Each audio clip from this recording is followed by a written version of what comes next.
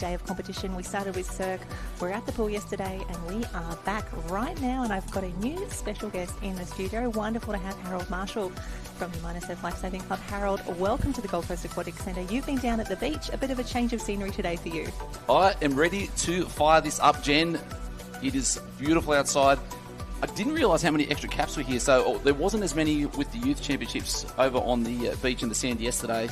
But there is a rainbow of colours out here in the most elite athletes in the world in lifesaving. Fantastic. Well, you've mentioned the caps just there. We can see them up on screen now. And Harold, one of the highlights for the pool lifesaving competition yesterday was just how many different clubs and different national teams, I should say, were winning and featuring in those A finals. So what you're seeing on screen now at the moment, we're seeing both the cap that you'll see in the ocean and the pool.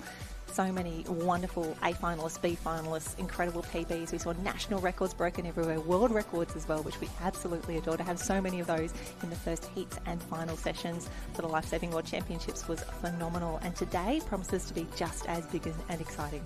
So at the Youth Championships yesterday, Australia took out 11 of the 12. That wasn't the case yesterday, was it? Oh gosh, no. We had winners from every corner of the globe, and I'll run you through some of those highlights now. We started off with the 200-metre obstacles, and Casper from Poland won 51 in the 200 obs. He broke a record that has been standing for quite a while, originally set by, previously held by Brad Woodward from Shelley Beach. So that one finally fell. It had been there for a little while, but actually we'll just have a quick look now at the events that are coming up today. A big one to start with, the 100 carry with fins. Looking forward to that. The 50 carry, all the speed comes out here. Also the 4x25 manikin relay. Then it is time for the Super Lifesaver, and then we will finish today with the medley relay. And Harold, we loved yesterday the officials, the athletes, team managers working together so well to really push through this heats program. And here we can see we are away already. Event 1, heat 1. No rest for the wicked, Jen. Like you said, we are underway. We're actually early. How good is that? 8 o'clock start, 7:58. Let's get into it. If there's one thing we want to talk about efficiency, that is a surf life-saving event, and we are going to back that up today. So, yeah, it's so important to try and maintain that pace underwater here. And you see a couple of the ladies are getting through nice and deep, staying the whole way through that 50, and then this is where the hurt starts to come in. So just that single arm, it's not about any sort of technique. It is thrash and bash. Keep those big, heavy fins moving the water with that extremely heavy manikin. Absolutely. I think it's about 40 kilos, but it feels so much heavier than that along the way. And we do have the underwater cameras as well, which we're very excited about because it really shows the different techniques that we're using for each of these mannequins. And we spoke yesterday, we had Dan Miller from Northcliffe along the way, and we're talking about as long as you're within the rules, you can do whatever you want to do, work towards your strengths, work towards whatever is best for you. And we can see there in lane 3, that's Tang Men Kui from China, really showing us how it's done there. So a fantastic start. We've got 2 of our Chinese competitors and the Korean in the heat 1 here. Yeah, Hu Young-jin Han from Korea. And for those people watching abroad, especially our Korean people, we say annyeonghaseyo. A big welcome to you, and we hope you're enjoying the show because we are loving bringing you this action. So, event number 1, heat number 1, done and dusted. So, the bar is now set at 109.46, Jen. Yes, and if you do want to follow along for the results and track the leaderboard across each race, it is liveheats.com. Liveheats.com, search for the Lifesaving World Championships, and you'll be able to see not only for the national teams events, but for the interclub, the pool, the ocean, the surf boats, the IRBs, they are all in there. So grab that information, and as soon as that is updated, you will see it at the same time as we do. But really, really strong start there, a time of 109.46 for Tang Men Kui. So wonderful way to start, and you can see the pool setters, Harold, they did such an incredible job yesterday. We've got 2 sets of mannequins within the pool, so we were constantly rotating the equipment, and the volunteers and the officials who were doing such an incredible job to keep this running quickly. You can see we've already got that next heat up on the blocks. Rack 'em and stack 'em is what we're doing. So in this heat we've got Korea, Singapore, of course it is. Austria, yes, Sweden, and then again with Singapore. So we've got 6 in this heat number 2. Ladies away, nice and clean, and it's so important to calm those nerves before that dive, Jen, because you want to be able to hold on to that breath to get to that back end as quick as possible. and then because underwater is usually fastest. It is usually fastest, but those big breaths that you need just coming through, so tough. We actually saw yesterday in the 100-metre tow a lot of new techniques starting to be adopted there. Many of our athletes choosing to stay underwater even with their tube, which obviously is very buoyant. That adds some extra drag, but for those athletes who are very strong at the kick with the fins, that works best for them. So wonderful to see that we're part of a sport that is still innovating, still trying different things, and again, these athletes working to their strengths. Yeah, and pool lifesaving, it is really international. So I guess in that surf stance, we're trying to build that across the board, but the Europeans already so strong, and then we can see by the sheer numbers here at the World Championships that it is a growing sport. We're loving watching it, and this is pretty swift, Jen. Absolutely, that is Jessica Felder from Austria. She looks like she's going to come in and take the lead. Next to her, we have Maja Borbacker from Sweden. Sweden, one of the stories yesterday. They took the win in the line throw for the win, and backing it up only a few moments later, the men took bronze there as well. So lots of celebrations for Sweden yesterday, and I'm sure they would have really had a wonderful team dinner last night, just really reflecting on what an incredible start they had. 2 medals in the bag. So with that recovery, then you want to be able to have a bit of fun and celebrate, but noting that you've got another 2 days in the full sun on the pool deck, so important to at least get that rest and all that food and hydration back in. Oh, absolutely. And even for some of those teams like Japan who took out the circ on day one, to start on such a high, to manage your energy levels for another 4 big days of competition is so rough. And you've been down at Karawa Beach. It looked like the temperatures were soaring down there. It must have been so tough for the athletes. Oh, it was disgusting. It wasn't great. It was so hot. I think that was from like 7 o'clock, 7:30. It was absolutely steaming down there. But there's a tiny bit more of a breeze. But the one thing that the Southport pool does here, once that breeze kicks up, it is so close to becoming gale force winds, isn't it? Well, that was interesting. We had the line throw yesterday as well. So as those gusting winds started to come through, it made it really, really difficult for those athletes to manage the conditions. We always talk about, when we go to the ocean, when we're at the beach events, we talk about the wind, the waves, the surf, the sand. But even sometimes if you hold an event at an outdoor pool, you need to think about the conditions there for events like line throw that are so easily influenced by the wind. How was that? Was that as exciting as it always is? It was so good. It was wonderful. And a special shout out to Chinese Taipei. They set down the fastest times for both the men's and the women's in the heats, and the men came through for a gold medal in the end. It was a fantastic event. We got to have a chat with them afterwards, and thinking about, different countries that are targeting specific events, they put the work in, and those men just executed perfectly. They did. So heat 3, again, it is fast. It is frantic. So we've got 2 from Czechia. We've got Kristina Minikova, Natalia Hedronova, Annika Hocking from Great Britain, Ornella London from Argentina, Mercedes LeBlanc from Canada, Sofia Brugo from Argentina, Waris Mills from South Africa, and rounding out heat number 3, we have Julia Steiner from Switzerland. A couple of girls up early there, Jen, but there's be a couple extra fast ones, just about to touch in on about that low 20s is where you want to be. Yeah, that looks like Waris from South Africa, one of the first to turn there. But I do love South Africa has one of the few green caps that were able to pick them quite nicely. But at the top of the field, I think that's Anya Hocking from Great Britain, a fantastic pick-up and carry for her.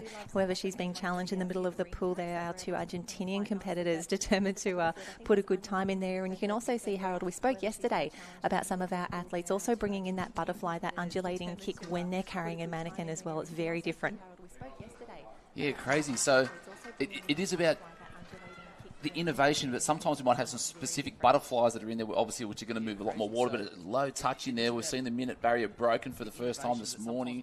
We've got a 59.81 there for Mercedes LeBlanc from Canada. Yeah. Oh, Canada. Absolutely. We saw the Canadian team put together some fantastic relays yesterday. So for Mercedes to get under that 1 minute mark, she looks pretty pumped about that, as well she should be. We talk about these barriers that we break in lifesaving, for the men getting under that 1 minute mark for the 100 medley, for the ladies the first time you can get under there for the carry and the tow.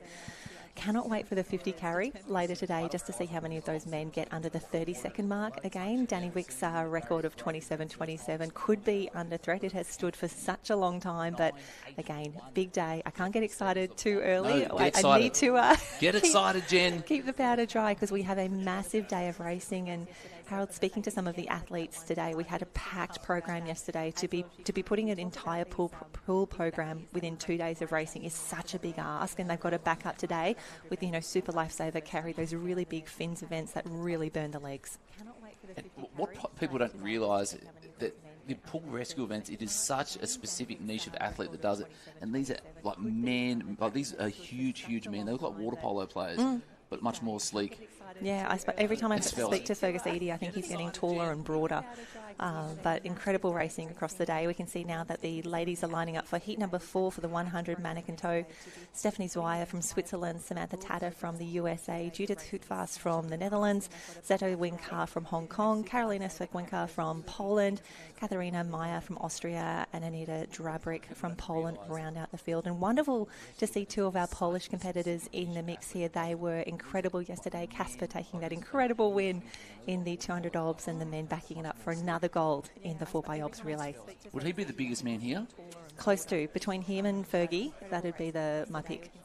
Crazy. So big. So on screen at the moment, Katharina Meyer from Austria. Last little bit of nerves in there. It's a Swedish. Switzerland on screen there. And Switzerland also picked up a medal in the Cirque on day 1 of competition. They were absolutely stoked with it.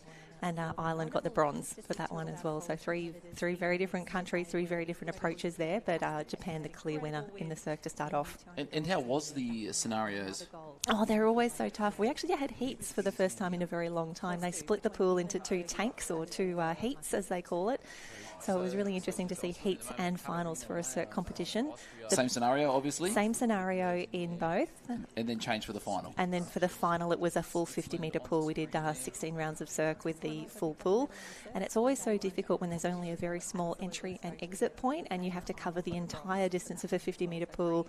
They had first aid cases, they had injuries, there was mannequins on the bottom, there was the full fire dummies as well. There was a lot to solve, and for teams like Japan, who were just absolutely phenomenal in how they communicated, how they prioritised, and how they solved that rescue. It was wonderful to watch. I'm feeling very, very safe here at the Gold Coast Aquatic Centre. Well, all whilst being at a high level of anxiety, whilst being calm. It is a crazy event to watch. Yeah.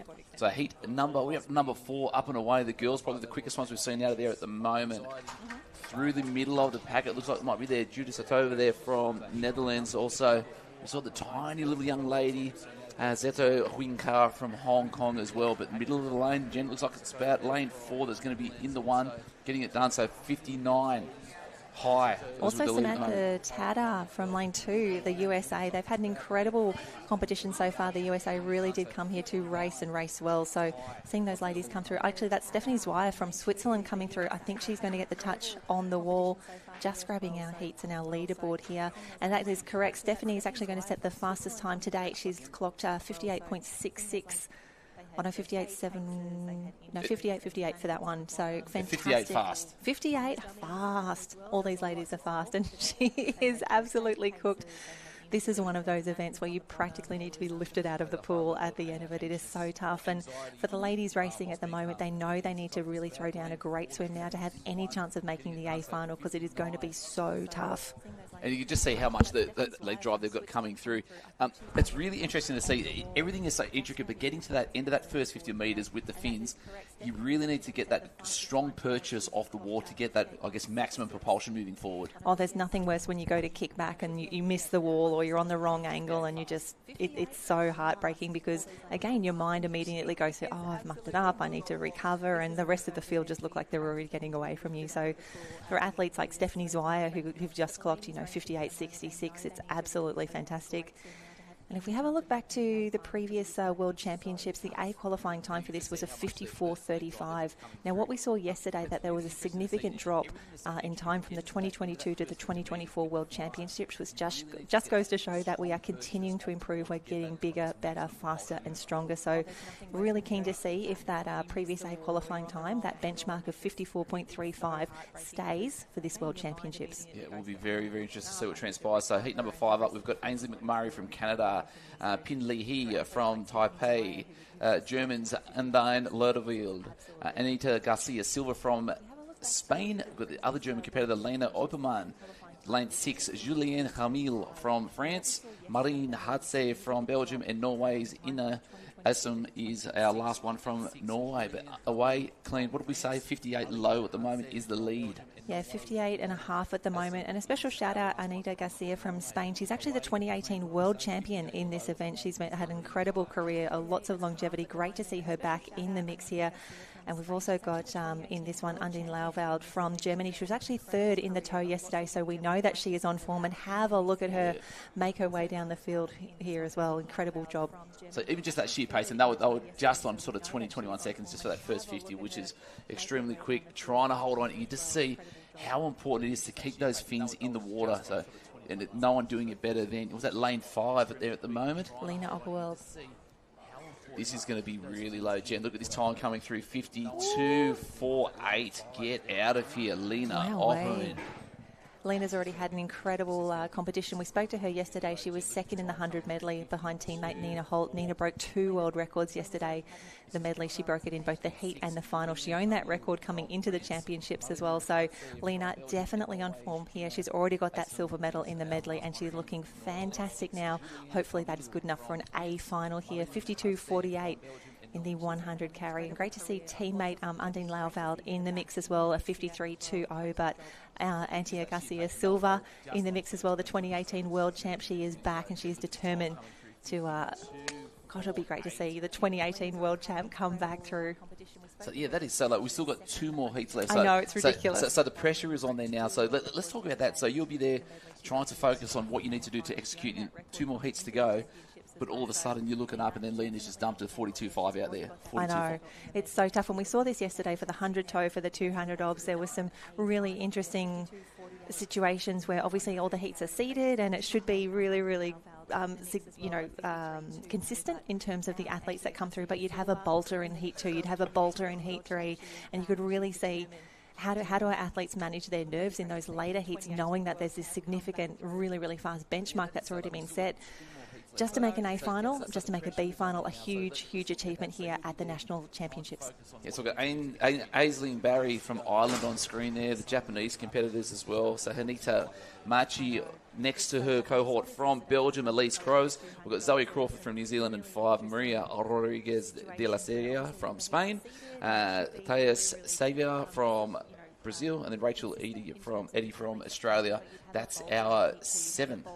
Heat number 6. Yeah, heat number 6. And again, we can see more and more of the ladies coming through. A special shout out to Zoe Crawford in lane 5 from New Zealand. She held the world record in the 100 tow very, very briefly yesterday before teammate Madison Kidd took that back. However, Zoe, the world champion, she won that final at the end of the day. It was a huge win and a big 1-2 for the Kiwis. So the starters' hands. And away nice and clean. So we're probably going to see just under 20 seconds for this first 50. You can just see how deep they are through there.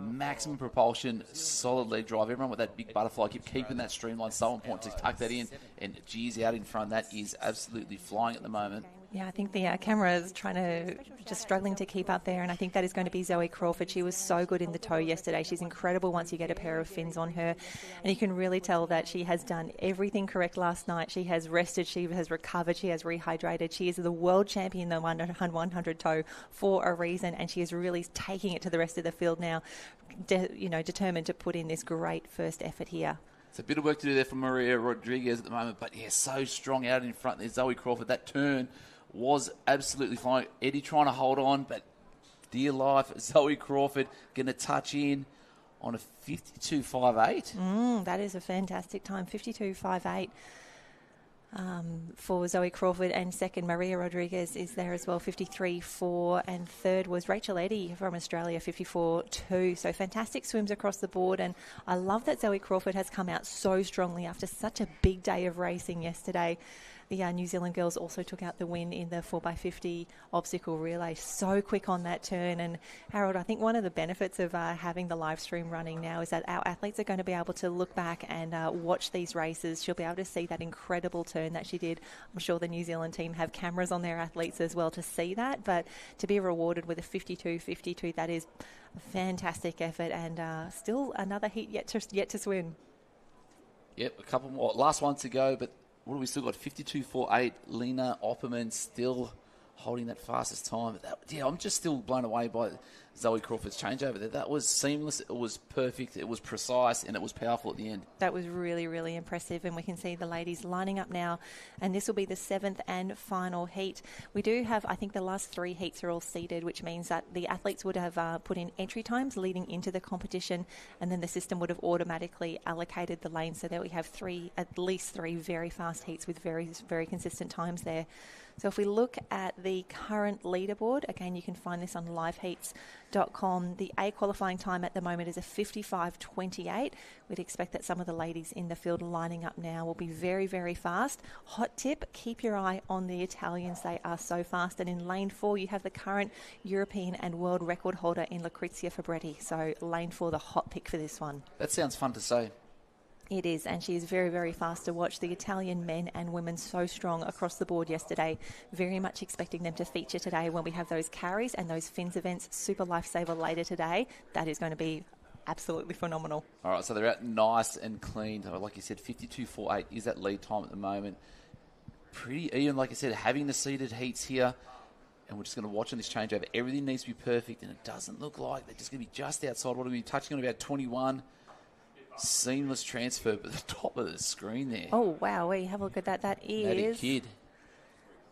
Maddie Kidd in lane 3. Now, Maddie, she took her world record back in the 100-metre tow. So like Zoe Crawford, we know that she is on form at the moment. We can see now. So this is where the Italians start to come to the fore.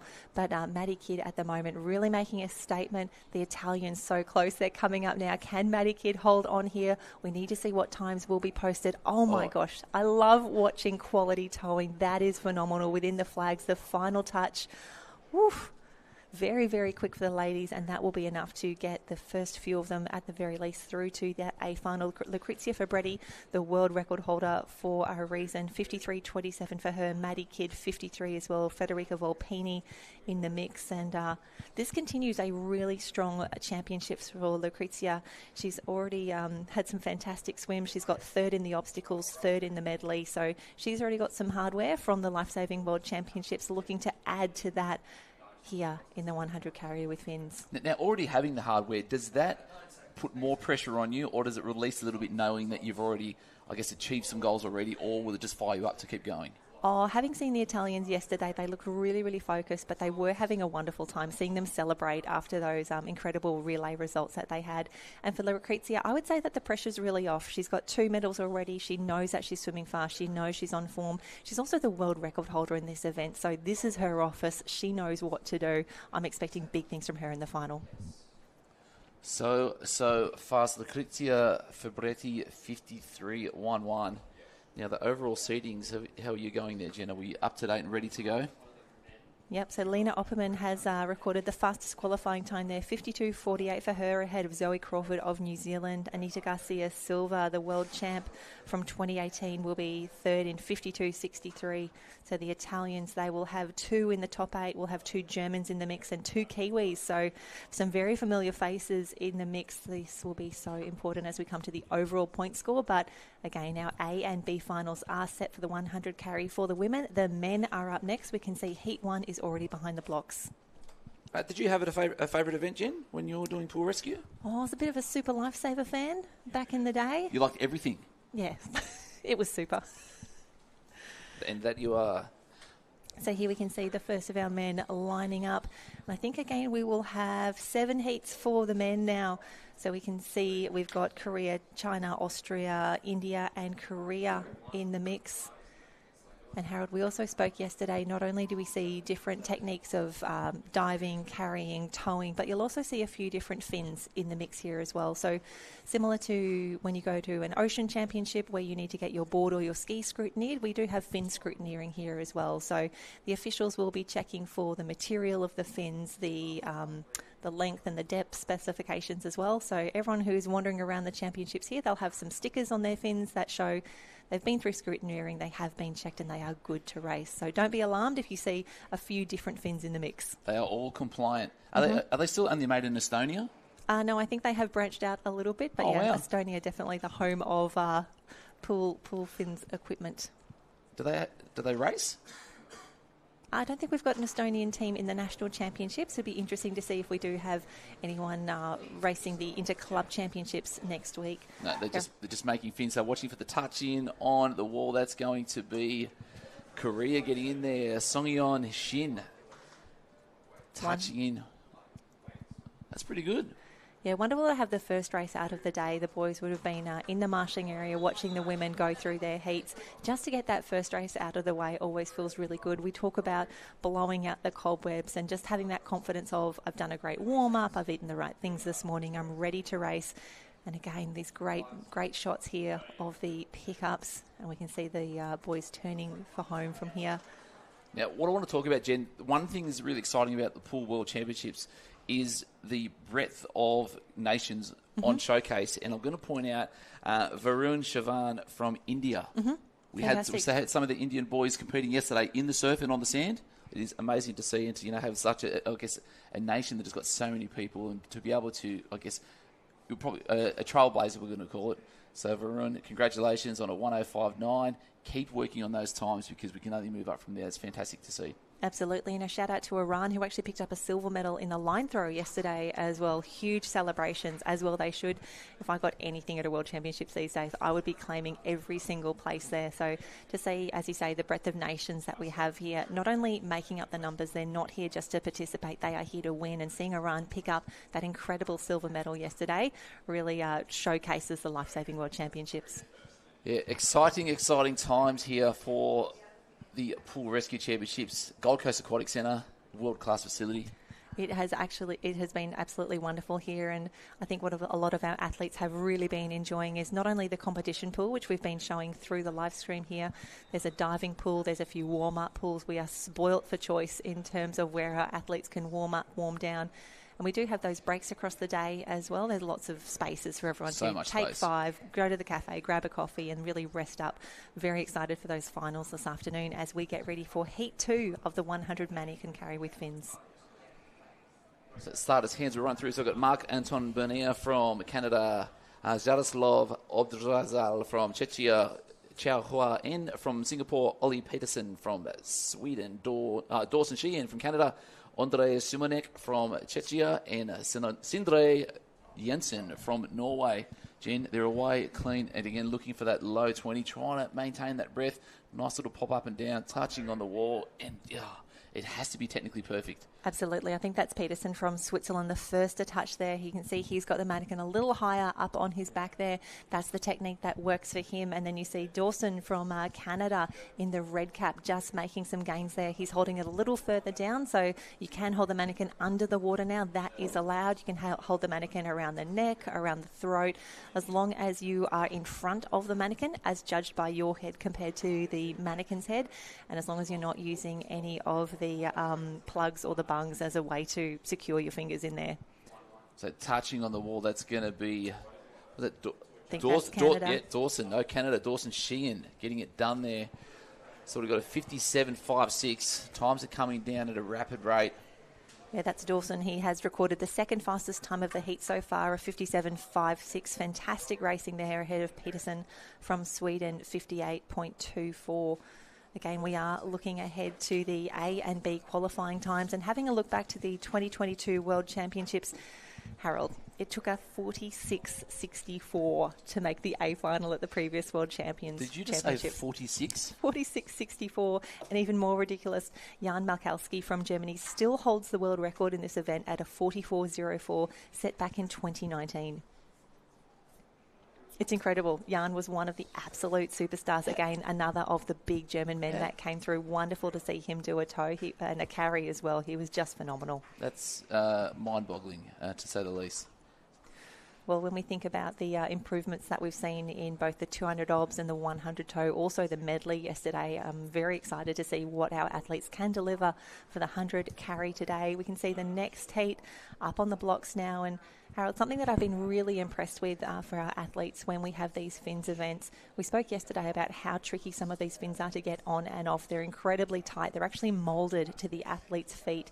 And so you'll see a lot of our athletes, as they're prepping for the race, they'll have shampoo or some sort of lubricant that they put on their feet and into the fins just to get them on their feet. And I want to say that they're doing a great job of really turning this around and getting ready very, very quickly, ready to race. Because his stability trying to stand isn't great. How difficult is it to try and get yourself ready on the blocks and not fall off? I would have to stay on pool deck these days. There is no way I would be getting on a heightened platform with those fins. I would be snapping ankles all over the shop. Getting that back foot at that 45-degree angle to get the full purchase, an explosion off there. So heat number 3 of 7, Jen. So we're nearly halfway through.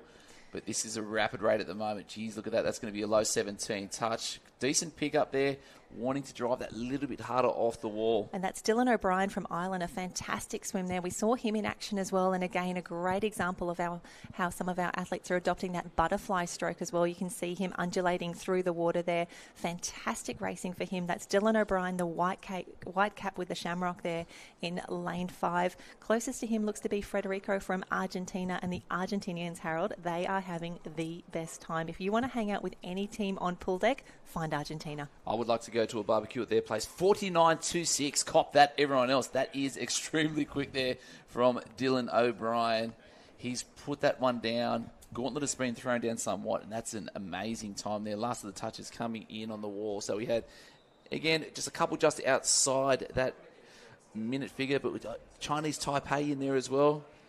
Jensen Hun Chen. That's exciting. Fantastic. And we saw a really fast finish there as well. Alexander Cole from the USA, 55.60. Hope he's happy with that swim. He really flew on that final leg. Yeah. So what I thought was quite interesting, so Dylan O'Brien had a really strong leg kick, but his stroke wasn't as rapid and frantic as the rest. It was still somewhat beautiful because this can be a little bit thrash and bash, but that was long, pulling lots of water whilst the legs, going at double time. Yeah, agreed. Dylan O'Brien, part of that Irish team, doing an incredible job. Really lifted since the last 2022 World Championships. Wonderful to have them here. They picked up that incredible medal, that bronze in the circ on day 1, and they are continuing to grow and go from strength to strength here. We have another Irish competitor, I believe, in the heat coming up next. Just bringing that up on liveheats.com. Ryan Cotter will be in lane 3. He's on screen right now. So heat number 5, it goes number 4, Jen, sorry. So we've got Jonas Rudolph and Sandro Schleck from Switzerland, teammates next to each other. Ryan Cotter, that you just spoke with earlier. Chen Hoi Kwan from Hong Kong. Aidan Bourneman from South Africa. From Denmark, we've got the 2 gentlemen next to each other, Alessandro Ruiz de Castro and Ronnie Dalsgaard, both from Denmark. And rounding out 8 in this heat number 4 is Etan Police Romero from Argentina. Vamos, let's get it. Absolutely, and a special shout out to Ronnie Dalsgaard, who's in lane 7 here. He's recently relocated to Australia, races for Manly now. He's actually racing in his 6th World Championships. He has incredible longevity. He even raced in the Masters competitions a few days ago and set a new world record in the 100 carry in this very event for his Masters age group. So had a few great chats to Ronnie from Denmark over the last few days. Very excited to see what he can put together here for the national team. Wow, so racing last week, backing it up again, and now residing at that Manly Lifesaving Club. That's exciting. Absolutely. So very excited to see him come through here. Fantastic. This is where the seeding really comes into play. We can see a very fast, very even field at the moment, but lane 6 looking very, very good. That's Alexandra from Denmark.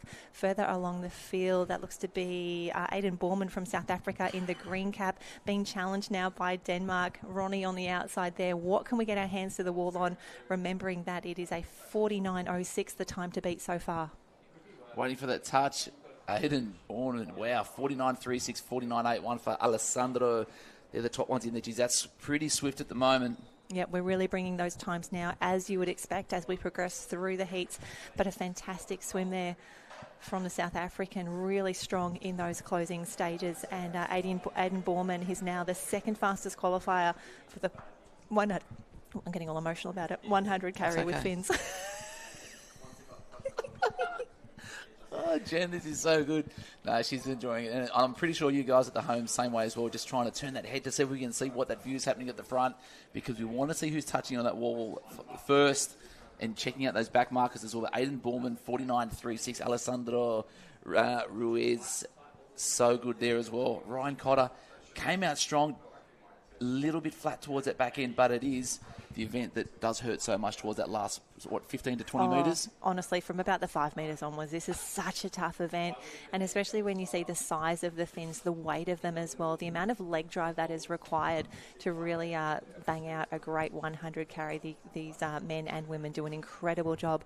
As we can see now, this is heat number 5 lining up. We have still 3 heats to run here from the top of the screen. That will be lane 1. We've got Luke Homan from Hong Kong, Tom Leggett from Great Britain. He was phenomenal yesterday. Really looking forward to seeing him race here. Florian Delahaye from France, Chris Dawson in lane 4 from New Zealand, the Blackfins, Ivan Romero Fernandez from Spain, Max Tesch from Germany, Timotej Sojak from Poland, and Sean Boxdaly from Belgium. So a full heat here, 3 races yet to run in the 100 carry with fins.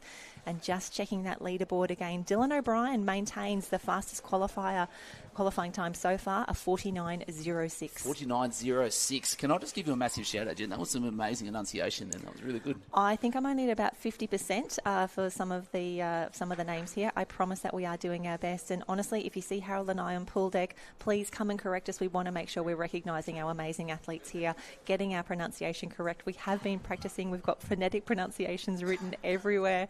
And have a look at this. We have got a race on our hands. I'm loving the work there. That was lane 7. Again, the Polish competitor. Fantastic clip there. But in the middle of the field, the black cap there, that is Chris Dawson. He's been a blackfin. He's been on the New Zealand national team for 10 years now. Have a look at him really start to pull away from the rest of the field. You can just see the hips driving up and down so fast, moving all the water, trying to get through that last 5 metres nice and strong. Reach out to that wall. We're going to touch in at a 45.72.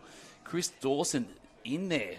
Yeah, you'd expect some fast times from Chris. He's actually the defending world champion in this event, clocked a 44.91 to win the 2022 World Championship. So expecting big things from him. He didn't have the best touch on the wall, so for him to still be logging 45.72, he'll know what he wants to work on. He'll know what he wants to improve leading into that A final later today. But I think that will fill him with a lot of confidence, especially the way he's still accelerating in that final 5. Yeah, acceleration was there. So that's the gauntlet has been laid down now. So we've got that time at 45.72 for Chris Dawson.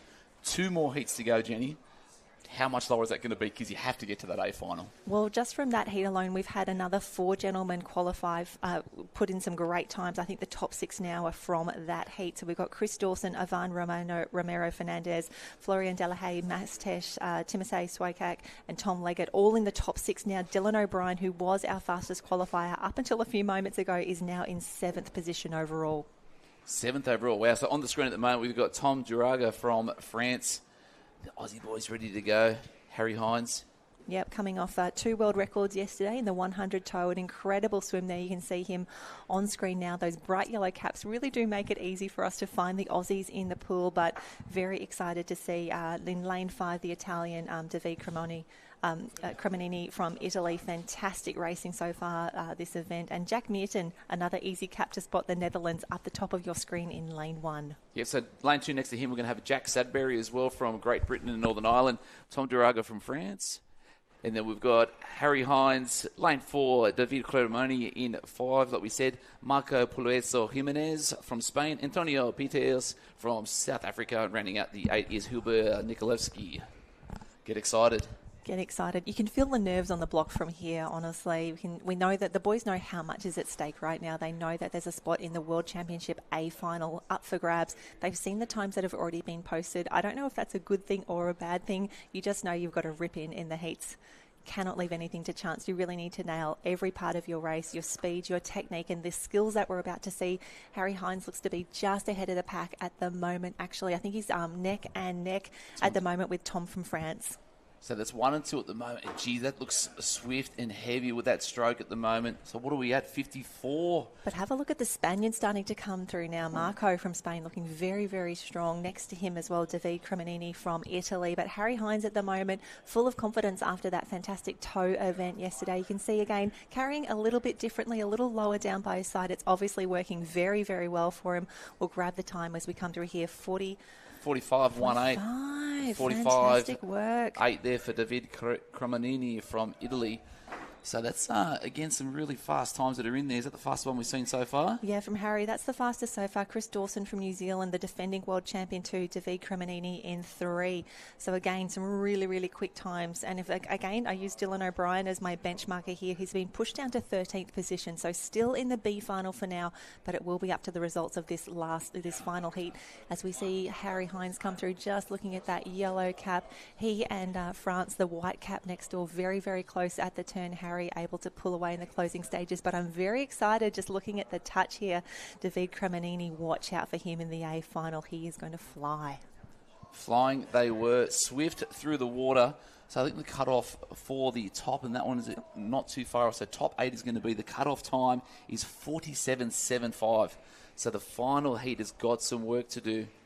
So heat 7 coming up from Iran. We've got Saman Sapazdat from Netherlands. We've got Roloff Stoltz, Tim Brand from Germany, Fergus Eadie from New Zealand. That's going to be swift through there. Fabio Pizzotti from Italy, James Koch from Australia, and Shin Nishiyama from Japan. Yeah, Sean, one of the stars of the Japanese team. So keep your eye in lane 3. Tim Brang from Germany had an incredible championships in 2022. He was actually 3rd in this event in the 100 carry, won the tow as well. We saw him in the B final of the tow yesterday. So we know that he is on form at the moment. We can pick that. Well, I think for us it looks like a yellow cap, but he'll be in a black cap here. Rolly on screen as well. Broke the Dutch record yesterday in the 100 tow again yesterday. Congratulations, Rolly, on a fantastic event. I know he's really looking forward to this 100 tow as well. I passed him on pool deck earlier today. He's looking fast, he's looking focused, looking very fierce up on the blocks. So last one through there. Geez, you've got to be so wobbly. I'm so nervous. But you've done it all before, though. Let's see. So not to this level. They're incredible. The best in the world, some would say. Here we go. This is heat 7 for the 100 carry. Unfortunately, no one in lane 8, but this will be one of the fastest heats. Looking forward to seeing what that A qualifying time will be pushed to be. And the men are away, loving these underwater shots here, especially as we start to look at some of more of those across the day. You can see Jimmy Koch, the yellow cap, coming through. Next to him, though, there is some speed in this final. Looks to be Jimmy Koch just ahead of Fabio Pizzotti from Italy. But have a look at Fergus Eadie fly, the big man from New Zealand. He's had an incredible championships already. We saw him in both the tow and the medley. That big, long arm out of the water there, Fergus. One of the best stories from the 2022 World Championships. Got a late call up to the New Zealand national team when Lewis Clarebeck broke his arm skateboarding, and he was an absolute superstar. He has continued to go from strength to strength for the New Zealand team. This is going to be tight on the touch. Fergus Eadie 45.77, Jimmy Koch 45.82 thereabouts. That was really close and tight. So wonderful to see Tim Brang as well and Fabio Pizzotti all recording times of 46. So that is a really, really strong start for the crew. This is going to be one of the finals of the afternoon. Yeah, so like you said, Fergus Eadie out so strong and fast there, but Jimmy Koch coming home at a rate of knots there. Had all the aspirations earlier this year to make the Olympics. Still training hard, making the switch back into the pool. And that's the beauty of it, right? These are technical skills that you learn at such a young age. Shelley Beach Jr. on the New South Wales Central Coast. Been around for a long, long time and put up some amazing times, and nothing more spectacular than those two at the moment. 45.77, 45.82. Oh, this is what we want to see. Really pumped for Tim Brang as well, a 46.04. Fabio Pizzotti in a 46.29. Rolly recording a 47.44. So that looks to be our A and B finals are now set. Harrison Hines from Australia, the fastest qualifier in 45.18. Chris Dawson and Fergus Eadie, the big Kiwis, in 2 and 3. David Cremonini is in 4th. His teammate will also be in the A final, Fabio in 7th. Jimmy Koch is in, Tim Brang is in, and Ivan Romero Fernandez nabs the final spot there in the A event this afternoon. So very excited. We have our start list for both the A and B finals for the men's and women's 100 tow. And we are flying through these races, and no rest at all, Harold. We can see that the pool setters are doing an incredible job. They've reset those mannequins now in the middle of the pool, because the next event is the women's 50 metres mannequin carry. Pool setting of the mannequins is a tricky thing to do. It has to be millimetre perfect. It has to be square.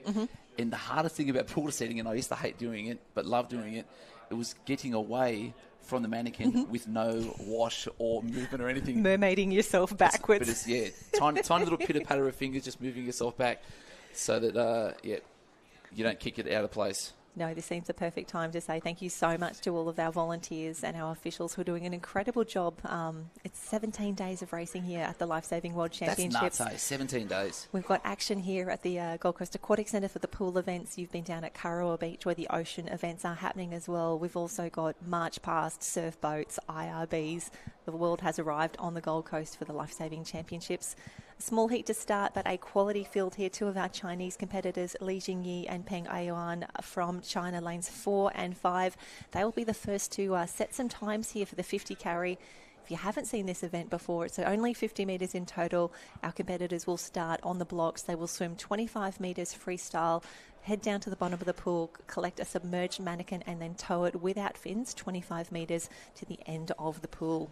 Yuck is the only thing I can say. Is there anything worse than trying to pull that without fins? Well, probably one of the relays we saw yesterday, the mixed Lifesaver relay, the third leg of that one is a 50 carry with no fins the entire way. It is the shortest straw that you can pull in Lifesaving, but excited for these ladies to come through here. And also really important, Harold, you will see as the race progresses, the officials who are wearing white shirts, they will be walking alongside pool deck, watching our athletes along the way, particularly in that middle part of the pool where the athletes swim 25 metres. There is a 5 metre changeover zone, or a 5 metre pickup zone, I should say, where they need to surface with the mannequin and that they need to be up by then. So all exciting stuff. And that's probably one thing we don't talk about enough is how technical it is, but for the officials to be on that same page, to be ensure that what they're seeing is the exact same thing that someone else is seeing. It's really tough, and that's why we have a technical official or a judge assigned to every single lane in the pool. It's not given to one person to try and look at everything. We have one judge per lane, really making sure that we are keeping our competition as fair, as equitable, and those judging decisions as consistent as possible. Just seeing the mannequins on the bottom of the pool. As we mentioned earlier, we do have 2 sets of mannequins in the water. That means that we can be moving things around very, very quickly between races, which allows us to have such an efficient program. Efficient and fast is what we want. Absolutely. So we can see some of our pool setters. You might see some of the people from the Gold Coast Aquatic Centre in the mix. Thank you very much to hosting us for this Lifesaving World Championships. We've also got the divers with the oxygen equipment down there because it is so technical and so tricky to make things happen there. We pulled out all the stops to get things ready here. We can see our 2 Chinese competitors just waiting for a start, and we will be using the other end of the pool for our starts, different to what you've seen this morning in the 100 metres mannequin carry with fins. So looking ahead for this 50 metres free, we saw Nina Holt do some incredible things yesterday. She broke her own world record twice in the 100 metre medley. Great to see that yesterday. She won the 200 obs as well. Nina Holt, the current world record holder in this event, a time of 32.69. That's both the world and the European record. She's also the defending champion in this event, taking out the 2022 World Championship. So very excited to see Nina in the mix here. Magali Rousseau from France was second at the last World Championships.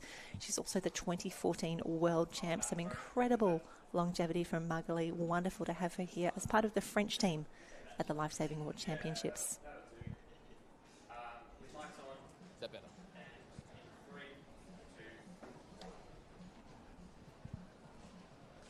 Conditions update, Jen. Thank you to yourself and Harold for being so good inside. We thought we'd just... Sun coming down nice at the moment. It's not too hot. One thing that is great, though, we haven't really got too much wind, so it's going to be fast. It's going to be frantic. We've just got the ladies now marshalling, like you said, for that mannequin carry coming up. Officials are all in the sun. It's exciting times down here. One thing I'm really loving at the moment is how many people are poolside. Last little bits of coaching, because it is all about these little technical nuances that are going to be the difference between you possibly, doing your PB or making that A or B final, which would have been those goals that it set. So, Jen, this is pretty...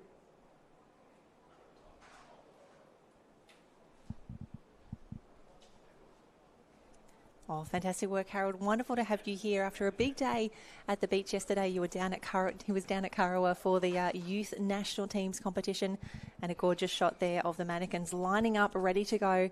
Heat number 1 is up very, very soon for the 50 carry. The ladies on the blocks now, ready for a start. And that's a clean start there. Li Jingyi and Peng Ayuan from China coming through a fantastic start there. The girls hit the water very, very quickly. You'll see in just a moment they will head down, they will pick up that submerged mannequin.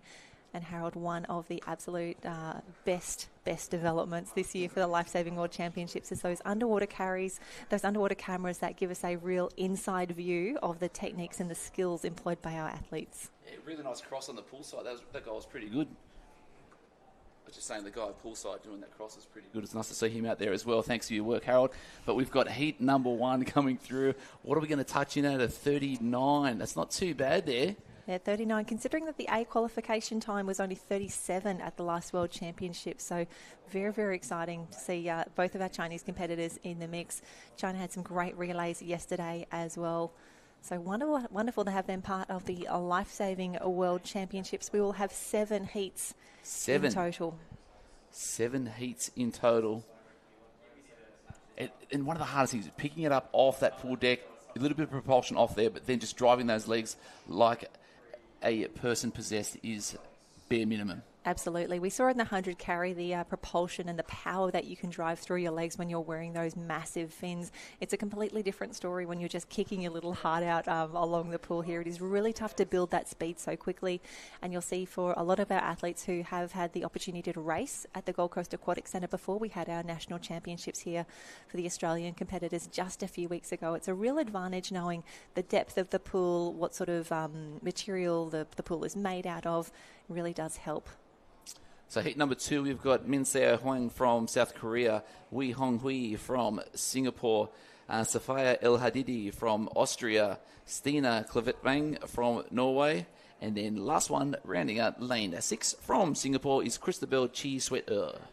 Wonderful to see so many international competitors choosing to participate in the Lifesaving World Championships, and such an honour to make your national team. Just to be on the team, to get your foot on the line for the Lifesaving World Championships is so impressive, and to see the speed and the calibre of the competitors that are lining up here. We can see the speed is on very, very quick in those 100 carries. We have gone up a pace here though for the girls, just 25 metres to swim before they head down. Love these shots here. And the girls are up. You can see it's actually probably close to 2 metres deep there, maybe 1.8.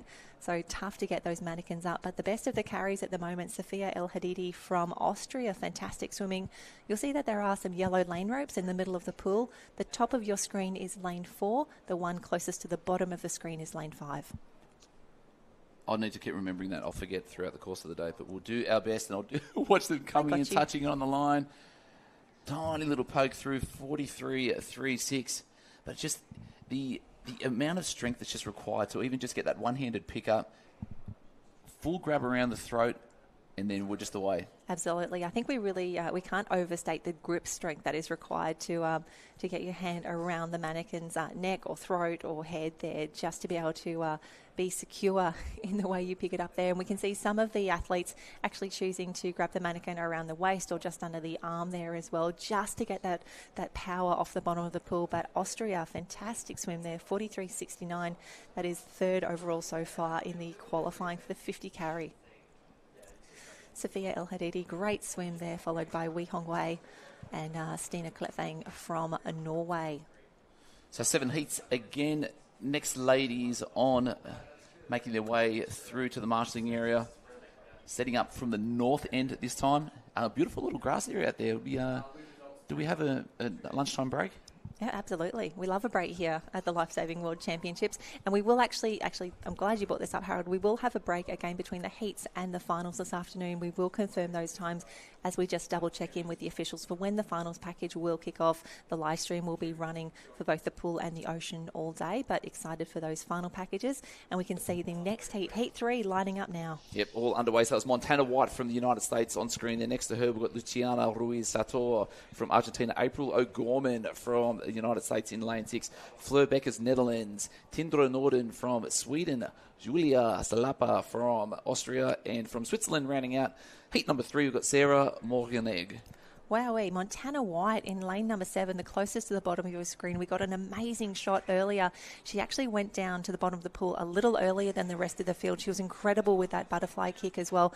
Great pickup, and she is powering home here. This could be close to a PB for her. We'll grab that time on the wall. What a finish. 37.32. 37 for Montana White of the USA. We did see her in action yesterday across the OBS events as well, the 100 medley, so really stoked for Montana and the rest of the USA team. They've really come here to race. Also looking forward to seeing them strut their stuff in the ocean events.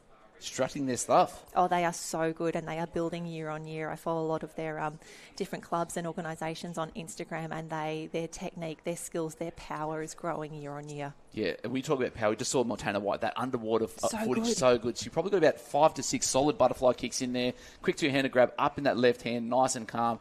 But that leg drive coming through that back end was amazing there from Montana.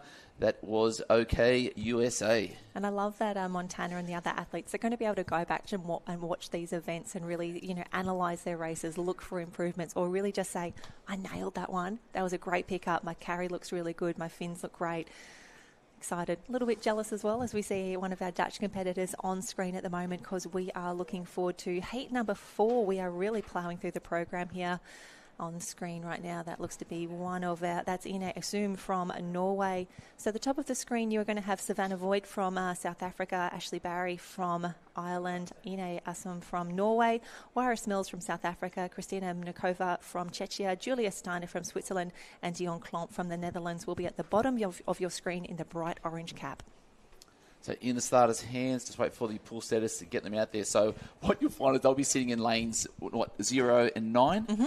With their fins on, no scuba tanks out here today. Starters' hands ready to go. Heat number 4.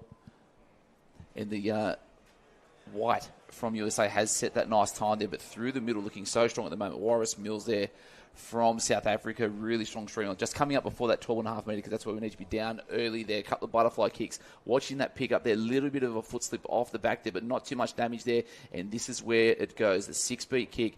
Throw that left arm or right arm over, depending on your carrying preference, but a bit of movement there in lane 1 at the moment from Savannah Voigt. That too from Aisling Barry.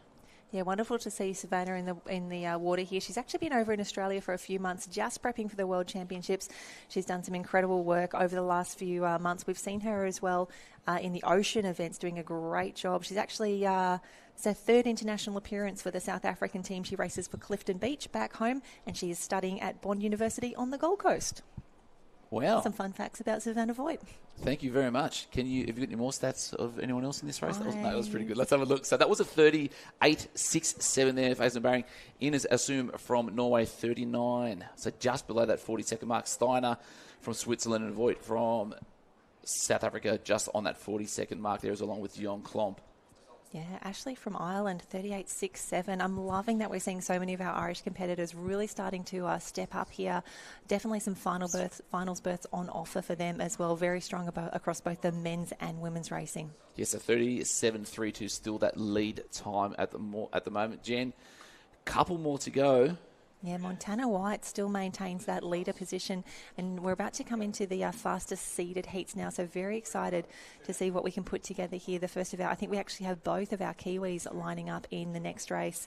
So lane 1 at the top of your screen, you'll see Yurika Mitsui from Japan, Madison Kidd, the world record holder in the 100 toe, will be in 2. Aurélie Romanini from Belgium in the mix as well. Lena Opperman from Germany. Margot Fabre from France. Ray Kwan, she was great in the OBS yesterday. Alexander Siplak from Poland, and Nele van Buel from Belgium. And a bit of a shout out for Neela. She's racing in her 20th big international team for Belgium across the World and the European Championships. This is her 20th appearance for Belgium. I actually raced her back in the day. So if you can cast your mind back that far, that is how long Neela has been not only racing, but racing at the elite level. Yeah, racing fast. But one we're probably going to be watching out for, can Lena Opperman get it done one more time? It's lightning before, but geez, look how far down there it's gone down early. So was that Margot Fabre, I think, went over from France. She was down really, really early there. And Lena Opperman now racing in the open competition. She actually still holds the world junior record, a time of 33.43 for Lena. So great to see her now in the open racing.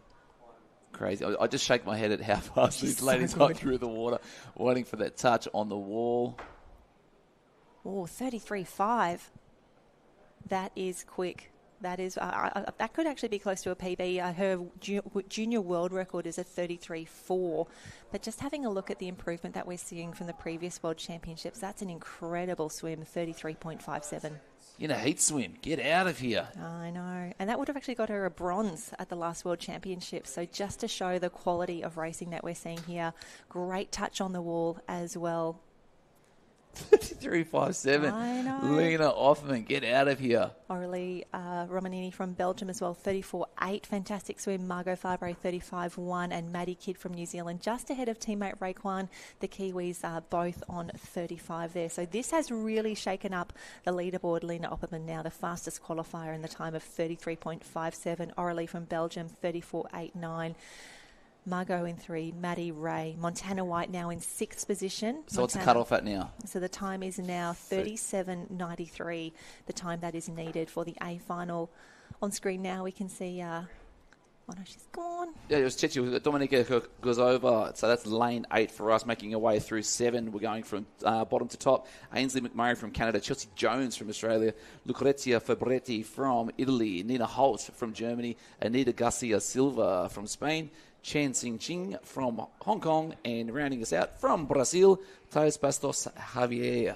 So Nina Holt in lane 4, the current world record holder for this event, and broke her world record twice yesterday in the 100 medley. She also took out the 200 obs. I'm so excited that we get to see an athlete like Nina in action. She's incredible. Next to her, closest to us in the other yellow lane there is Lucrezia Fabretti. She's so good, so fast. And out like a bull at a gate at the moment for Nina Holt. She's looking really strong. Geez, that's down early as well.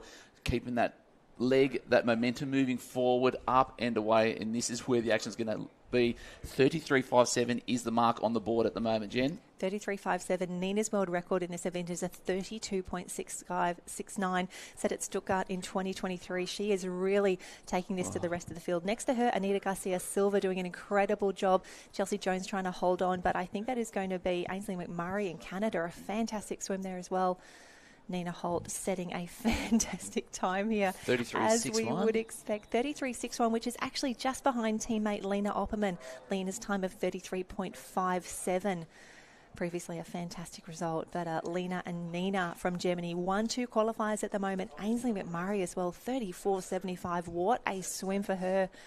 Ainsley, one of our Canadian competitors, just missed the Paris Olympics. She did some incredible swims, some PDs actually at the Canadian trials for the Olympics. She was great yesterday. She is better today.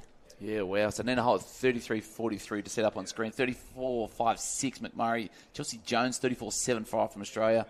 Anita Garcia Silva from Spain, 34.91. We've still got one more heat left to go. Oof. How much faster can they be? Well, they need to be faster than 35.20 Jeez. if they want to be in that A final. Already the A qualifying time from the last World Championships was 35.27. We still have another heat to swim. All right, so the last one on screen at the moment, we've got Lola Corella Fuset from Spain. What can she pull out? Winding those arms up, getting ready to go. I know there's a lot of people from Spain watching from abroad because all the comments are saying, vamos, vamos. They want them to swim fast, and we want them to swim fast as well. On screen, Helen Giovanelli from Italy. So we've got 8 in this one, Jen. Chelsea Hay from Hong Kong. Hinata Machi from Japan. Mariah Jones from Australia. We've gone through also, we've got Rosalie Magali from France. Middle of the pack, fastest qualifier. What can happen? Well, Helene Giovanelli is lane 4, so she'll be the fastest, but Margali next door to her is the 2014 world champion in this event. The girls are away. This is going to be fast. They know they need to motor if they want to be in that A final. The fast times have been set fairly even at the moment as they head through. They know they need to go down early, go down quickly. We'll grab this here. Mariah Jones in the yellow cap on the far side of the pool looking very, very good, but Helene from Italy really starting to work through the field now. You just see that arm flying over, left arm flying hard. Still a bit of leg drive in there. Can they hold on? Mariah Jones getting it out there as well.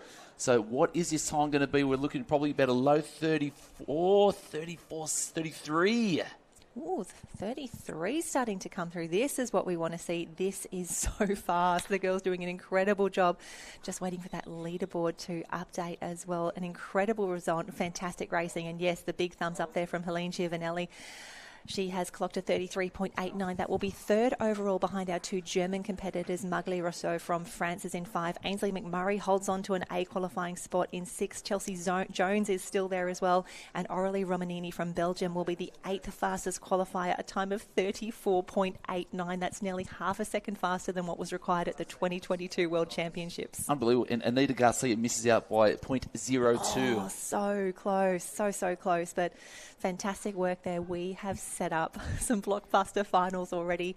And if you thought the ladies were fast, we have the men up next. That will be one of the races of the day. But Nina Holt, Lena Opperman, Helene Giovanelli, Mariah Jones, Medley Rousseau, Ainsley McMurray, Chelsea Jones and Aurélie Romanini. That is your A final for the 50 carry later today. Coming up live this afternoon is going to be fun. Live with Jen and Harold. All day, every day. Can't stop, won't stop. No, like Miley Cyrus said that, we won't stop. Alrighty, the open men, and I love the officials are powering through the program here. No breaks at all. Heat 1 is up already. Jump onto liveheats.com and you can grab this as well. Zhao Lexu and Anfith Ray from China and India respectively. That is Heat 1 for the men in the 50 carry. Yeah, so away nice and clean. It looks like it's going to be Zhao Lexu getting out nice and clean there again. Big ups, massive shout outs to our Indian cohort that's going to be in there. So working really hard. And it is about watching the clock and trying to be the best you've been. So it's not always about trying to win medals, but having everything that is so measurable, which is what the beauty of Pool Lifesaving is, that you can always see where you were the week before and try and do as best as you can. And that's not too bad. A 33.89 there for Zhao Lexu. And then Anvith Ray giving us a 37.76 or thereabouts. Really strong start. Really strong start for the men. I love the instant replays that we get here. Wonderful to have the team from Big Voice with us, bringing you all of this incredible footage, and that underwater camera as well really is a game changer for us here. We can see the speed and the different carry techniques, but a great start here. Just grabbing those next races. We've got Heat 2. We can see them lining up already. The officials doing a great job moving things around, but to confirm, 33.89, the fastest time so far. So we've got eight heats in this one, Jen. We do. 16 spots available for that A and B finals, where it needs to be. But Heat 2 coming up. We can see Varun Chavan in 1 from India, Round Kim in 2. A big shout out to Lucas Isaksson from Sweden, one of our medalists in the line throw yesterday. Big shout out to Ice and Pernilla, his parents watching back home in Sweden. Used to swim with them at Cotton Tree Pool a very long time ago. To see Lucas now representing Sweden in the national team, a huge achievement.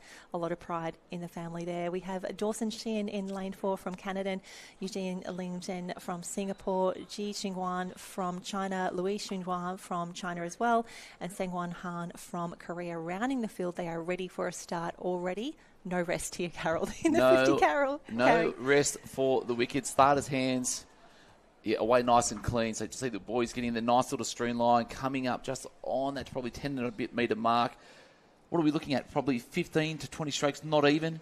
Getting down nice and deep. Butterflying kick off the bottom of the deck. Their left-handed drag, pick up, and we are away. So Heat 2 of 8, so we're a quarter of the way through. Top of the screen is where it's going to be at the moment. It's going to be, Ryan Kim there from South Korea looking strong, but the movement is coming through lane 3 and 4.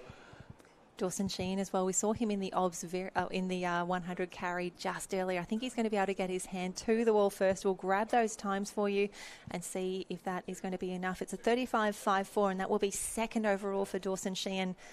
And just seeing some of these athletes backing up already, Harold, from the 100 carry, there's actually not a lot of break between those two races, knowing that we still have medleys and Super Lifesavers yet to swim in this heats package. Yeah, it's a jam-packed program, very taxing on the body. So it will be, a game of attrition. Who can be the fittest and the fastest and hold on to everything for dear life. But at the moment, Dawson Sheen, 35.27. Ji Qingchuan from China taking that 35.88. And then Ryan Kim with a 35.90. That was the top 3 in that one, making their way through. So decent results there, but again, moving our way through seeded heats. Heat number 3 coming up. It is only going to be faster and more fierce. Absolutely. We can see another of our Swedish competitors, Mads Gansberg, on screen at the moment. He will be in lane 4. So the top of your screen, you'll see YN Huang from Chinese Taipei, Damien Coultry from Argentina, Dylan O'Brien back again for the Irish team, Max Gansberg from Sweden, Marcus Hoferer from Austria, Peter Voskoy from Norway, David Richter from Czechia, and Eddie Yong Locking from Singapore in 8. So again, ready for a start. And the boys lining up. And Harold, you were out on pool deck just earlier. What's the temperature like out there? It's looking pretty warm. It was pleasant. I thought it was quite nice. It didn't feel too warm just yet, noting that it is only 9:05 in the morning. The day is so young. It will burn off and get warm pretty quick. I think we are looking at a top of 31. No idea what that is in Fahrenheit for whoever uses Fahrenheit, but not many people should. But look at this. Dylan O'Brien coming out fast and strong. And geez, that was a solid quick pickup too. That's probably the fastest one we've seen so far. Movement through the middle of the lane. What's that, lane 5 there? Lane 4. Lane 4, that's Max Gansberg from Sweden. Marcus as well from Austria next door in the darker cap. But Dylan O'Brien, fantastic carrying here. Closer to the bottom of the screen, that's David Richter from Czechia as well. A fast finish there. Hand to the wall. It's going to be Dylan O'Brien, 33.60. Dylan O'Brien from Ireland, the fastest qualifier in heat number 3. You'd have a quick lozenge, and then I'll carry us for a little while, Jen, once to get rid of that, because she's been working so hard. This is Jen's 100th day straight working here at the pool, or probably feels like it. But what an absolute privilege to be here, Jen. Oh, I wouldn't trade it for anything, honestly. The fact that we get not only a front row seat to some of the best racing, but we get to share that with the rest of the world. And really, when people say, oh, it looks really hard, this is the best job in the world. I get to sit here and tell you how amazing our athletes are, celebrate their wins, talk them through the highs and the lows of international racing. And when the weather's like this, the action is so hot, the times just keep on dropping. It's such a privilege to be here. One thing, there's a lot of things I love about pool rescue and lifesaving. One of my favourite things is the ropeman that actually drags the mannequins back.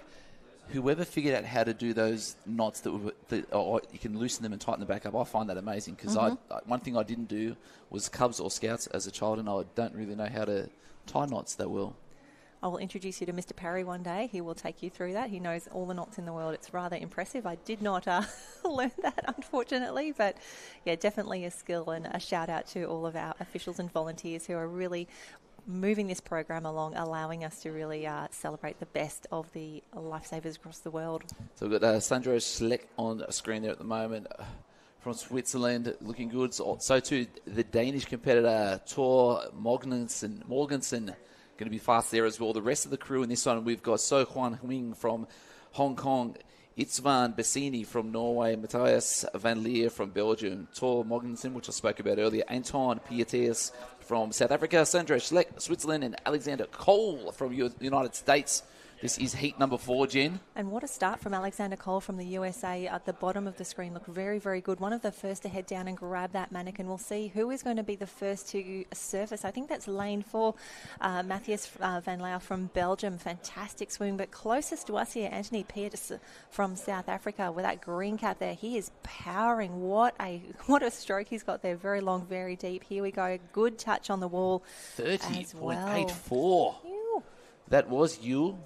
So what was the fastest we had last? So the last World Champs was a 28.22. Was that right? Yeah, 28.22 was the time that Jake Smith from Australia swam to secure the World Championship and the gold medal. Chris Dawson was in 2, and then we shared the bronze medal between Fergus Eady and Mauro Ferro from Italy. But everyone is chasing one of the oldest records in the books here. Danny Vicks, 27.27, set at the World Games back in 2017 in Wrocław in Poland. Did you get to go to that one? I did not, but yeah, 27.27 is phenomenal. But we did see a few good times recorded across the season. I know Fergus Eady, he went 27.48 at the Aussie Championships just a few weeks back.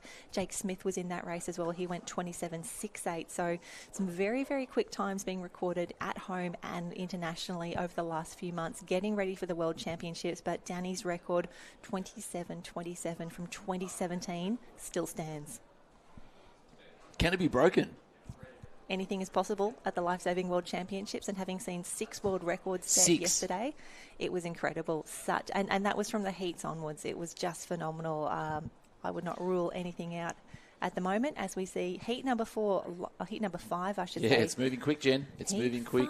5. So top of the screen is Michael Vaughan from the US of A, and Lucas Schenz of Austria is bottom of the screen. So bookending is through away, nice and clean start his hand through the middle of the pack. That's Aidan Borman's solid start through the nice and deep. Next to him, tucked in on the left-hand side, Andreas Hogan Hansen is our first 2 down in the water. So lanes 4 and 5 up, nice and quick. And again, like we say it at nauseam, but it's so important to get those legs firing to make our way through the water. Looks like we might have a bit of movement there from Aidan Borman trying to hold on. Andreas next to him there from Denmark. That's going to be a 1 and 2 clear at the moment. And a solid finish from the boys here. Touch on the wall, watching the clock closely. 36.5. So that is our fastest at the moment. Andreas, what a race there. We actually had a chat to him yesterday after the heats of the 200 obs. He was looking really strong, really confident. He did a great final swim as well. So wonderful to see Andreas taking that speed from the 200-metre obstacles here into a 50 carry. He really had the perfect touch on the wall there. He's got a beautiful big long stroke. And you can see he has the straight arm out of the water. Just got the touch there. Very, very tight. 30.65 ahead of 30.74. Andreas ahead of Aidan Borman from South Africa. And the South African team actually have the second and third qualifiers at the moment, with Aidan Borman into Anthony Peters in 3. So very, very tight racing, but we still have 3 heats yet to come. Yep. So what have we got? 24 athletes left that will try to annihilate that time.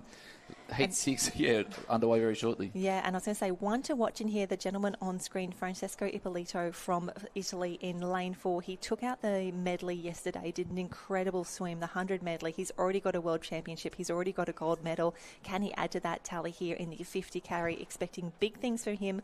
Also, Chris Dawson will be in lane 5, so a little closer to our screen. Francesco and Chris Dawson will be in the yellow lanes. Middle of the pool will be the one to watch. So also got Julian Moist from Switzerland, Felix Hoffmann, Germany, Guilherme Rosalind from Brazil, and then in lane 6 we've got Japanese Shin Nishiyama, Roller Stotzer from Netherlands, and Martin van Lethem from Belgium. Yeah, we can see we are getting stronger and faster as we move through these heats here. So wonderful to see the full heats lining up as well. We've had very few withdrawals from the Lifesaving World Championships, which you would absolutely expect. Everybody wants to be a part of this. Everybody wants to be here, and everyone would love to make this 50 carry A final. So just looking at the leaderboard at the moment, 32.24 is what is required. 32.24 to make the A final. 3 heats yet to swim. As we see the crew line up, all eyes in lane 4. Francesco Ippolito won the medley, would love to add to that tally here in the 50 carry, but he needs to get through the heats first. So in the starter's hands, ready to go, like you said, Francisco Ippolito there through the middle there. Chris Dawson had a really, really great start, but have a look how quickly Francesco is up. His stroke rate is just phenomenal. And really early down as well for Francisco. We'll see where he comes up. Yeah, fantastic swimming there. Top of the pool there. He's in the first of the yellow lanes. Chris Dawson next to him trying to regain some time there, but it is all Italy at the moment. This is going to be fast. You can see how low in the water he carries the manikin as well. Love seeing these different. 28. 22. That is flying. Francisco Ippolito really continuing that great form from yesterday as well. He won the medley. Look how calm, collected and confident he looks at the moment. He had a job. He executed. Tick that one off. I'd say he's definitely in the A final with a swim like that. So that's the gold medal. That's the gold medal swim from the last World Championships. Yes. Crazy stuff. But it was interesting just on that replay, just the angle that he came up with on that pickup. It's not as straight up as you've seen most of it, because he's got that strength and that speed through there. But coming up, it was roughly about 45 degrees and trying to, I guess, because if we're coming up slower, we're already moving forward. Mm-hmm. And just seeing the correction come through now, it's a 28.11 for Francisco Ippolito. Fantastic swimming there. Chris Dawson, under 29 as well, 28.81. He will be happy with that result, 28.81. Anytime you're under the 29 mark, fantastic result as well. And especially when we compare this to the previous results, the previous World Championships, we are getting faster and faster. So Danny's record, 27.27, could be under a little bit of pressure come the final this afternoon. Wouldn't it be nice to see it broke in a heat this morning? That would be unbelievable to get it all happening.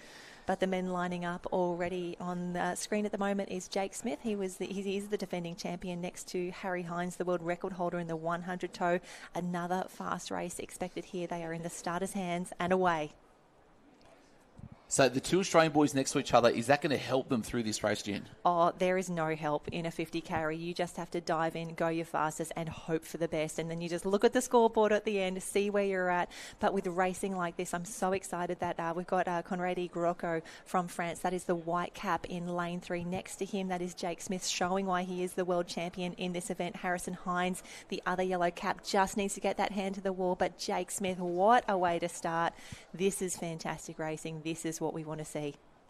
28.22 again. Exactly the same time that he won last year's, the 2022 World Championships in. That is a fantastic sign of the form that Jake Smith is in at the moment. Form is going to be key in this because everything needs to be perfect. Mm-hmm. So with the training, the little nuances in there, like how important is it to go through as many pickups as you can, but not under duress, so that you actually are keeping the correct form going through? Because sometimes when we get a bit tired, right, I guess errors can come in, or we can get a little bit of sloppiness with our stroke. Absolutely, and I think what a lot of these men and women would have been practicing is not only the swimming when you're fresh, but you do need to know how to swim under duress. And I think of those athletes who are going to back up next week for the inter-club competition as well.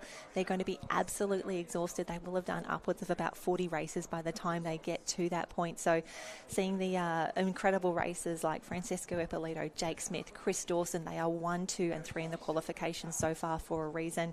Wonderful to see them up the pointy end at the moment. The times that we are seeing consistently here, it is now a 30.13 to make the A final. That is Shun Nishiyama from Japan, pushing Felix Hoffman into the B final. But have a look at the lineup for this 8th and final heat. We've got Adrian Buwitz from Germany in 1, Bartosz Malkowski from Poland in 2, Raul Marek Spooner Rosa from Spain, Fergus Eadie, the big man from New Zealand, 3rd at the last World Championships, did a 27.48 at the Aussie Championships in this very pool just a few weeks ago. Simone Locci from Italy is in the mix, Mateusz Gabski from Poland, Sangpak Ho from Hong Kong, and Salam from Zareh from Iran. So big field assembled, big men are in the house, A finals births beckon. World record, I'm calling it.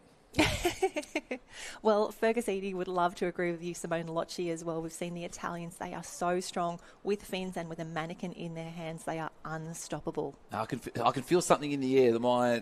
I'm feeling something building in this last moment. Heat number 8 for the manikin carry. I'm excited as well that we have 2 of our Polish competitors in the mix here. They've already won a gold medal in that 4x50 obs yesterday. Casper took the win in the 200 obs. Full of confidence. They know they're on form. They're loving being part of the Gold Coast. They're loving being on the Gold Coast. They love the weather. They love the food. They are swimming fast. Stand by, ladies and gentlemen. Something spectacular is going to happen in this next 27 seconds. Not yet. I'm getting so nervous, Harold. I'm trying to build it. I'm even going to stand up. So starters' hands. So in lane 4 is Fergus Eadie. So he will be the top of the 2 yellow lines there. And Simone Locci from Italy is in the second of the yellow lanes there, the bottom of your screen. And the nerves, they're tough in here. But Harold, imagine out on pool deck at the moment, the boys just being held up on the start, being held on the blocks here. Could be good, could be bad, but as an athlete, you need to be resilient and just adapt to these changing circumstances. Well, this is why we're going to see the world record broken, because the angst is now that little bit higher. The heart rate is going to be firing away nice and fast, and then Fergus or Simone is going to have to switch back on, execute. The crowd will be watching it too. So, and probably one thing that we're not picking up on the pictures is how many people are actually poolside watching these races. We're in the starters' hands. Jen, take us through it. It's on. Alrighty, and it was our Iranian competitor in 8, the last to head down. A nice even start across the pool. We can see Iran the first up as well. Middle of the pool, Simone Locci looking very, very good. Fergus Eadie, though, will come through in the closing stages. Fergus the first to head down for his manikin as well. Who is going to service? Who wants this the most? I think that is going to be Fergus Eadie, top of screen at the moment. Have a look at those arms fly. That manikin is absolutely buried. Fergus is flying 20. Oh my gosh, we saw him do a 27.4 at the world it's a 27. Let's go! Let's go! 27.2. He's up on the lane ropes. That is what we want to see. Love Acclaim 27.20. We think that is Danny Wick's record of 27.27. We thought it might fall in the finals. It has fallen in the heats. Fergus Eadie has made a huge statement to the rest of the world. He's been so strong already this World Championships, and he has established his dominance now, breaking one of the oldest world records in the books. Danny Wick was fantastic. He was an absolute superstar, but we have a new champion in the house. This one meant a lot. The Black Fins will be exploding on pool deck. 27.20. Fergus Eadie, your new world record holder. Harold, are you okay? I've got sweat on my head. We've actually witnessed history. I've never witnessed a world record before. That is insane. But he got down so early on that. This was perfect. 27.2. Is that what we were looking at? Get out of here. We're thinking it's a 27.2. Just waiting for that to come through now. And it's official. It's in live heats. 27. And the crowd's gone up. Can I go out there? Go, Harold. Don't forget your microphone. Alrighty, we are back live now. Yes, the celebrations continue. Harold's doing cartwheels out on pool deck at the moment. Fergus Eadie is loving this result, saluting the crowd as well he should. All of our athletes should be celebrated for the incredible results that they are achieving here at the Lifesaving World Championships. But Fergus Eadie, take a bow. This is what we want to see. This is who we want to talk to. This is how we want to celebrate. We have seen history made again here at the Lifesaving World Championships. Fergus Eadie joining Nina Holt, Casper from Poland, Zoe Crawford, Maddie Kidd, Nina Holt again, Harrison Hines, Fergus Eadie. They have all set world records here at the World Championships. This is absolutely incredible. History is being made. 27.20. Fergus Eadie, the Black Fins. So proud of this man right now, as well they should be. And Harold is down on pool deck with our newest world record holder. This, ladies and gentlemen, is a world record holder. Fergus Eadie, that was nuts. You were held up on the blocks. What was going through your mind before the start of that race? Sort of stood down, legs were shaking a bit. Whistle went, so oh, damn it. So I got off, shaking a bit more, but so just calm myself down, look down the lane, tunnel vision, focus on myself. That's what got me through it. Got down nice and early. The pickup was absolutely perfect and coming through. Did you feel like you were thereabouts on that 27.2? I thought it was going to be good. I didn't think it was going to be that good. So the best, mate, the best ever. So happy, man. So happy, and to have all my family here, do it in front of them, it's special. So let's talk about sacrifices going through with the family, all the work that's gone into making you the fastest man in the history of that event. Oh, it's unbelievable, and honestly, I would not be here without them. You know, their support day in, day out, everything they do for me. This is not just for me, but it's for them. It is everyone. Congratulations, go recover. A little bit of slice of heaven there for the boys. Go the Kiwis, so good. Congratulations, mate. Oh, fantastic work, Harold. So excited that you ran out on pool deck. That is something very special to celebrate with Ferguson, as he mentioned as well. His family in the stands, the Black Fins, will be celebrating long and hard for that incredible achievement. Fantastic work. Fergus Eadie, I still can't believe that time, 27.20. And a huge congratulations to Fergus, not only with that world record, but the fastest qualifying time for the A final later today. Francisco Ippolito from Italy is in 2. Jake Smith, the defending world champ, in 3. Simone Locci from Italy. Chris Dawson, the fellow Blackfin, in 5. Raul Marek Suna, Rosa Conrecki Groko from France. And Harrison Hines sneaks into that A final. A time of 29.17 was required, and a 27.20 to break the world record. I think I've got the shakes as well. That was the energy on pool deck is unlike anything I've felt at a pool rescue event. That was absolutely insane. It's not just New Zealand going from it; the whole pool is going unbelievable. Fergus, so good. And I think that's what I do love about our Lifesaving community, the village that we've gathered here for the Lifesaving World Championships. This is not just Fergus's victory nor his family's victory. The entire pool, I know, Harold, I need you to just get in the fetal position for a moment. We'll bring you back in a moment. But the fact that everyone would be celebrating that incredible result, everyone got to witness a very, very special piece of history and celebrate with Fergus and his family in that moment. Yeah, grandstand going off, so much cheering. And just the pure elation of the coaches just having that final embrace post-world record fastest person ever. Stop it. I'll tear up in a second. So, it's crazy. Because even she's like, oh, it's really good that I've done well. Like, no, not well, the best. You've literally done the best ever. Ever. So just thinking back, Danny Vick did have that record. We're looking at it again already. This is what we want to see. This one's for you, Fergus. We wanted to see it again. You can see him in the middle of the pool, the black cap. Look at the gap that he had on the rest of the pool here. And I hope we get to see this finish. Look at that. You said it really was the perfect race. He gets that big touch on the wall and straight up on the lane rope. We want, and that's what he says, Black Fins, this one's for you. So amazing to watch. Look at that. It's like looking in a mirror, isn't it, Harold? Whose mirror? Gets the biceps out as well. He should 27.20 to claim the record. And just thinking back, Danny Vick from Germany, the superstar, he first set the world record of 28.64 in July of 2014. He broke it 4 more times to land at 27.27, and he actually held 22 world records across team and individual events in his career. Danny Vick, one of the best to ever do it. He won 23 gold medals at the World Championships. But now, Fergus Eady, 27.20, we have a new champion. All right, so let's move forward to this afternoon when we get to the final, Jen. So the world record has been set. Surely the rest of the 7 boys thought, we've got a little bit more in us. Or was that demoralising for them? No, not at all. I think this will lift them as well as we see some wonderful replays of the races earlier today. And Harold, what was really special yesterday, we saw some incredible performances.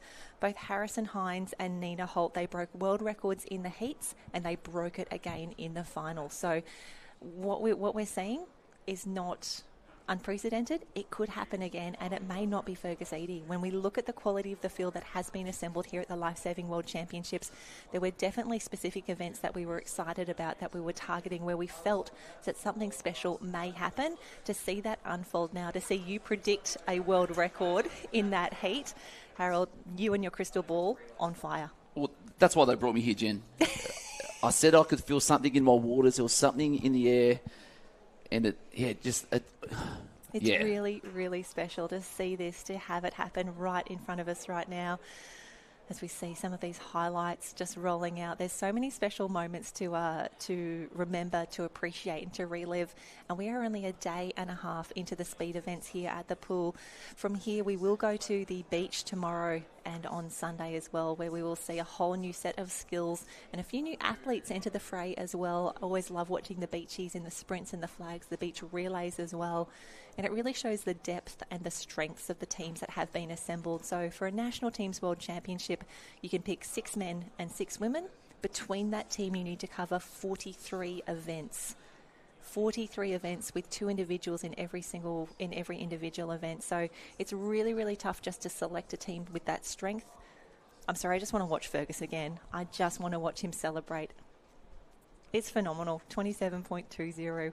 We saw a 151 in the obs yesterday from Casper. We saw Nina do incredible things in the medley. Harry lowering the world mark significantly in the 100 toe. Some really special things happening on pool deck. And this man on screen right now, Fergus Eady, he's in the thick of it.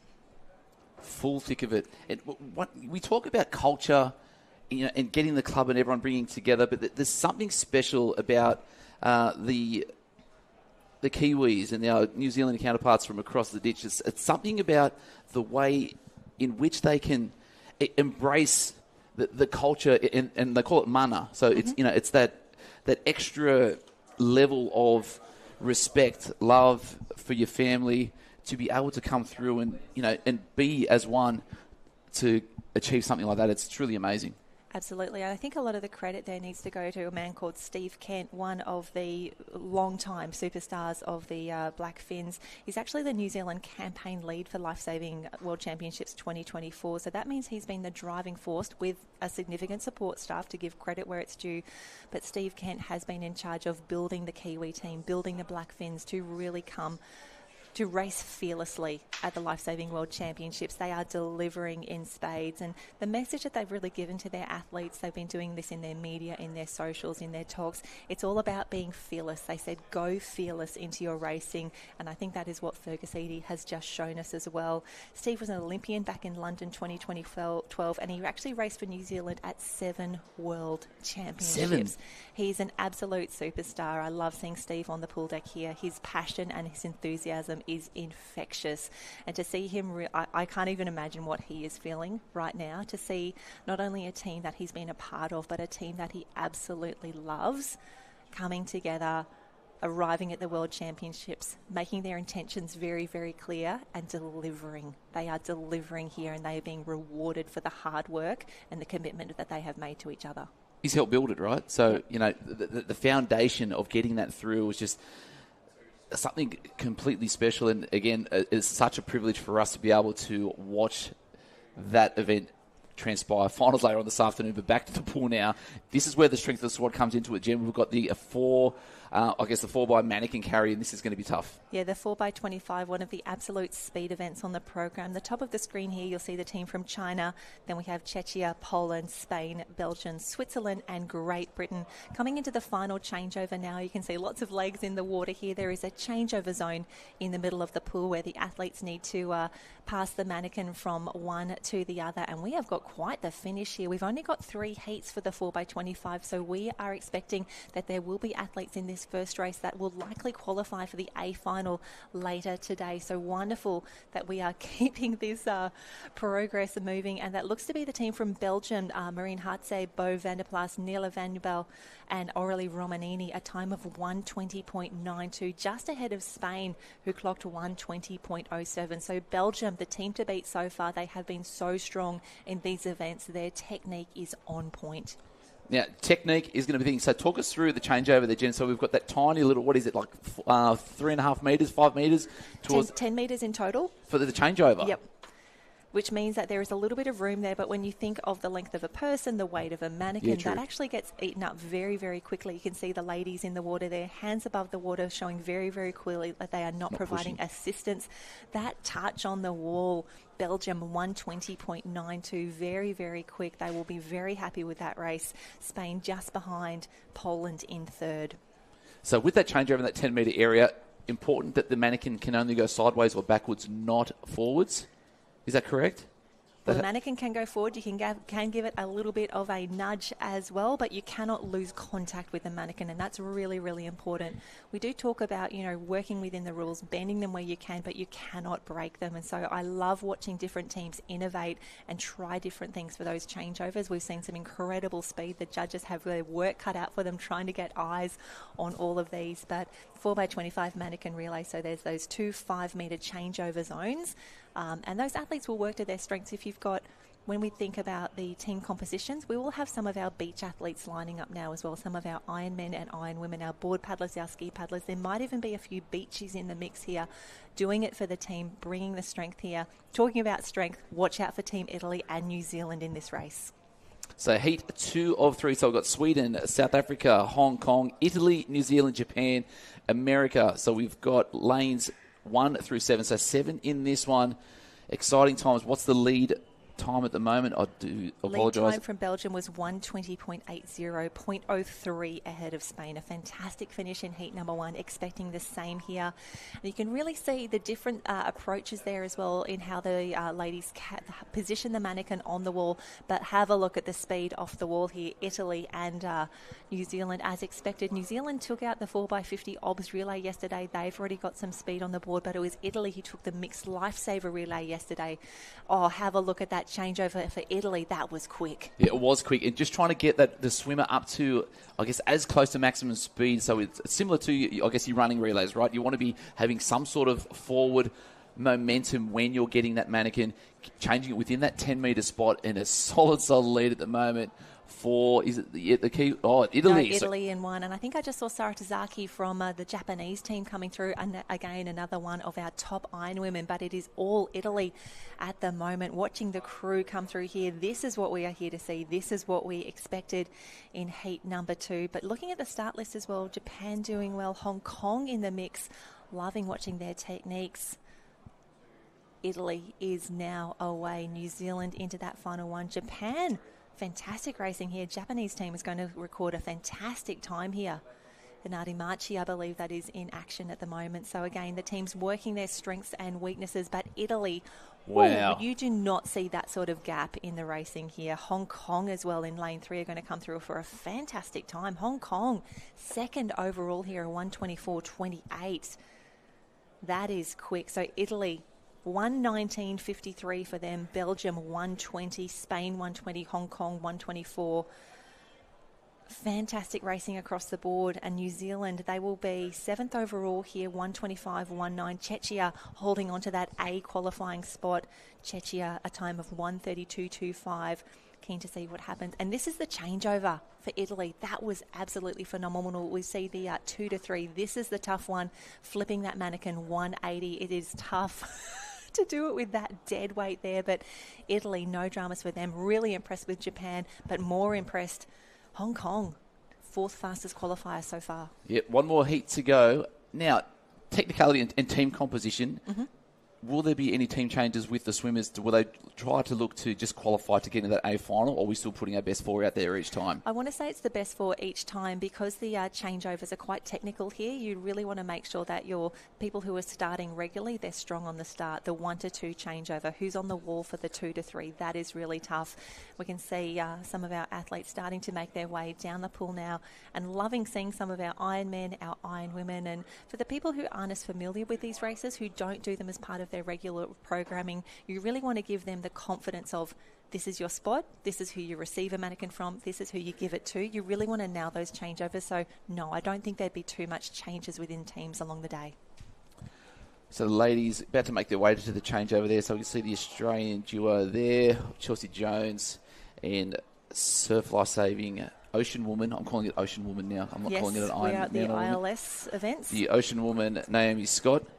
Probably had if she decided to stick with pool from about 15 or 16, no doubt would have been close to making a couple of Dolphins teams. Well, it was wonderful to see Naomi in action yesterday. She was in the B final for the 200 obstacles, did an incredible swim there. Her last 25, I was so impressed by. I had a quick chat to her yesterday. She absolutely flew. The girls getting ready. So top of your screen, we have Austria, Argentina, Australia, Germany, France, Netherlands, Canada, and Singapore. Singapore chasing a top 8 spot here.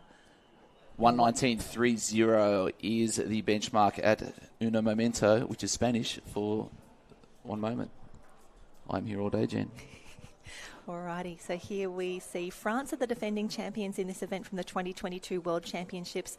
They did an incredible time of 1:17.86. Have a look at Germany fly in the middle of the pool. France next to them, the defending world champions. You would expect for them to be out very, very quickly coming into this changeover zone.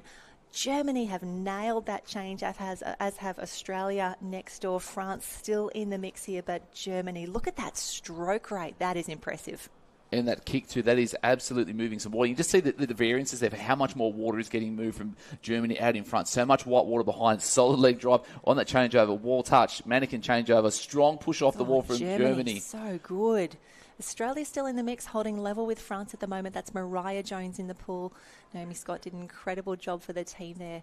But wowee, Germany so strong. France with a little bit of work to do. I want to say if the girls can nail their final changeovers. And did you see the push off the bottom there as well? That's the innovation we're talking about. It's allowed. You're allowed to do that. And we can see Germany coming in for a very fast time here. The world record is a 1:16.89. It's held by the French team, who are also the defending champions in this event.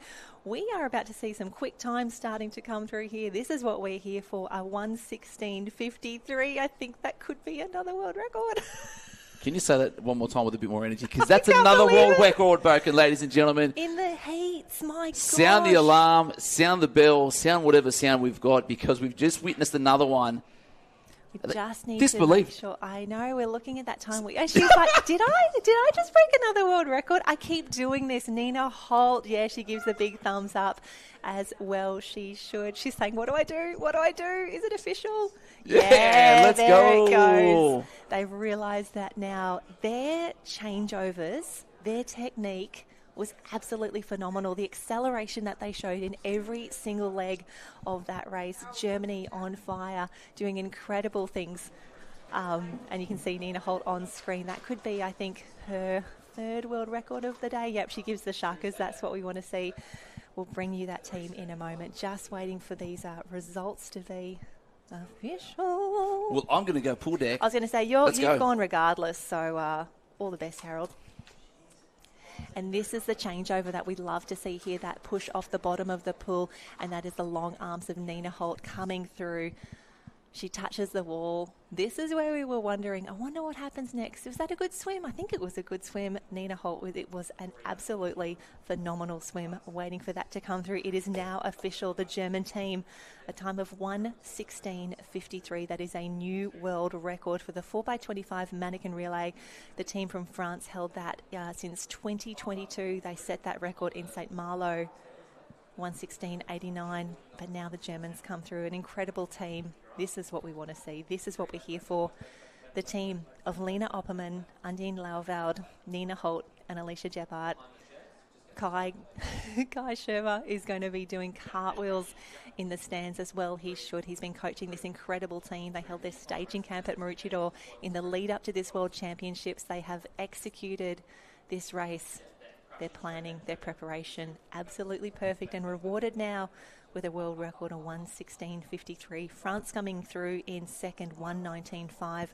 Australia, 1:23.30. So just looking at the leaderboard overall, so Germany with that wonderful world record will qualify in first, ahead of Italy, France, Belgium, Spain, Australia, Hong Kong and Poland. That is your top 8. Poland, a time of 1:24.56. And that is 4 seconds faster than the A qualifying time from 2022, a drop of 4 seconds between these World Championships as we see this incredible team celebrating now. Lena Opperman, Undine Lauwald, Nina Holt and Alicia Gebhardt hustled over to the media area. Harold is very, very keen for a chat and to celebrate with these incredible athletes. 1:16.53. What a time, what a result, what a team. Your new world record holders.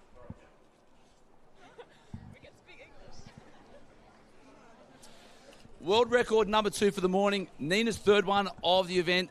Ladies, congratulations. Did you think you had enough to break that world record? No, we were pretty shocked that we broke it because it's a prelim, so let's wait for the finals, I guess. So can we go faster? Maybe. I don't think we pushed it to the limit because, of course, it's a prelim and we want to be... Hey, what? So we've broken the world record on a warm-up swim. You've got more in the tank. I hope so, but these 3 ladies are incredible and I love to swim with them. So I was sure that we can go nearby, but that we break it in the prelims, I wasn't thinking that. All right, so rest up. This afternoon, you're going to break it again. We heard that first. That was a guarantee.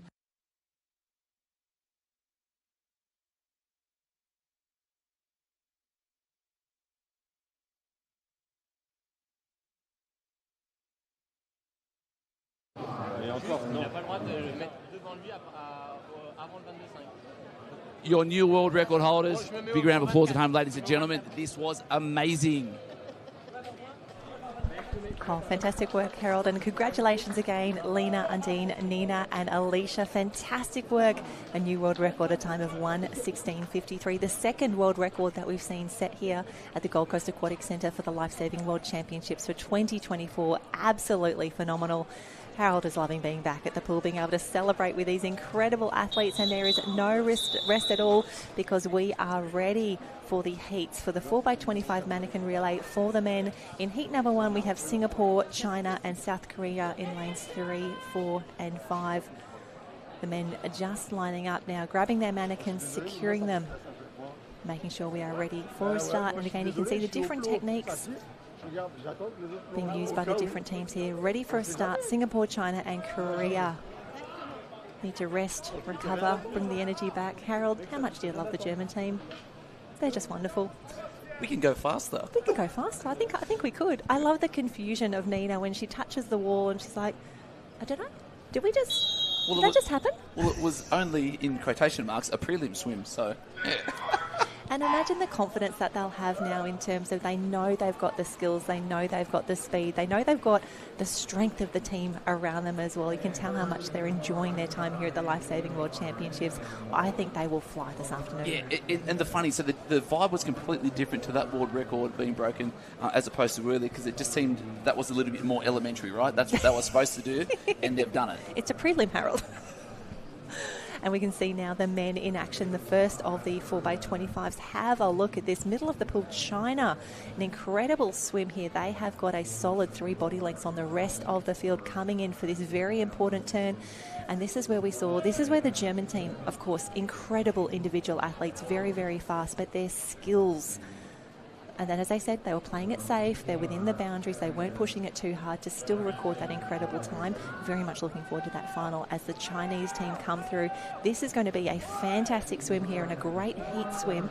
I think we have 4 heats. Four heats. Yes. We have 4 heats. And it's good to see the officials down at the far end of the changeover. Thumbs up everywhere, so we're all clear and clean. That is what we want to see. Most definitely in the relay. But China's going to put something on the board nice and early. So we're going to be looking at a time at about 1:16. That is quick. That is really fantastic. The qualifying for the A final in last World Championships was a 1:11, but that's a really strong start for the Chinese team. And it is tough to swim out by yourself as well. It's only 25 metres. It's really just head down and go. But interesting to see. I'd love to see them being able to do this race with a few more teams around them, really pushing them along. But for now, China, fantastic start for them, jumping onto the leaderboard, 1:16.08. The time there, 1:16.08. It's a great changeovers there, but you talk about the technicalities. So we saw the German team pushing off from the bottom, possibly a little bit more faster, but that does increase the risk of a drop manikin. Then once that's done, it's all over. Yep, high risk, high reward, and this is where the teams may choose to push things a little further in the final, or they may stay a little bit safer to make sure they secure that World Championship. But China, 1:16.08, fantastic start here. 3 heats yet to run here. We can see the next of our heats lining up already. In heat number 2, at the top of the screen, you can see there we will have the USA in lane 1, Ireland in 2, Germany in 3, Netherlands in 4, Belgium in 5, Japan in 6, and Czechia in 7. And for the German team lining up now, Harold, that would have been wonderful for them. They didn't have long to celebrate with the girls after that incredible world record swim. The German team, very tight-knit, very supportive. They would have loved to have stayed and celebrate, but they need to stop, refocus, and they are back on pool deck now. They are in lane number 3 for heat 2 for the 4x25. So exciting times. Good vibes out on the deck. Heat 2 of 4 underway very, very shortly. I'm still a little bit blown away at how fast these mannequins are getting removed and reset. So we're in, away, and ready to go. Yep, shout out to Craig Williams, Stan Homer, the incredible team from Super Lifesaving Queensland and the organising committee as well. They've really perfected this art of pool setting up. And even we saw that even from the circ. The amount of time that they were, I want to say the speed at which they were resetting the circ as well. Considering that we had heats and finals on the first day of competition, they turned that one around. But here we go, that is the team from Germany on screen at the moment. Netherlands, there we see Rolly there in the bright orange cap. Ready for a start. They are away off, and I love that you can see immediately that kick comes through there. And the team from Japan, what a start from them in lane 6. Very, very quick. A nice little half body length on the rest of the field. That's Rolly from the Netherlands with a slight butterfly kick as well. Oh, we're seeing more of the off the bottom pushing. This is what I like to see. Yeah, so interesting. I'm really loving this too, Jen. So we need to be efficient out of the water, but we also need to be innovative, and that's what we're seeing at the moment. Top of the screen, Germany, they've seen the women break the world record. They are fired up. They are ready for this racing now. Quick changeovers there. Yep, they have secured the mannequin, as has the team from the Netherlands, but it is all Germany at the moment, inspired by those incredible women setting a world record just now. Coming through, this final changeover is so crucial. Oh no, Germany, a little bit of drama there, and that has allowed the Netherlands to take the lead here. That is really tough luck for the German team. We now have the Netherlands, Japan and Belgium moving through the field. Have a look at the Japanese team as well. I am loving their men, and the women have been working so hard. Circ champions, 4x25 looking very, very good, and it is the team from the Netherlands capitalising on that mistake from the German crew to take the win in heat number 2. Huge mistake, huge error there. We'll see that on the changeover when we get to the underwater footage there, but wow, everything needs to be calm, but you've still got to be perfect on that, and unfortunately not much luck there for the Germans. But Netherlands 109.20, that was great. But like you said, Germany got out so well. Great changeover for changeover number. That changeover there was phenomenal. number 1. 2 was okay as well. And 2 to 3. And 3 to 4 was where that issue was. And we could just see this here. Jen, talk us through it. Here we go, pushing off the bottom of the pool there. We can see the manikin as soon as it goes down a little bit there. But I really want to give some credit to the Netherlands team here. He hit the wall there. Big smiles, big thumbs up in a moment to the team. Yeah, that deserves a fist bump. So the Netherlands team, they've recorded a time of 1:09.20. To put that into perspective, at the last World Championships, they went a 1:12.40. They have dropped 3 seconds in 2 years. They have assembled an incredible team here. 1:09.06 on the board now. We can see over 3 seconds improvement in 2 years. Yeah, so what a team. Yeah, so you said the team of Rolly Stolzer, Ruben Koophoff, Seth Van Hoften and Tom Vassen van Versteeg. That's the 4 fast gentlemen. We had the team from Japan, 1:11.47, so good. And in that team, who we had Ryonosuke Honda, Kodai Azawa, Ryo Yuna, and Shun Nishiyama. That was pretty swift, 1:11.47 too, so that would have been enough for a top 8. Oh, absolutely. The Japanese actually move into second position overall now. So it is 1 is Netherlands, 2 Japan, 3 Belgium. Germany still in 4th, China in 5, Ireland, Czechia and United States in 8. So only 1 heat yet to swim, I believe. No, 2 to go. 2 to go. Now, excuse my ignorance. I ran out of fingers. If Germany were to hopefully turn it on in a B final, should they make the B final, can they still win the title? No, you can only win the World Championship final if you are in an A final. If they set a world record, that would absolutely be recognised. However, the winners have to come from the A final. On screen at the moment, you can see another of our ocean athletes stepping up for the Black Fins, Joe Collins. Absolutely phenomenal iron competitor. We've seen him in the Iron Series. He's over in Australia 4 times now. He is lining up for the 4x25 manikin relay. This is what it takes to be not only a blackfin, but this is what it takes to represent your country. You need to do things that make you a little bit uncomfortable. You need to step up for the team. And I love seeing our iron men, our iron women, our board paddlers, our ski paddlers, our sprinters. They are in the water. They are stepping up for their teams because they want to be a part of the Lifesaving World Championships. And this is the part where you want to try and minimise the risk. So they'll start him off on the wall, getting a solid push off there because that's the fastest he's going to be whilst they're out there. And then it's just that little changeover, minimal damage, just get out there nice and quick. Yeah, absolutely. I don't want to say it's an easy changeover, but it's probably easier for those athletes that are less experienced with the pool lifesaving competition. And I say that as a pool lifesaving competitor that was also put first in the relay where I could do the least amount of damage. But have a look at the speed off the start here. This is interesting. This is what we want to see. The team from Spain, I love their swim caps. You can always pick them. Great Britain as well, a few lanes over. Fantastic starts. Yeah, Spain really strong through the middle there, just waiting for those next changeovers. Not too much damage at the moment, but 1, 2 and 3 looking really strong. So what have we got? Lanes 3, 5 and 6. 3, 5 and 6, that's Great Britain, Spain and Switzerland as well. Switzerland have been doing some incredible things in their changeovers. I've been loving watching their training, their innovation. Jump on their Instagram as well. They are led now by Eleanor Prell, one of the all-time superstars. She raced for Italy back in the day, held records in the 50, the medley and the Super Lifesaver. She's now coaching the Swiss team, and have a look at them fly. They are neck and neck with Spain coming into the final changeover. So no issues there at the moment with Spain, and also Switzerland working really strong. Solid leg kick, but we're going to watch New Zealand come into it. So the strength of the squad is where it's at, waiting for the last little bodies to get through. And New Zealand's going to take this one out. A couple more strokes through there, and they're going to qualify in a low time of 1:09.53.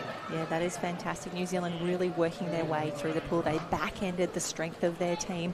Joe Collins did a fantastic job for the crew coming through in that first leg there, but they have built through the race. They were definitely 3rd or 4th at one point there, but again, this is where the strength of the team, you can see the big man there, Fergus Eadie, he's just taken out the world record in the 50 carry, backing up now for the team.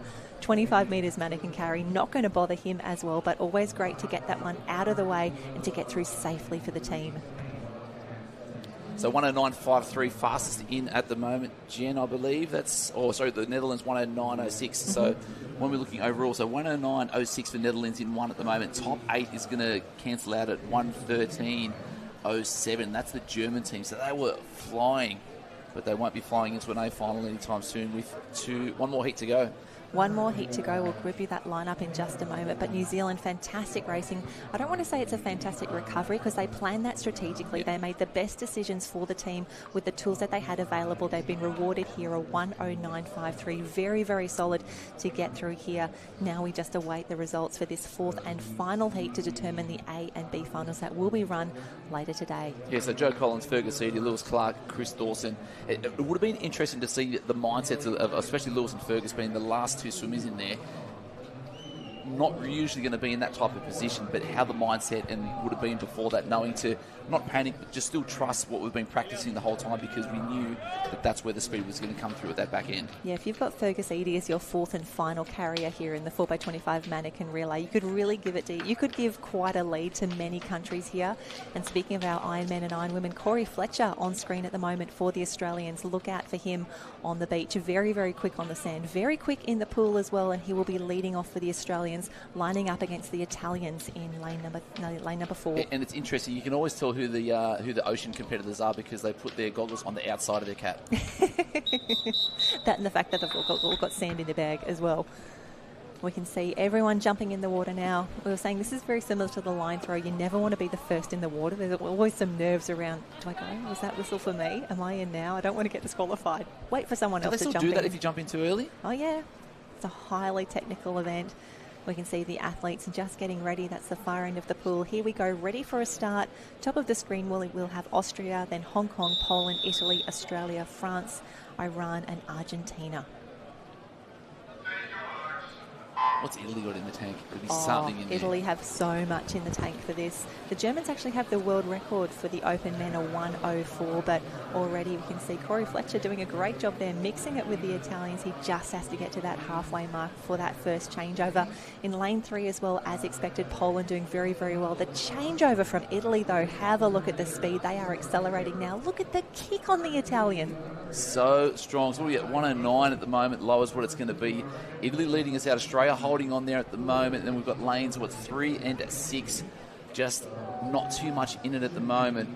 A finals where we need to be, but Italy out strong, comfortable at the moment. One more changeover to go, and they're going to secure their spot in that A final later this afternoon. Oh, out strong and absolutely accelerating coming into that final kick. And you could see their last swimmer there started to do a few little butterfly kicks before picking up that final mannequin. I think that'll be Harry Hines doing their final. Maybe that could be Jake with a butterfly kick, but we have got a race on our hands with 2 109 swims on the board already. What are we going to... Oh, 103! Are you kidding? I think it's another world record. I think the German team had a time of 1:04.04. Yeah, that sort of claim, that has to be another world record for the Italians. A time, we think, of 1:03.39. 1:03. That's what, 0.7? 0.7 of a second off the old world record. Can you believe that? The German women have set a world record in the heats for the 4x25. The Italian men now, a time of 1:03.39. What an incredible team. This is what we were here. This is what we wanted to see. The team of Francesco Ippolito, Fabio Pizzotti, Simone Locci and David Cremonini have combined in a time of 1:03.39 to demolish the previous world record held by the German team. Incredible racing. Fantastic to see. Guess where I'm going. Or do you want to go? No, you go. Go. Take your headset off. Don't hold the bottom of the microphone. Thank you. And this is where we get to see that incredible replay. And this is where the Italians really started to accelerate. They were incredible. They were a body length ahead at the halfway mark. These turns and these changes, absolutely phenomenal. We can see that final 3 to 4 changeover now.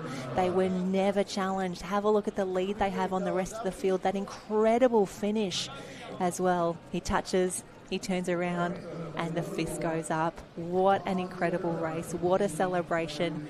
This is what we want to see. The Italians, they were so good. Yesterday they took out the mixed Lifesaver relay, and they have now set a world record in the qualifying of the 4x25 mannequin relay. Celebrations on pool deck. Harold will be in the middle of that in just a moment. And we take a look at where this sits in the overall standings, the leaderboard.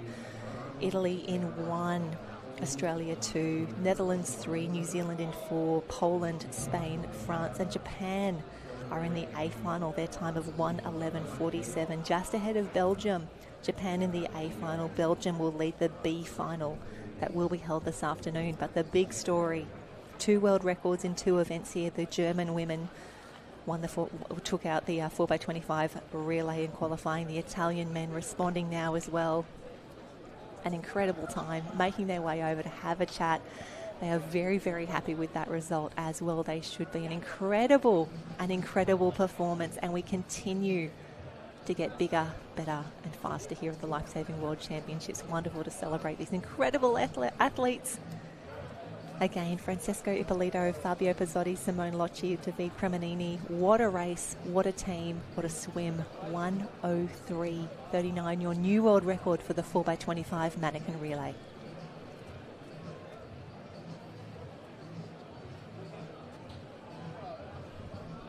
And Harold is down on pool deck at the moment, just grabbing that Italian team, keen to be in the middle of that to celebrate their incredible achievements, their new world record, breaking the previous mark of 1:04.04. And here we go, Harold. Let's Congratulations. go. World record number 3 broken this morning by the Italian male 4x25 mannequin carry. Was it magnifico, bellissimo, is that right? Fantastico. Unbelievable. How proud are you to represent your country and break that world record? We are very proud to represent this country, and for this record is fantastic, and improve the record for 0.7 seconds. 0.7. That was so fast. Can you boys go faster in the final? Yes, sure. We tried, of course. They're going to try later on this afternoon. Stick around the live stream. Again, magnifico, fantastico. Let's go, Italia.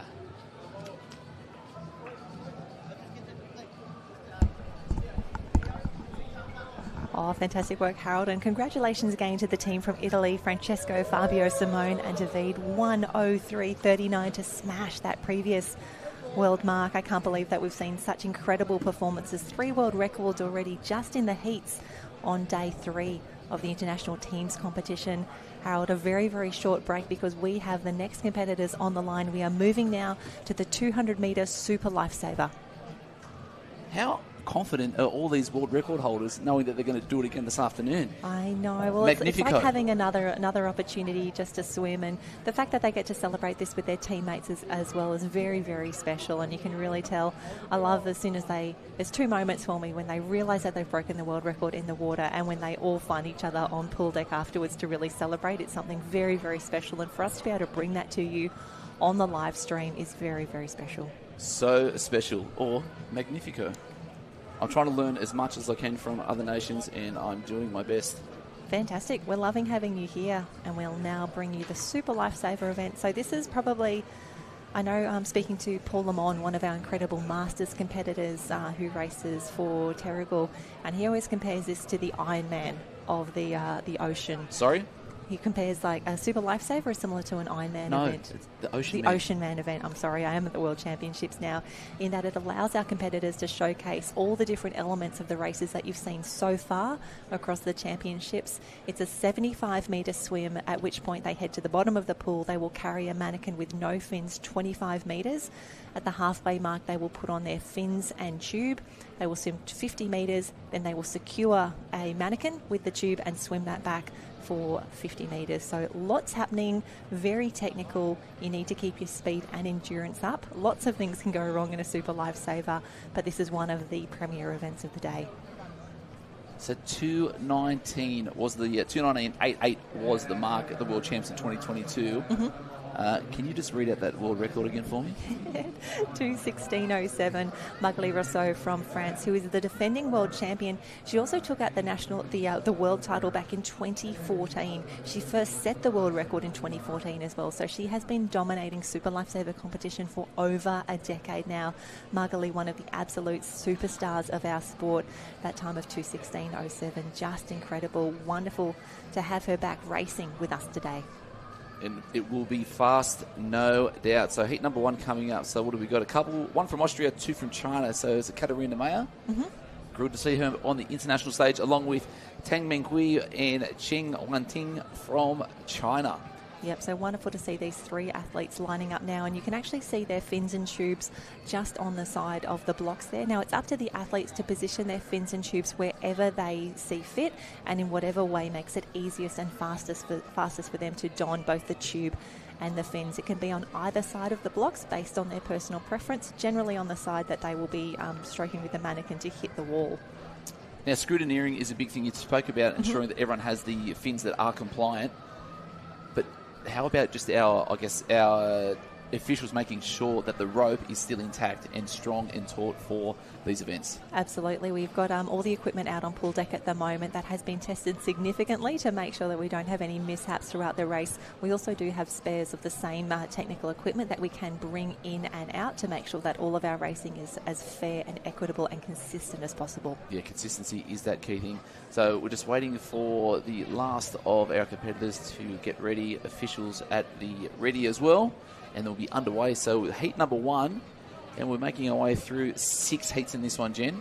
6 heats in total, and we'll start to see a lot of very familiar faces and names come through here. So if we look through Magali, of course, the defending champion, the current world record holder, she's been in so many events already for the French team.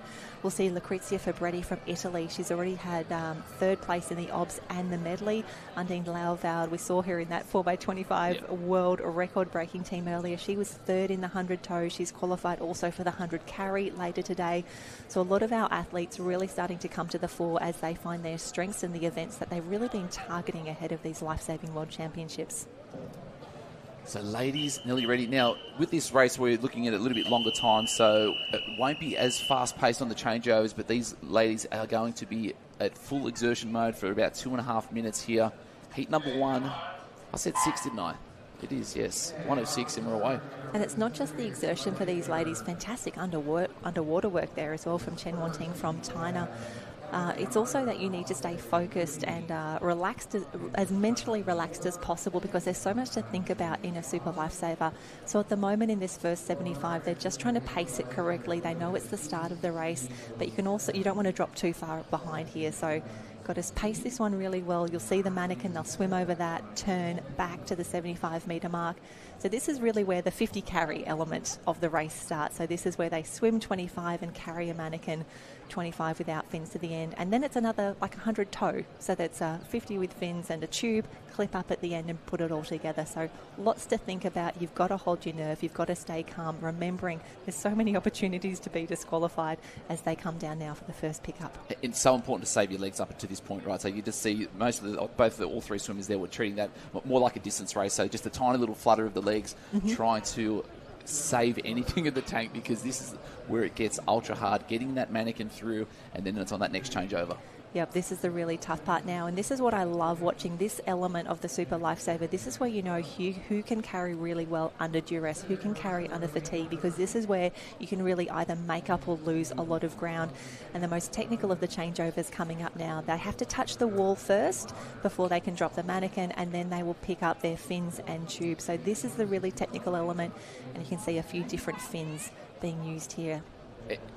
And trying to get them on at rapid pace is so difficult, right? So you've got to make sure you go there nice and quick. China leading us out at the moment. Well, it's actually Katarina Meyer who's had an incredible fin on. She's up in lane number 3. She's actually out of shot at the moment. She got her equipment sorted very, very quickly, and she is away. She's got an incredible lead on the rest of the field. We can see she's nearly at the flags already.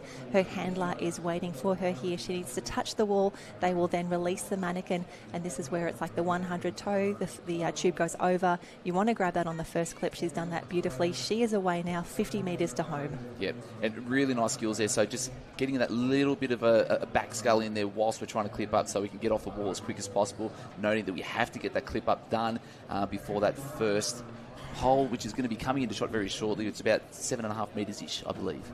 For that changeover, I think it's 10, but I will double check that for you right now. I have all my rules here because the rules keep on changing, and that's actually something that's really challenging for our athletes and their coaching staff as well, just to make sure that you're across the latest changes, because that may give you either restrictions or opportunities as they come through. Yeah, a solid finish there. Katarina Meyer there, the 2 minutes 42.40. You can even just see the hurt in that. They're just trying to get. She's so happy that's over. or PB'd it, so good on it. That's a fantastic result there. So there's that change over there. Yep, Yeah, 10 metres for that changeover. So 5 metre pickup zone for the for the mannequin at the 75 metre mark, and then 10 metre changeover zone there. Perfect. And you've got to maximise that distance to try and get off the wall as quick as possible. So 2:42.40 there for Katarina Meyer. It looks like Ching Wan Ting is going to be at that 3:12.92, and we've got a mannequin floating in the water, which can only mean one thing, Jen. Unfortunately, that could be a disqualification for Tang Menghui from China. Again, we did talk about, they've been given the instruction there to clear the pool, but I'm so impressed. Katarina Meyer from Austria, her fin-on was incredible. That was really the make or break in this race for her. And she broke the field. That was really strong to see, and just the replay there. You love that underwater work. You being the swimmer that you are, you love some good technique. Well, it's really wonderful. Like, a lot of the athletes don't have the opportunity to see video footage of themselves. You're really relying on your teammates, on your coach to say, try this, or you're doing this in the wrong way. Yeah, but I am doing that. No, you're not. No, you're not. Do it better. So for them to be able to not only see the footage of them doing these techniques, but to do them under pressure, to do them in race conditions as well. It's very, very different. And for us to be able to celebrate Katrina, Sharkas all around, the team from Austria, very happy with that result. And she will post a time here of 2:42.40. Fantastic work, Katharina, from Austria. And we can see already the ladies in heat number 2 will be setting up their equipment. The fins and tubes will be positioned very, very precisely here on the pool edge. And in lane number 4 there on screen, that is Barbara Kutukova from Czechia. We have the 2 Czechia competitors next door to each other in 4 and 5. In 6, we'll have Katarina's teammate Julia Backenberger from Austria, Valerie Li Ling Tim from Singapore. Also Singapore up in lane 1 as well, Lim En Kui, Ching Oike from Hong Kong, and Walder Johnson from Sweden in 3. Needs to be meticulous. So with the fin, so we obviously have the tube there laid through it, and then even just with the sash, needs to be sitting upright so you've got more of that surface area to grab when you're trying to get off that wall as quick as possible. So you'll see the last of the changes, or I guess the preparations for the ladies there. So what do we got? Valerie Lim Ting there in lane 7. Just making those final adjustments because you don't want anything to go wrong. The officials will really let you do whatever you need to do as long as you're within the lane, as long as there's nothing dangerous. Often they will give you a little nudge to say, hey, that looks like it's encroaching on someone else's space, or, that's a little close to maybe some of the blocks have different setups and you don't want to get caught on those as well. So the only time you'll really get a nudge is if you're outside of those rules. Otherwise, as long as you're playing within the rules, you can do whatever you want. The ladies very nervous on the blocks, and knowing how much this race hurts, the nerves would be high for the girls on the blocks at the moment, knowing they've got 200 metres worth of pain ahead of them at the moment.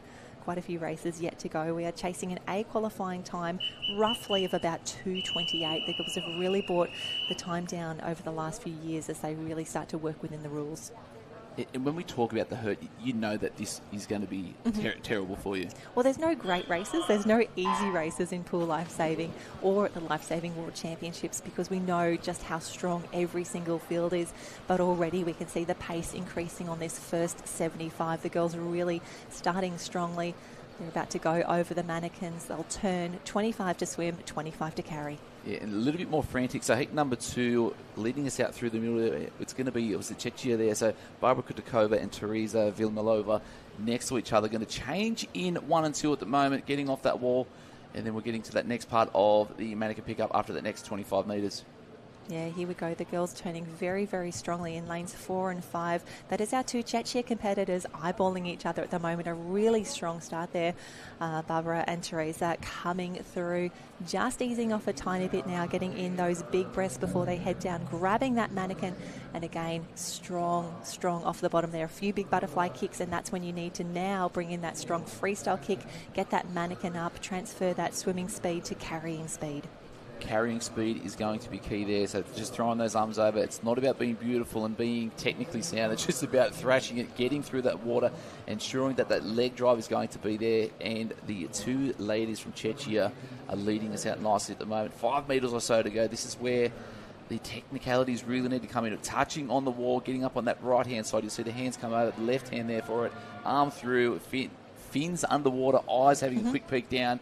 And away. We should be on soonish, and they're away. They're away. That's a really good fin on for both of the ladies here. You can tell they've been practicing that. The best of them looks to be Teresa in lane 5. So that is the yellow lane rope that is closest to the bottom of your screen coming through there. You can see a few of our competitors just getting their fins on now as they head through, coming through, swimming very, very strongly, coming into the final changeover, and this is just like 100 toe. So if we think of some of the girls who've done really well in the 100 toe, like Annelien Lauveld, she was 3rd in the toe. We'll see her in action later today. Very, very keen to see what she can put together for these later heats. And this is where I get nervous. Oh, she's done it beautifully. She is away. And Harold, the 100 toes yesterday were an absolute highlight of the day. The girls were so strong. We saw the Kiwis. Maddie Kidd held the world record coming into these championships. Her teammate Zoe Crawford broke the world record in the heats. Not 5 minutes later, Maddie Kidd broke the world record back, and then Zoe won the world title in the final later that day. And then Harrison Hines from Australia broke his world record in both the heats and then the final. So we'd love to see, for the world records that have been broken in the heats earlier today, can we replicate that greatness this afternoon? Yeah, and greatness is what we're seeing on screen at the moment from... touching in is Teresa Vilmalova from Czechia in a 2:51.14. When we talk about angst levels in the crowd, when a mannequin gets to about 45 degrees or maybe some head underwater, it's nearly right at that really close precipice of being disqualified and coming out. That's always fun to watch. Absolutely. I was really impressed yesterday across both the men's and the women's event in the 100 toe. I think it was close to 100% completion rate for those. We didn't see many mannequins spinning around. We didn't see them going under the water or being towed back the wrong way. The skills are improving across the board in every nation, which we're really, really excited to see, because it means that we get the absolute best racing, and nothing is coming down to chance. All of the athletes are controlling everything that they can to put together some incredible races here at the Lifesaving World Championships, and that is why we are seeing the quality, the calibre. That's why we're seeing world records being broken preliminary races. It is crazy. It is crazy to think, but this is the world title, so everyone's sort of got to that point with their training program that this is where we need to peak, this is where we need to be, I guess, most physically fit, ready, technically sound, and then having that mind clear. A little taper last week and they'll be ready to fire this week. Oh, absolutely. And especially as we look at the progression of times, even just across the season. At the Aussie Pool Championships, we saw Fergus go 27.48 in his 50 carry, and that gave us an indication of something special could be brewing. He was on form, he was looking good, his confidence was building. So from that 27.48 to then go 27.20 now at the World Championships, he's on that progression. He is improving, he is gaining confidence, he's getting better and better. And what's even more exciting about that, not just for Fergus individually, but he's bringing everyone else with him. He's laying down the challenge for the other competitors. And I'm really keen to see if we see them start to respond in the finals this afternoon. Fergus is incredible. He's won the world record. That doesn't guarantee him a world title at the end of the day. No, definitely not. So then next weekend we've got the Interclub. So at some point... Go again! Yeah, but how do you maintain that level of excellence? There's going to have to be a quick recovery in between, but then noting that some of these athletes will have to be back on the beach tomorrow, may have to participate in some rescue tube rescue, maybe some beach sprint relays, things like that. So this is why we love the World Championships. Oh, the intensity of a World Championships is next level. I think as well because for those national teams, it's 6 men, 6 women. It's a really tight environment. You're taken out of the comfort and the safety maybe of your club and your family. You're with people that you may not normally see all that often. They may be your competitors and all of a sudden your teammates. It's an incredible dynamic.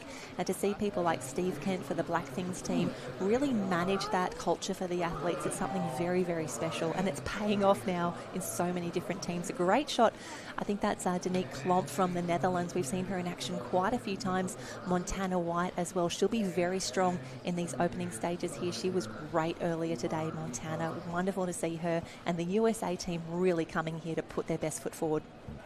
So heat 3, we've got, like you said, so Dion Klomp there from the Netherlands, Montana White strong there as well from Poland. We've also got Victoria Genenesqua. Oh, that was pretty close. Lily Sheehy from Ireland, Stephanie Zweier from Switzerland, Yuan Yan Ki from Hong Kong. That's our 7 athletes competing in this and leading us out by a fair bit at the moment, looking really strong. Looking really, really good. This is heat 3 of 6 for the 200 metre Super Lifesaver for the women.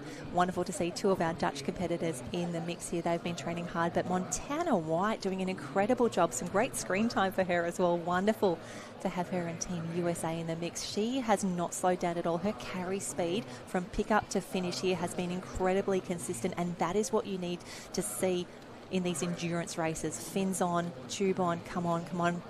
Oh, I thought she nearly got that one on the first go. That is quick.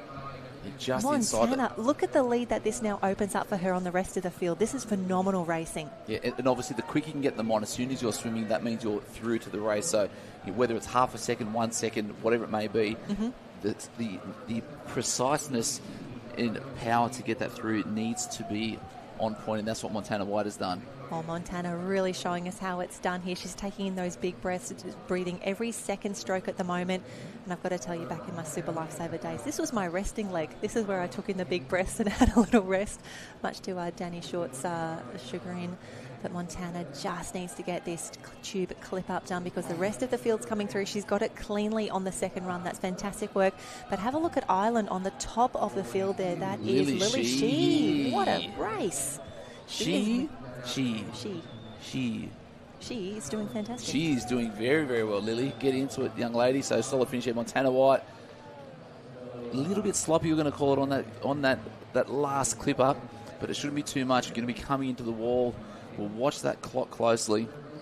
And then even with that, PBs is what we're after as well. 100%. And this is where it really starts to hurt. She's in the flags now. She's putting her head down. She just needs to keep driving those legs as much as she can. And honestly, apart from that little wobble with that clip up there, that's an incredible race for Montana White. She should be really happy with that result. Yeah, so a big qualifier at the last World Champs was at 2:43, and she's way inside that. So great swim there. Really strong start. Katharina Meyer, who took out the earlier heat, she was 2:42.40. She is now third overall. Montana White, take a bow. Fantastic race, 2:39.48. Definitely some room for improvement, and hopefully we will see her again in the finals this afternoon. And we can see the replays now. This is the fantastic finish, and that is the fantastic pick up there, and her fin on very, very quick. She gets it on the second go there. She is away. Quick acceleration as they head through, and she has got that mannequin clipped up. But Lee Shee from Ireland, fantastic race there, touches the wall, secured 2:39.37. Fantastic work, and we'll see the official results pop up in just a moment. We'll make it official for Montana White, 2:39.37, 2:42.03 for Lily Shee. And great to see both of our Dutch competitors in the mix. Why not? Go say hi. Jump out there. Go for it. If you won't, I will. All right, I'm going to run poolside, Jen, and have a quick chat with our friend Montana. No running on pool deck. Safety, please. Listen to the lifeguards when you're out there. Okay. Or not. Yes, Mum. So good. Alrighty, here we go. And we've got some fantastic ladies lining up in this fourth heat. We have 4 of 6. And we've got some speed starting to come through. We can see on screen at the moment we have 2 of our Spanish competitors in the mix here. Maria Rodriguez de la Sierra, Lola Caballero Fusay in 4 and 5. As the ladies take their blocks, top of the screen we have the Swiss competitor Lorena Steiner. Zoe Crawford is in 3. Maria and Lola in 4 and 5. Undine Lauveld from Germany, Kendra Dutoit in 7 from South Africa, and Ana Paula Alves from Argentina in lane 8. And in this race, you'd be expecting Zoe Crawford in lane 3 to be very, very strong in the back half of this race. She did hold the world record in the 100 toe very briefly yesterday. She is the world champion in the back end of this event. But Harold has made his way down on pool deck. Harold, who have you found? Jen, we spoke about her earlier, but we're here with Montana White from the United States of America. You've had a couple of really good swims this morning, but you just told us this is your first World Champs. Yeah, I'm really excited to be here. The environment is just amazing. Talk to us about pool rescue in America. Is it building? Who do you train with? Where do you train? Yeah, so pool rescue is still like a building sport in America. We're really focused on like the surf rescue portion, but this year we brought a really strong team for the pool, and so we're really excited. It's hard to train though because half of us live on the East Coast and half of us live on the West Coast. Okay, and where are you based? I'm based in California, so sunniest place on earth. This might give it a bit of a run. How have you found Australia and the Gold Coast? Oh, it's just beautiful and amazing. I was worried because it was like coming off winter season for you guys, so I packed all like super warm clothes and I brought my parka, and it's like beautiful out, so I'm really excited. It is absolutely crackers of the days out here. Now, your program's quite strong at the moment. We said that was a PB through there. So with these technicalities, how much, I guess, work do you do on yourself to review, I guess, races online to ensure that your technique and you can be the fastest you can be in the pool? Yeah, I think it's like all the videos online are really important, and having people that have already done this. So some of my teammates like Kelsey Cummings and like Tom O'Neill, they really help us when they come. And then we have a couple of girls that come and train in Australia, and so then they're like, they get the techniques and then they come and bring it back to us. And so it's really helpful. We're loving having you here. Anyone you want to give a shout out to at home that may be watching? I want to give a shout out to my mom. I love you, Mom. And then to my fiance out there. I miss you. There we go. Thanks, legend. Oh, fantastic work, Harold, and wonderful to have Montana giving us a little bit of time and some insights into the USA team, their preparation, her packing, and her wonderful performance earlier today. Now, we've got some fantastic racing in action at the moment, and it is in lane 6, Undine Lauerwald from Germany. Fantastic race for her, but the Spaniards, Maria and Lola, in 4 and 5. It's Maria Rodriguez, the best of it at the moment. Fantastic skills that we're seeing here, and she is just about to enter the flags. It's going to be a close finish here for the qualification. I think it's going to be Spain just coming through now, and the times are dropping to 24.94. That is well within the A qualifying time from the 2022 World Championships. She is cooked. She is done. She's done an incredible job, though, to record a 2:24, which would have actually placed her 4th at the last World Championships, Harold. Swift swimming there. That was amazing. Montana, loving it too. But again, we talk about having this live stream, having it now all on YouTube. They can go and analyse all this. You can watch the best of the best and race against them in these amazing competitions. And it's not just watching your own races. It's really interesting to see, especially say in that 4x25 mannequin relay. I think a lot of the other teams and clubs and nations will be looking at the Germans in the women, the Italian in the men, and saying, can we make this happen? How do we replicate? How do we work to our own strengths? We can see some fantastic clip-ups, fin-ons and carries here. The team from Spain, so strong. We had 2 of their competitors in this race here. And looking at the overall leaderboard, Maria Rodriguez de la Sierra, 2:24.94, now the fastest qualifier ahead of Undine Lauwald from Germany, and Zoe Crawford, our world champion in the 100 tow, a 2:28.13. Fantastic work for her. Yeah, some fast times. We've got a couple more heats left, 2. so 2 to go. How much lower are they going to go? Well, considering a 2:28 made the A qualification last year, we're still at a 2:42. So Katarina Meyer, our early leader from those, I think the second heat there, or maybe the first heat, she was very, very strong. We're expecting those times to drop over the next 2 seeded finals. If we have a look at who is lining up in lane 5, we have Kotone Kokubo from Japan, Chelsea Jones of Australia, Camille Julien from France, Lisa Di Benelia from Italy. Watch out for her. Magali Rousseau, the world record holder, the defending world champion, the 2014 world champion as well. Very excited to see Magali in action. Bo van der Plas from Belgium, Eureka Mitsui from Japan, and Savannah Voigt from South Africa. But all eyes on Magali Rousseau. She's the undisputed queen of the Super Lifesaver. That time, incredible, a 2:16.07 set back in 2022. Her first Super World record was set in 2014 as well. She's just been dominating this racing. A lot of challenges, a lot of people stepping up, but Magali, she is the one to beat. Yeah, just amazing times. It'll be interesting to see how she takes this race out. We're just going to do enough to get that A qualifier, or do we just want to throw down the gauntlet? Because we've seen 3 world records being broke this morning. Do we want to try and, lay it down and let everyone else know that this is my race again? I'm going to take it out later this afternoon. Well, it's all about working to your strengths. We saw Zoe Crawford, the world champion in the 100 tow just earlier. She had her incredible speed across the back end there. Chelsea Jones, we saw her second in the 200 obstacles yesterday. She knows that she needs to work the first part of this race now. She's gone out very quickly. She'll be the first to turn now, feet on the wall in 29.45. So a very, very fast start, probably faster than a lot of people take out a 100-metre rescue medley. She'll come through for this first changeover, but keep your eye on Magali Rousseau. She is in the yellow lanes there that will be closest to the bottom of your screen. Yeah, you just see on the far side, Chelsea Jones, first one down there, coming down, picking it up nice and easily there at the moment, trying to maintain that lead. But you just watch Yeah, like you said, Margaret Rousseau, just a picture of perfection through the water. So efficient, so clean. But it's power and performance at the moment there from Chelsea Jones from Australia. Chelsea Jones, the French competitor, just starting to come through as well. And as expected, Margaret Rousseau, she is so good at carrying a little bit under fatigue. She can carry when her heart rate is very high. And this is where she really holds her nerve. The tube goes over, the fins need to go on next, and she is going to be easily the first away there. That is textbook. Next to her as well, Elisa Di Bologna from Italy. Very, very good now. And you'll see a few of the ladies underwater as well in the tow.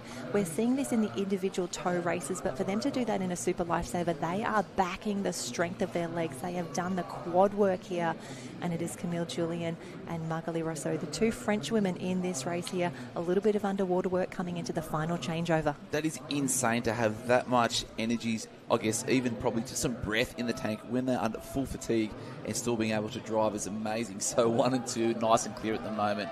1 and 2 are clear. Chelsea Jones, great clip up there as well. She is just trying to chase down now Elisa Di Bologna from Italy. So 4 strong competitors here, and this is where the legs start to hurt. They'll really start to drive their arm rating. If you can get your arm rating up, your legs will follow from there. But the French women showing how it's done, no more so than Margaret Rousseau, the defending champion, the 2014 world champion, the current world record holder, showing us how to do a Super Lifesaver. Holy wow, that is absolutely amazing. That's 22, was it? Yeah, 23.14, so 2 minutes 23.14.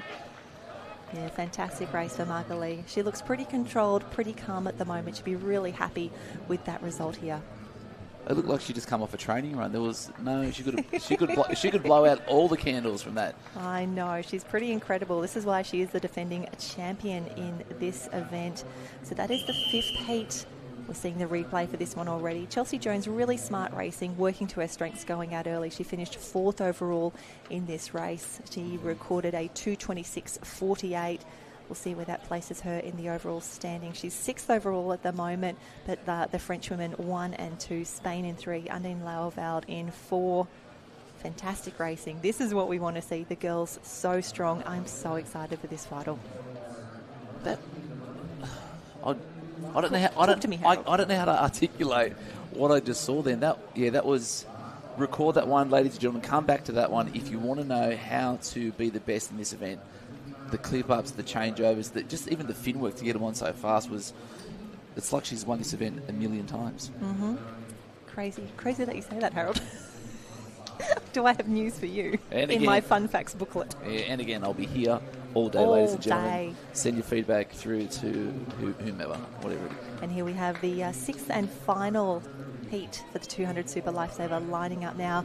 In lane 1 at the top of your screen, you will see Mercedes LeBlanc from Canada, Marine Hartze from Belgium, Alicia Gebhardt from Germany, Lucrezia Fabretti from Italy. It will be in lane 4, Mariah Jones in 5, Ray Kwan from New Zealand in 6, Molly Roothouse from Great Britain, and then Aneta Drabik from Poland. So another hot field, and they would have seen how comfortable the French women were in that earlier race. They know that 2:23 is the time on the board, and if they want to be in that A final, they need to be probably about the 2:25 mark or faster. Yeah, so Alicia Gebhardt, silver medalist, world champs last time, and then Lucrezia Fabretti taking out the bronze in some swift times there. So it will come down that little bit more, but we'll see what transpires over the next 2 minutes, 20 seconds. Absolutely. Really excited to see so many ladies that were doing incredibly well at the last Lifesaving World Championships backing up now here on the Gold Coast. It really shows that the pipeline is so strong, and also some of the juniors that are making the transition from those youth teams into the open competition. It's a real step up. It is really, really tough, but wonderful to see all of the nations putting their best feet forward here. And just having a look at the start here, Ray Kwan is looking very, very strong. She's in lane 6 from New Zealand. Lucrezia Fabretti also in the black cap of Italy, but Molly Roothouse as well in lane 7, looking great. A strong start for the girls. Mariah Jones in that yellow cap from Australia. And the girls knowing they need to get a good time through as they head down for the first pickup here, 25 carry, no fins. Yeah, Molly Roothouse had a really sort of strong back into that strong. first 50, but then her underwater work, just that streamline off the wall was what gave her that little bit of an extra push, but we could just now see Alicia Gebhardt and the Italian coming through. See the medalist from the podium, last world champs, and just pulling away ever so slight at the moment there is That's Lucrezia. incredible. Such good carries. I just love watching them carry. Now we've got to get these fins on very, very quickly. 1, 2, she is away. Fantastic work, Lucrezia Fabretti. She's already got quite a bit of hardware. 3rd in the obs, 3rd in the medley at this World Championships. Mariah Jones in the mix as well. And again, we see a little bit of butterfly work starting to come into it. The amount of work that these girls would have to do in the pool, in the gym as well, to have that sort of leg strength in the 3rd leg of a Super Lifesaver, it's so impressive. Yep, you see Mariah Jones now coming into the forward, bit of underwater work, like you said, from the Italian, but Mariah just driving those legs, keeping that consistent, keeping it constant, and now getting that changeover. This is where it needs to be perfection. And Mariah Jones, are you kidding me? Nailed that clip up. How long has she been doing this event for? Oh, such a long time. Mariah, the co-captain of the Australian team. I think she's made about 10 or 12 Australian teams all up, just showing her dominance and looking really, really strong at the moment, which is wonderful to see. Over on the far side of the pool, at the top of the screen, Marine Hartze from Belgium as well, looking very strong, very controlled. And I love that Mariah is really leaning into her stroke at the moment. She's got the good leg drive going. She knows she's in a great position, but she wants to finish this off strongly, really make sure she has done everything she needs, and she's rewarded a time of 2:25.44. Fantastic work, Mariah. This is what we want to see. Fantastic work across the board here. But Magali and Julien from France, those 2:23 times, they are still the fastest qualifiers. 1 and 2 for France. Maria, 3rd from Spain. Undine Lauerveld, Mariah Jones, Elisa de Bologna, Chelsea Jones and Bo van der Plas. That is your A final for the Super Lifesaver. So skills. The Italian skills are just incredible. Yeah, just interesting to see. Mariah Jones came on strong through that back end of that 3rd 50, touching on the wall there. She'd be happy with that A final. Yeah, really strong. 2:23.14. Those 2:23 on a warm-up swim. That's in the prelims. It's just prelims, Harold. Wow. And then we see the official times coming through. 2:25.25 for Mariah. Lucrezia, 2:27.6. Lucrezia will actually be in the B final this afternoon. So a slightly slower heat there, which again, this is where Mariah made a really great decision there. She knew that she was out in front. She knew she was swimming well, but she didn't back off, knowing how fast those previous qualifiers were. Yep, and true. The World Championships is all about all the racing. We've got 2 live streams across YouTube, one for the pool with Jen and I, and then beach with... Who's at the beach today? I'm not sure. We only care about ourselves here, but yeah, make sure you tune in across both. Watch them back later on. Flags pit is moving. You just see the flags fluttering a little bit more on the ocean. We're a tiny bit more protected here at Southport. The Stradbroke protects us a little bit, does it? Mm-hmm. Being the local lady you are and local legend. Well, the Gold Coast actually does have a show day today, so I believe that Ty is down at Kurrawa Beach. He is back on the crew here. But again, we've got a massive team of commentators here trying to bring you the best of all of the action. Remembering as well that we've got surf boats, we've got IRBs. There is action everywhere across the youth, the open and the masters competition. And I do love a little bit of beach flags. You can see that has got to be one of the earlier heats there, potentially 16 across there for the flags. It looks like a Nippers event, doesn't it? Well, this is where we talk about, we had some of our Ironmen and Ironwomen in action in the 4x25 mannequin relay. You're going to see some of our pool athletes in the beach sprint, in the flags, in the beach relay, again, a little further out of their comfort zone because there's 43 events to cover at a Lifesaving World Championships across the entire team remit. That is Chinese Taipei's flag. Excellent. Thank you. I wasn't aware of that one. Those incredible line throws that we saw yesterday, the men taking the gold medal and the World Championships, so impressive, really executed to perfection. What time were they looking at for that? Like 9-10 seconds? 10. They got 10 something in the heats and the finals, so Wowzers. Incredible throwing, especially when you think of the conditions that we had down here. It was pretty gusty, a little bit challenging, and if you're one of our competitors who only trains in an indoor pool, this can be really challenging and quite confronting to rock up to the World Championships here. And you can see we are working our way through the program. We have done 7 of the 10 events already. The Women's Super Lifesaver is done. The men are coming up next, and we will close this morning's heat package with the 4x50 medley relay. So only a few heats for both of those relays, but the men's Super Lifesaver is coming up next. And if you thought the men's were good, we have the world record holder in action, Francesco Ippolito. He was part of that 4x25 record-breaking team earlier today. He also won the rescue medley yesterday. So not only is he here to race, he's here to race fast. We know that he is on form already. Yeah, most of us aren't here for participation. We're here for excellence. And podiums. Absolutely, podiums. So we can see the first of the men just getting their equipment ready for the 200-metre Super Lifesaver and running through that start list in Heat 1. Lane 2, we will have Louise Shujan, Varun Chavan from India, Sindre Jensen from Norway, David Picard from Czechia, Yang Shishi from China in the mix as well. So wonderful to see 5 athletes lining up, the first of the men's Super Lifesaver ready for a start. So we saw the ladies getting out around that 29 to 31 seconds was probably the comfortable time where they're at. But we'll see the gentlemen go out that little bit harder there. And look at us flying out on the inside. So racing this race, talk to us, Jen, about how important it is to have the experience and then to know when we're on, when we're off, and just to try and make sure that you can get through the 200 metres so that you've got enough on that back end to finish the race. Yeah, it's a really difficult race to pace, and unfortunately it's a lot of trial and error through your racing to really figure out how do you take out that first 75, where do you push, where do you rest. A lot of it really comes down to making sure that your skills and your techniques are just automatic. You just want that to be, something that happens throughout the race rather than something that's really stressing you out. So we really do encourage for some of our younger athletes, our juniors who are coming through, you just need to get a few Super Lifesavers under your belt. It's one thing to do them at training, but you need to get a few of those done in race competition as well, so you can really understand how you're feeling at the different stages of the race and really understand where you can start to flex, where you can make your move, and where you can give yourself the best opportunity to catch up time. Yeah, so like you said earlier, we saw Chelsea Jones went out really hard because she knew that was going to be her strength, and then obviously, but then we had the race later where with a few of the ladies from Italy trying a bit more underwater, but it looked like under fatigue. They were losing a bit of that top-end speed, which is where then Mariah Jones came through on that one. But we'll see what transpires because the boys are a lot bigger, they're a lot stronger, and we will see a lot more underwater action. And we're really seeing a fantastic swim here. That is Li Shujuan from China in lane 2. Over in 6, we have David Picard from Czechia. These are the 2 leaders at the moment, and they have not backed down at all. I love that they are really pushing towards this final changeover. We'll see the hand to the wall, grabs the manikin tube over and around. You want to get your hands to the metal part of the clip as quickly as possible because then you just need to bring your hands together. He does a little check back, but David, nothing to worry about there in lane 6 from Czechia.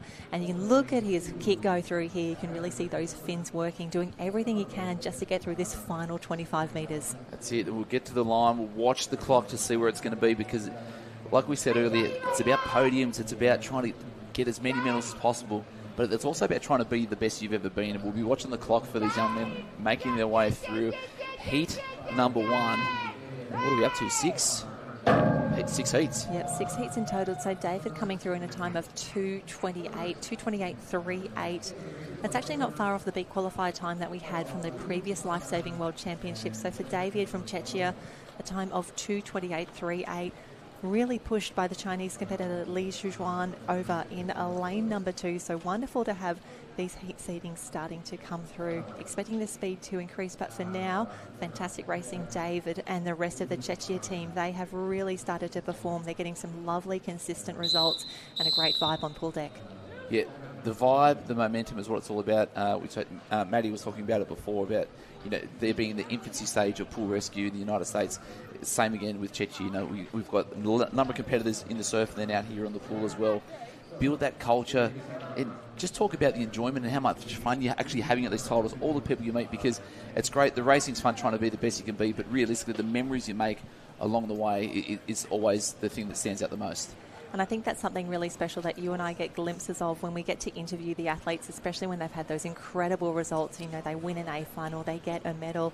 And as soon as we release them, as soon as we say, thank you for your time, off you go, there is a crowd of people about 5 or 10 metres away, very impatiently hoping to get their arms around them to celebrate with them. No one goes away alone after these races. To see the team immediately embrace and envelop these athletes is really special. Yeah, it is special. I was talking with Hannah Scully yesterday on the live stream. So for those of you internationally, she's one of our elite ocean women. She's been in the sport a long, long time. A very, very fast board paddler.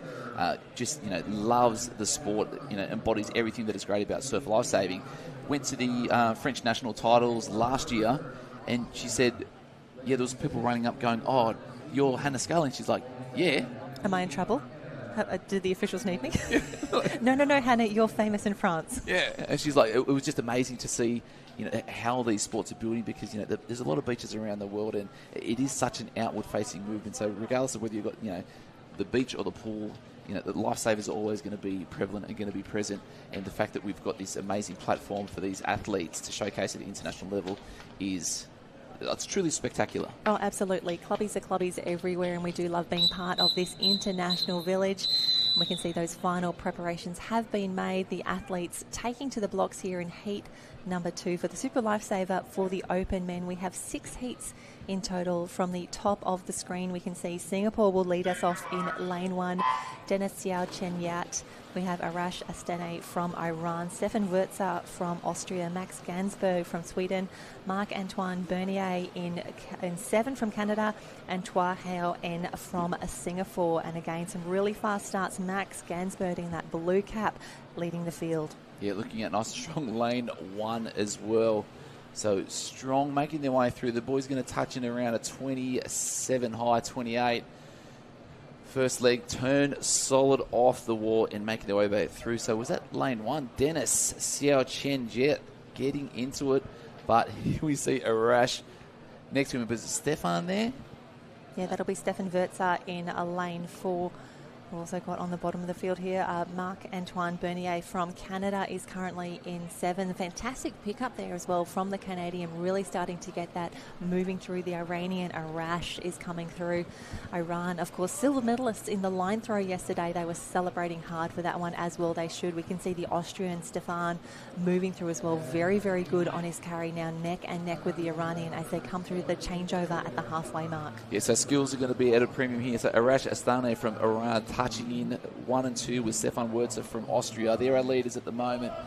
Trying to get off the wall. Fins on. A little bit of trouble there for Arash, but not too much at the moment for Stefan Wurzer. He's up and away. And Marc-Antoine from Canada in lane 7. Very, very quick on the skills there. He's actually challenging now for the lead with Stefan Wurzer from Austria. So that bright red cap of Canada, I do love that we are able to pick that up quite easily and cleanly. The men just looking at each other across the pool now, taking in the big breaths as they come through for the changeover at the 150 mark. So 10 or so metres to go. Boys going to get on there, touch the wall, yank of that rope, getting at the tube just in front. Metal clippings, eyes underneath. Geez, look at that. Look at the skills from Marc-Antoine Bernier from Canada. He has been working that. And Harold, a lot of the advice that we give to those younger athletes who are coming through in the Super Lifesaver, it's really hard to gain maybe 3 or 4 seconds in that 75-metre swim, but you can gain 3 or 4 seconds very easily if you can nail your fin-ons, your clip-ups, your pick-ups. That is where you make the difference, and that is why you perform well at the World Championships. People like Marc-Antoine Bernier with those fantastic skills. Skills will get him through, but some back-end speed there in lane 4. Stefan Wurzer is going to touch in at 2:30.50. Marc-Antoine, so good on that one there. Bernier with that 1:51. Yeah, fantastic racing. David Picard from Czechia in that earlier heat still has the final time of 2:28 as they come through. Fantastic racing. Grab that. And remembering on live heats, you can pick up all of the draws and the results from the championships, and that is across the youth, the open, the masters, the interclub, the international, all of the results and the draws on liveheats.com. Search for Lifesaving World Championships, and we'll pick up those results. And the immediate replay here with the highlights of this race. The lead really did change quite a few times across this one, Harold. Yeah, we did see the two-handed pick up through there, just trying to get it onto the chest there for Marc-Antoine. And then just see the Iranians there just getting a little bit stuck. He looked really strong at the start. Yeah, Arash Astane from Iran, really strong at the start. But that clip up at the bottom of the screen, it did save a few seconds there. But Stefan Wurzer was just supreme the whole way through. Really strong at the finish, which is what you want to see. He's definitely been working the back end speed there, rewarded with a time of 2:30.50 to take the win here in heat number 2. 4 heats yet to run in the Super Lifesaver. Very excited to see our world record holder is in the mix here, Francesco Ippolito. His time of 2:02.98. Absolutely phenomenal. I remember when I saw the the mark of 210 being broken for the first time. It was Lutz Heinemann from Germany, and we thought, this will stand forever. This will never be broken. And I've seen juniors hit that 209 mark now. So now to be closing in on the 2-minute mark, it's absolutely phenomenal. Insane. Really wonderful to see. But again, how good is it to be part of a sport that is still developing, still innovating, still attracting more and more talent from within our ranks and without? I think Iran are having the best time at the World Championships. We've got some incredible swimmers here as we see the lineup now for heat number 3. On screen, we just saw Saman Sepedast in lane number 7. All right, so starters for this one, we've got Christoph Matitz from Austria, Odran Savage from Ireland, Sang Pak Ho from China, Lem Chin Chun from Hong Kong, and we just saw Saman on screen there from Iran, and David Richter from Czechia. That is heat number 3. And the boys, or the men I should say, have definitely seen a few of the heats already running. They will know what they need to be aiming for. Unfortunately, in the heats of a World Championships, there is no other option but to just go for it. As we say, as the Kiwis say, you need to go fearless into your racing. You need to be prepared to hurt in the heats if you want any chance of featuring in the finals this afternoon. Yeah, because there's no point in backing off when you don't actually get that opportunity later in the afternoon. Yeah, so it's really tough. And for some of our incredible athletes, because the pace has increased so much, we've actually seen, defending world champions relegated to B finals. We saw that yesterday. Tim Brang, one of the best competitors, he's an absolute superstar for Germany, the defending world champion in the 100 toe. Because the pace has increased so much and the strength of our competitors continues to improve. He was actually 9th overall and qualified for the B final. Still did an incredible race there, pulled out some fantastic times. However, when we're seeing multiple world records being broken in a single day, that is how tough it is now just to make an A final. Yeah, most definitely, because it would nearly feel like just more of a participation award there in that B final, but some great changeovers there. That is the 2 competitors from Hong Kong, Sang Pak Ho and Lam Ching Chun from Hong Kong, neck and neck at the moment, but it looks to be Lam in lane 5 really pushing this third leg. Yeah, really, really strong. So Lam laying it down at the moment. Hong Kong, have you ever been there? Would you like to go there? Haven't been there, definitely on the list, and maybe we could work out some sort of life-saving exchange here. I think I need to go there and learn how to do some skills like we're seeing at the moment. Coming into this final changeover, touches the wall, manikin is released, grabs the manikin. Can he get this? First go. Oh, can he ever? Have a look at that. Both of them so good on the skills. And then just said legs kicking in now. Big, long, heavy loping stroke, keeping those fins in the water as much as possible. You don't want them flicking up too much because when they're out of the water, they're not moving the water. So we keep them nice and low and just a nice little rotation of the hips. Yeah, I do remember doing quite a few kick sets in my day, and the challenge was always you couldn't make any splash, and if you did, there would be a kickboard coming across the pool very, very quickly if the coach heard any splash. You can't do that anymore. No, it was very, very, it was meant in a very kind way. It was lots of fun. And we'd throw it back, to be very fair. Fantastic racing here, a time of 2:21.53. We're getting faster. We are getting faster. Yep, he salutes the crowd as well he should. The 2 Hong Kong teammates embracing on the line. They have given this absolutely everything. Big racing, big reward, fast times. Oh, yeah, the legends. They are cooked. They have given that everything. What a race. Sang Pak Ho and Lam Chin Chun from Hong Kong. Fantastic racing, and they now have the 2 fastest qualifying times overall after 3 heats of the men's Super Lifesaver. They currently sit in 1st and 2nd position on the leaderboard. Unbelievable work, Hong Kong. Hong Kong Lifesaving, let us know. I might have to do a bit of research on that to see what they're up to because that is amazing. Good on them. Yeah, they've got a great Instagram channel as well. They've been posting some great shots. Who great don't you videos follow? of the team. Oh, I'm everywhere, Harold. You cannot escape. You cannot. I need to find out who you're following, where and why, because you're all over it. All the good content, all the good fun facts, and that is what we want to do here on the live stream, running for both the pool and the ocean events. If you've got a hot tip, if you've got a great story, please get in touch with Harold or I. We would love to be able to share these incredible stories with the rest of the world and really celebrate the best of the best here at the Lifesaving World Championships. That is what it's all about, sharing stories, sharing the emotion and these amazing performances. And just interesting here, just to explain what we're seeing, some of the athletes as they start to set up here for heat number 4, it is a full heat. Max Tesch from Germany was just setting up his fins earlier. We can see lane 6, his teammate Felix Hoffmann as well. Again, we've spoken earlier about how tight some of these fins are, how hard it is to get them on and off. And a few of them would have been putting a little bit of shampoo or lubricant in the fins just as they're doing their setup. They need to be really careful to wash that off their hands so that the mannequins are not slippery when they go to do those first pickups. It's really, really tough. So we went nice and clean. So we've got heat number 4. We've got Anthony Pietzi from South Africa, Max Tesch from Germany, Chris Dawson from New Zealand, I hope I pronounced that correctly, Fabio Pizzotti from Italy, Javier Hoega Sanchez from Spain, Felix Hoffmann, Germany, Tom Bolson van Stieg from Netherlands, and Julian Robert from Switzerland. And no surprises who's leading us out. Yeah, really fantastic work. We're seeing Chris Dawson in lane 3, Fabio Pizzotti in lane 4. And thinking about those men who are backing up from the previous World Championships, Chris Dawson was 4th at the last World Championships. Javier was 7th overall. So these men know what it's like not only to race at a World Championship, but also to be in that big A final at the close of play. So all of the men have now picked up those mannequins. They are motoring towards the halfway mark. And we can see, again, Chris Dawson very, very strong with the mannequin carry next to him as well, Fabio Pizzotti. Quite a different stroke rate coming through, but 2 over from him. That is Felix Hoffmann of Germany. Touches just in second place now. The boys grabbing the fins and the tubes. Oh, Dorso, perfect skills there. He is away. So one to watch for me at this back end is going to have to be Javier Sanchez. Finished 7th at the 2022 World Championships. Did a time of 2:17. He's probably going to be wanted to be close to that mark as possible, but the underwater work from the big boppers at the front. Yeah, that's Fabio Pizzotti, one of our Italian superstars, just getting the big kicks in.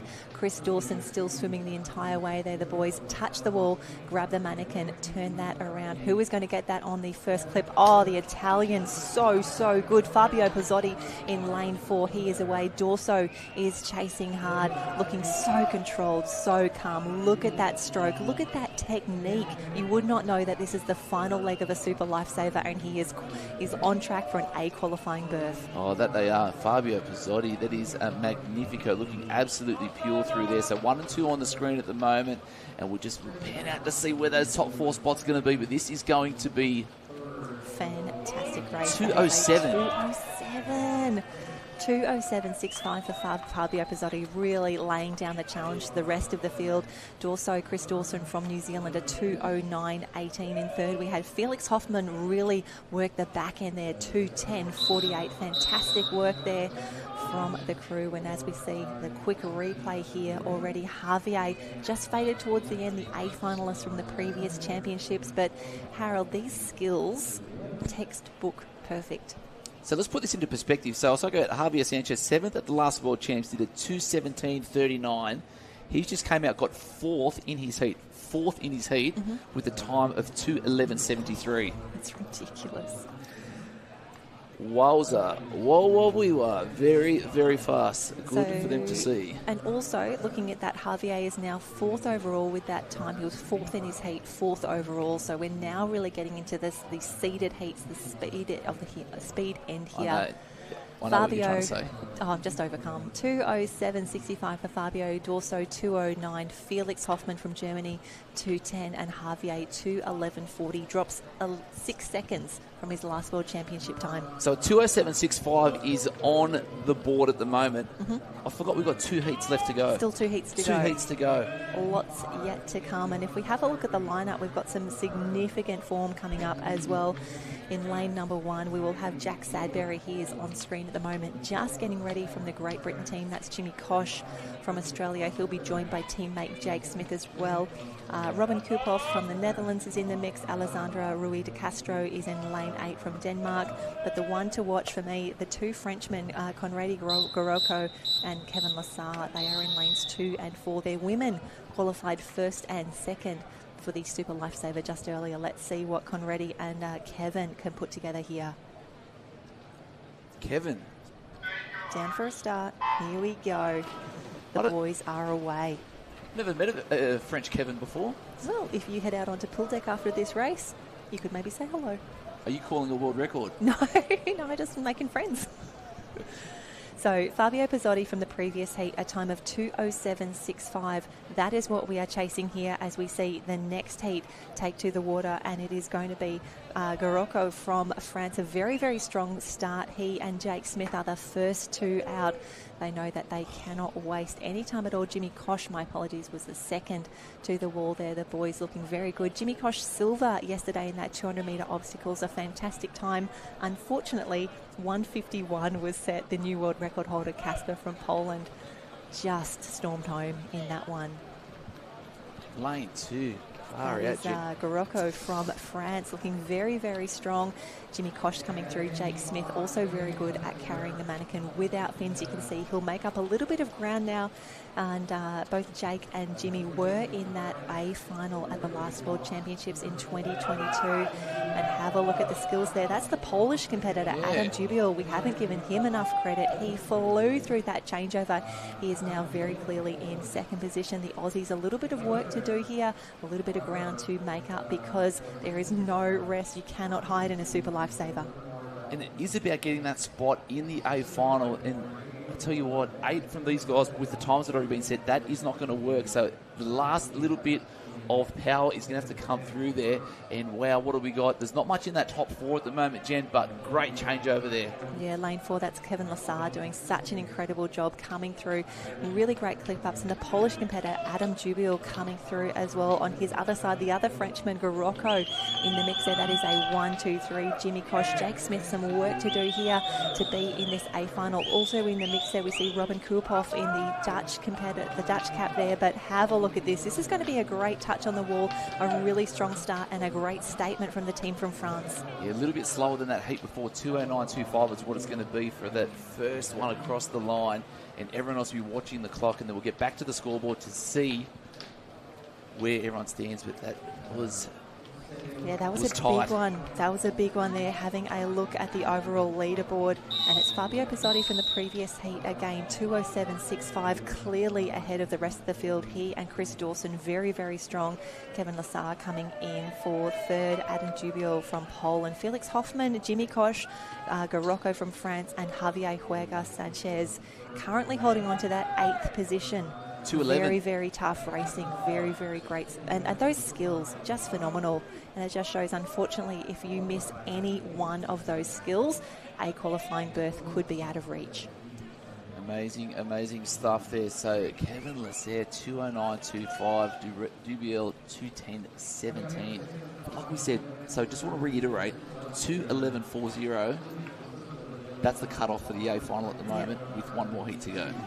Considering that a 2:12 would have made you the A final in 2022, that is fantastic racing. We still have the world record holder lining up in the next race as well. That is Francesco Ippolito.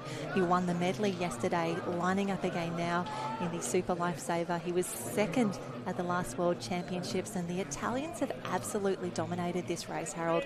Over the last few World Championships, they have been in control since 2016. Federico Gallardi took out the World Championships in 2016, 2018. We didn't hold the 2020 World Championships due to COVID, but in 2022 he won again. So triple world champions there. And then we've got Francesco Ippolito lining up for the team now. Very excited to see how this plays out. So he set the bench mark 2:02.98 last year. What has he got? Because noting that it's fast at the moment, only 8 spots available. This is the best of the best. And we'll see what transpires over the next, we're going to go, 2:07? 2:06? 2 and a bit minutes. So, yeah, you've got to think for someone like Francesco Ippolito, he has a personal best time of 2:02 high. 2:07 is the fastest qualifying time so far. So it doesn't mean that he doesn't need to break a world record right now to make that A final. It would be nice, though. It would be nice. He's probably feeling very, very good. He's got some incredible runs on the board. He just needs to do enough at the moment. Stay strong, nail his skills, get through to the A final, and then anything can happen from there.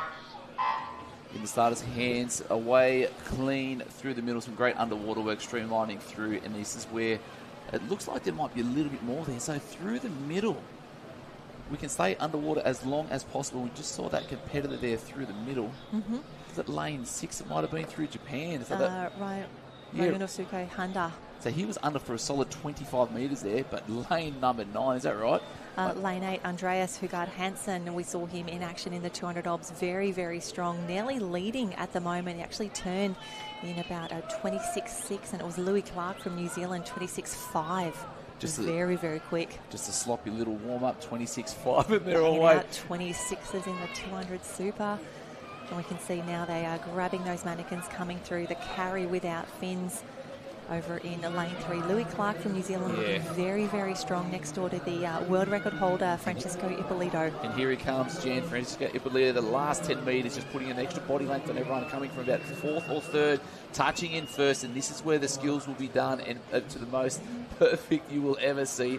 That was seamless, and here we go. The strength, the power, just the amount of core work to be able to maintain that speed underneath is amazing there for Francisco Ippolito. And you can see he's just ducked back under the water now, looking very, very calm, very, very considered. Just taking a few slower strokes now, getting those big breaths in. He's got a solid body length on the rest of the field at the moment.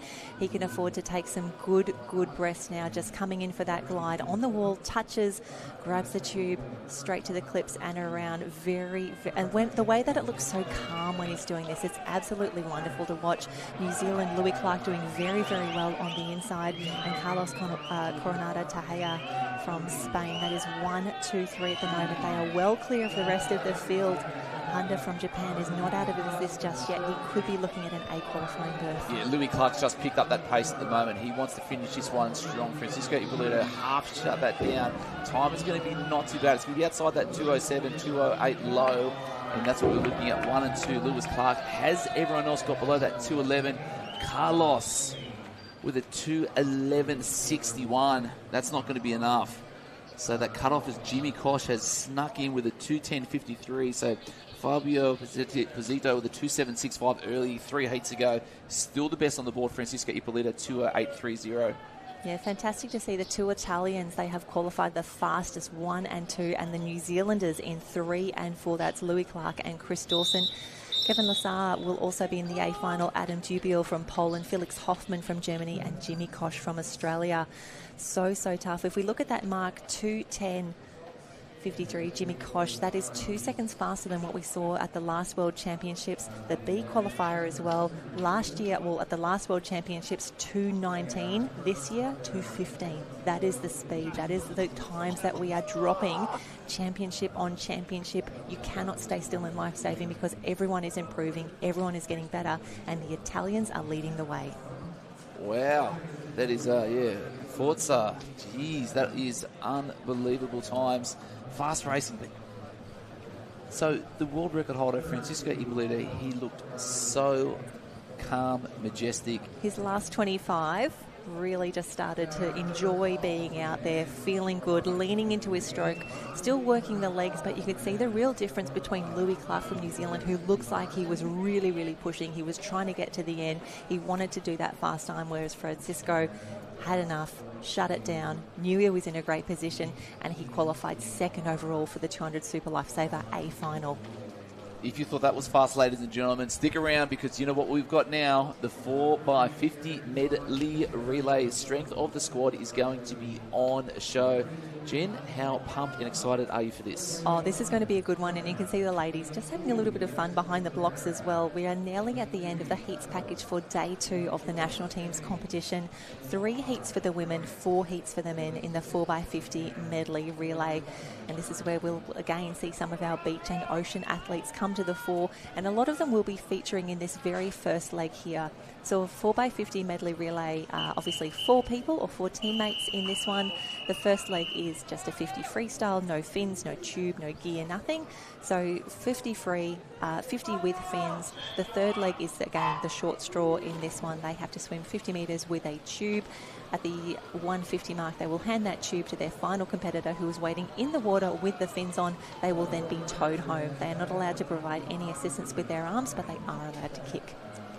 So the teams, heat number 1, we've got China, United States of America, Netherlands, Espanol, France, Japan, and Argentina in the final. And leading us out, looks like it's going to be the red cap of, is it Spain touching in first?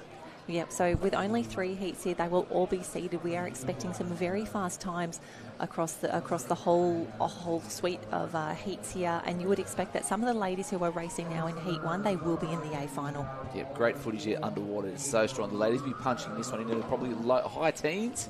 We'll be looking at a quick changeover underneath, getting on that touchpad, and then we are now away. So this leg, the third leg, is this kind of like a badge of honour to be selected to have this position in your relay team? Oh, absolutely. It's such a tough one, and it really takes a special swimmer to be put in this third leg here. You have to have the speed in this first leg here. You need to have the technicality on the changes. You also need to be able to grip that tube and kick the entire way home. So while it is still a sprint, you are doing 100 metres worth of work. Yeah. So quick on grabbing onto the back, over the head, and on the back. Are you a back kicker or a front kicker? I wasn't trusted to do this final leg. While I was okay on the swim, it was safest for me to go first, where I could do the least amount of damage. Oh, and again, varying styles. So what have we got there? Is that the Spanish team looking strong, but then there's a bit of butterfly kick coming from that left-hand side. That is France, just next to them. Team. But what are we looking at? 142. And then Japan in the mix as well. Wonderful to see them here. They have been so strong in these relays, really notching up the A finals there. So we'll see how they land. So 142.54, the team from Spain setting that early mark. France in 144, Japan in 147. Still 2 heats yet to go, but you've got to think the Spaniards have done enough to secure that place in the A final. So yeah, French with a 144.4. A qualifier, the last world champs 144.86. Yep, it's incredible, isn't it? The Italians, the defending champions in this event, they did a time of 139.85 at the 2022 World Championships to take the gold medal, and Germany holds the world record and the European record in this event, a 135.87. And having seen those German girls racing earlier in the 4x25, cannot wait to see what they can put together here in the 4x50 medley relay, just in the prelims. And again, I just shake my head at how fast these amazing athletes are. They are wonderful, and they are getting even faster. So Spain 142.38, taking that one out. France with that 144.4. That's probably going to be enough to get them into that A final. We'll be watching the clock closely for Japan and the Netherlands team. The B final last year was 157. So we've only got 3 heats. So there's only going to be a couple of teams that drop out as we make our way through to heat number 2. Jim, we've got Great Britain, South Africa, Poland, Italy, Australia, Canada, and Czechia. Yep, another stacked heat here we can see on screen at the moment. That is the team from Poland. Have been so strong across both the individual and their team events. Keep an eye, lane 6, Canada. That's probably Ainsley McMurray leading out there very, very fast. Had a little bit of a chat to her this morning. She's enjoying being here at the World Championships, and I love that we get to see her in action here, just ahead of the Australians in lane 5. Over in 4, Italy, very, very strong, expecting wonderful things from them, as well as the team from Poland. So Ainsley McMurray, we think that is a fast start there, first blood there to Canada. And they will be able to smell that blood in the water too. So the ladies flying at a rapid rate underneath. And I'll tell you what, this can sometimes be the worst event to watch on the pool deck because you can't see anything. But the fact that we've got the cameras above and below means we can see everything. So Naomi Scott changing Australia over into 1. There's some solid work there. Outside of them is going to be, Federica Volpini. Geez, that's hard to say. Volpini. Solid work on the fins there as well. Australia trying to secure this lead. Yep, the girls doing a great job here. Australia just ahead of Italy as they make their way through. And again, this is the toughest leg of all of them. And this is the toughest changeover as well, the 3 to 4. So these girls would have been changing this, practicing this a lot as they come through, grabbing that tube very, very quickly. You have to dig your fingers in so hard. It's the worst thing to try and hold on to this one while you're also kicking as fast as you can. You also want to minimize your breathing if you are that third patient there, because every time you put your head up, your hips will drop, and that creates more drag in the water. Yeah, Rachel Eddy's finishing really strong there. Chelsea Jones had a great finish there, but what do you got? Elisa Delinea getting really tight on that line. What do you got? 142.87, 143.43 for Australia. Fantastic swimming. This is what we want to do. The girls getting through really cleanly there. 143 for both of them. Poland coming through in a 1:47. So the Spaniards from the previous heat actually still qualifying the fastest, 1:42.28. So it goes Spain, Italy, Australia, France, Japan, Poland, Netherlands. The USA currently just in the danger zone. They are currently 8th overall, holding on to that A final spot. And that will not stand long with the next heat coming up. So it sometimes can feel like it's an embarrassment of riches, but you wouldn't expect anything less at the World Championships here at the Gold Coast Aquatic Centre 2024. Can you believe that's where we're at now? I know. I do love it. And just seeing these wonderful replays here of the team coming through. Italy in 1, Australia in 2. Really great racing, really great finish. And that's actually Naomi Scott with the fins on there. I know, that's how good she is. We put her in 4th position here. She's got the fins on, doing that final leg in the 4x50 medley relay. One of the best iron women in the world. She was on the Australian team last year, did incredible things for us at the 2022 World Championships. Fins on here for the medley relay. I can't comprehend that, but that's pretty... You do the best with what you have. The tactics and the strategy really come into play here. They would have put Rach Eddy on the underwater. Yeah, crazy. And then they've got Chelsea Jones and Mariah Jones. But let's stop chatting about that because our 3rd and final heat is in the water already. And looking at the start list, top of the screen we have Sweden, Switzerland, Belgium, Germany, the current world record holders in lane 4, New Zealand next to them, Hong Kong, Austria and Singapore. So to start off with that, looks to be Belgium the fastest so far. Oh no, that is New Zealand. New Zealand, my apologies. New Zealand, Germany would be leading us out there on that touch on the changeover there. It is that fast, Jen. It is happening rapidly. Can we see another world record? So Germany touching it at 26.35. New Zealand just outside that at 26.92. Deep, fast, fluttering legs, holding that streamline, no breath, getting to the end. Watch this changeover, bang, and away. Yep, New Zealand very, very close to Germany there, just ahead. Actually, New Zealand had a fantastic underwater. I'd say that'll be either Maddie Kidd or Zoe Crawford, those girls who are so incredible in the tow, making their way down now for this final changeover. Germany chasing hard. Germany, the current world record holders in this event, a time of 1:35.87. Not at the moment, though, because New Zealand is laying it down at the moment. A solid body length lead in the moment. Touching in on the wall. Watch this changeover. Hand through the hoop. Back on that, holding on, and we are away. Yeah, I'd say that's Zoe Crawford in the blue suit there from the Kiwis. Germany, though, chasing hard. Very, very strong here, but once Zoe Crawford's got a pair of fins on, it is really tough to mow her down. So the Kiwis were 5th at the last World Championships. They have just been so strong, though. Germany doing a great job here, just trying to claim back a little bit of water. We'll grab the time as they touch here, 1:41.08. Nadine Lauerwald coming home for the Germans in a 1:41. So I think overall that will be the fastest 2 qualifiers in this event. Spain earlier was a 1:42. So yes, it is now official. New Zealand in 1:41. Germany in 2. Spain, Italy, Australia, Belgium, France and Hong Kong make the A final. Fantastic work for that team there. Their time of 1:46.57, securing an A finals berth for Hong Kong. Wowzers. Fantastic work. Wonderful to see. But the New Zealand girls, so strong. They won the 4x50 obs yesterday. They have now put down the best start time, a 1:41.35. Or 1:41.08 actually, I think it might be once it corrects. See, so the boys aren't on the blocks yet.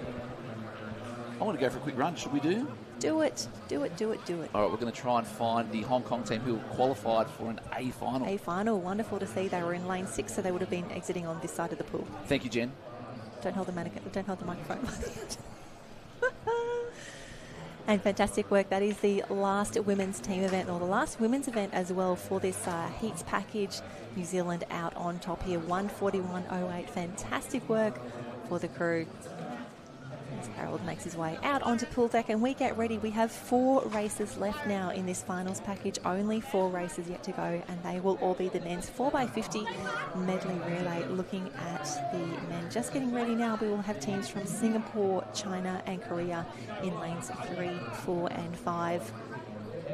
And for the medley relay, we will have the world record holders, Germany, in the mix here. Their time of 1:26.119, set at the 2018 World Championships in Adelaide, still remains the world mark For the open competition, the Italians hold the world junior record there.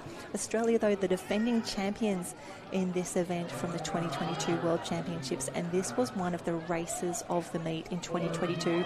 Australia, Italy and France all separated by only 0.04 of a second, one of the tightest finishes that we've seen in Lifesaving World Championships history. Australia, Italy and France all within 0.04 of a second for that race at the last World Championships.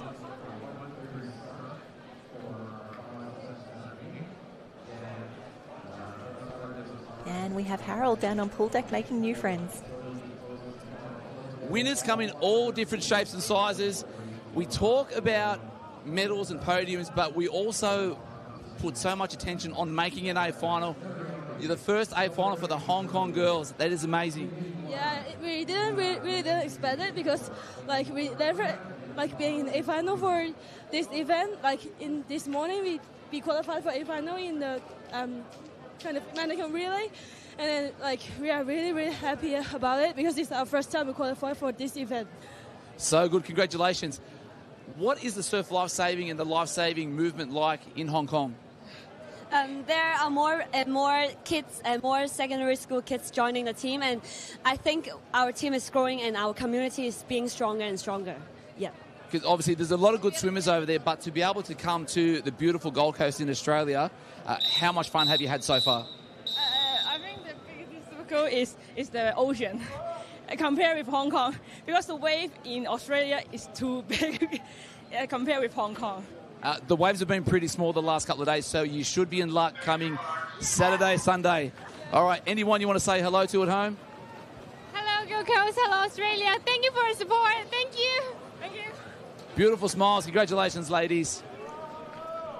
Oh, fantastic work to Harold, and a huge congratulations to the team from Hong Kong qualifying for the A final there. That's Jiao Cite, Li Yangtung, Chan Si Cheng, Seko Wing Ka, all in the mix there, their first A final. Wonderful to see, but in the water now we're already well into the second leg here for Heat 1 of the men's 4x50 medley relay. Singapore, China and Korea in action as we see those beautiful underwater shots, the men making their way down to the halfway mark, that next changeover, and it is China, the first away there. The first of the yellow lane ropes there. Top of your screen is lane 4, that is China, and then Korea will be a little further down. But Harold, you're back from pool deck, and we see the Chinese men's team again establishing dominance in these early heats. Looking swift at the moment, a lot of emotion pool deck. Hong Kong ladies crying off air. Oh, I love it. And as well they should be able to celebrate and enjoy these incredible results that they are achieving with each other. And I love how they talk about how more and more people are joining their life-saving teams and their life-saving clubs back home, and hopefully we'll see more of those people at the Life-Saving World Championships in future. Because following the black line can be a little bit nauseous at times, so if you can change it up with some extra events in there, get into it. But at the moment, the team that is into it at the most is not China, because we're missing something at the back. Oh no. This is absolutely heartbreaking. It is so tough. I don't think he's noticed yet. He's about to turn around and see. I think he would have noticed. Oh, it's so tough. And unfortunately, this does happen. I've done it before. I've let go of the tube before in a 4x50 medley relay. To be fair, it was a mixed relay, and it was a gentleman towing me home, and he took off and flew. There was no way I was holding on to that tube, and it's so disheartening because the whole team has worked so hard. And it is really tough. So unfortunately, China will be disqualified, meaning that Korea and then Singapore take 1 and 2 in this event, the first to qualify. Timings here. So we're just watching the replay here. That's the 1 to 2 changeover, the underwater leg here. That was so strong, China. They did such an incredible job coming in here for the changeover. And this is unfortunately where we saw them grab onto the tube here. And the speed that the men take off, just see if it was early on that and there it is, straight away lost that one. And unfortunately, for that fourth and final swimmer, he did exactly what he should do, which was you take off, you sprint, you hope for the best. You can't wait. You don't know that they haven't got it there. It's really tough. Again, everyone has a few jobs, and that job was to hold on tight. So a little bit unlucky there for the Chinese team disqualified, but the South Korean team getting through in a 1:43.66. Singapore 1:44.14 is our top two at the moment. 4 heats, Jen. 4 heats in total. The next team lining up already. At the top of your screen in the blue cap, that is Iran. Next to them is Germany, the current world record holders in this event. France is in 4, Great Britain in 5, Netherlands in 6, and South Africa in 7. Those green caps from South Africa allow us to pick them up so easily. Unless it's the Irish team on the right-hand side. No, they have white caps with a green shamrock. Oh, because it's pool. Okay, because it was all day at the beach yesterday. It was a killer. Oh, I get you. Yes. Because they had the flag and it was just green on one side. You're like, great job, South Africa. It's not them. All right. Yeah, really but difficult. This is good. It's really tough for commentators out there. It's not. No one has. Thoughts and prayers to us in this difficult time.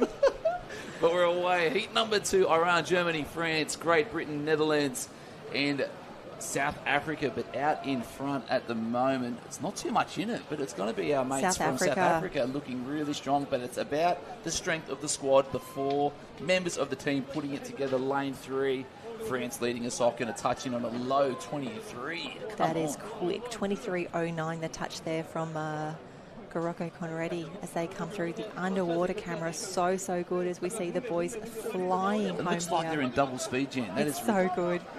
Wait for this change here. There we are away. France extending their lead, and the Netherlands really starting to move in here as well. They're probably currently in 2nd position. A fantastic underwater leg delivers the orange caps a fantastic race. And I love the speed now. Just because you're doing 100 metres worth of racing here doesn't mean that you get to slow down at all. What you having a look at there, Harold? 134 was a qualifier, the last World Champs. And what are we looking at here? 103.72, so they've got about 27 seconds-ish to get back to that gold medal winning time that Australia set at 130.16. But oh no, I think we just had someone else. I think GB might be in a little bit of trouble there, but they have recovered well. But have a look at France out in front. Netherlands making their way through. Fantastic job there. Germany there on the outside, but leading from start to finish. Get out of here. That is fantastic work there. A time of 1:29.71. 1:29.71. That is quick. That would have been enough for a gold medal at the 2022 Championships. Yep, that would have secured the last World Championships, which is just incredible. So France in 1, Germany 131.94, Netherlands 132.93, Great Britain 133.44, 135 for South Africa. Gee, so fast. That is really impressive. The fact that France just did a combination that would have won them the previous World Championships is so impressive. The team really combining so well. And Harold, I've been thinking, we're seeing these world records being broken in the team events, and it's really impressive to see those records being broken at a World Championships, especially where you can only select 6 men or women in the team, so you probably aren't choosing 4 pool swimmers or 4 pool specialists. So the fact that some of these teams are breaking world records, potentially with a few beachies, a few ocean athletes in the mix, it's so impressive that records continue to fall. Yeah, because I was looking at that as well. So Germany setting that time of 1:26.19. That'll be 4 pool specialists that will be in there for sure, right? You've got to think it would be close to that. A lot of these records would be set at pool life-saving competitions where you have 4 pool swimmers in the mix here. However, we have 2 races yet to go for this finals package. Then we will take a little break and we will be bringing you the finals package, I think, at about 2 o'clock this afternoon. I will double check that time, but for now, 2 races yet to go. Heat 3 on the blocks now. And there you go. One of our new favourites on screen right now. That is Kasper on the right-hand side, the white cap from Poland. 1:51 for a 200 obs.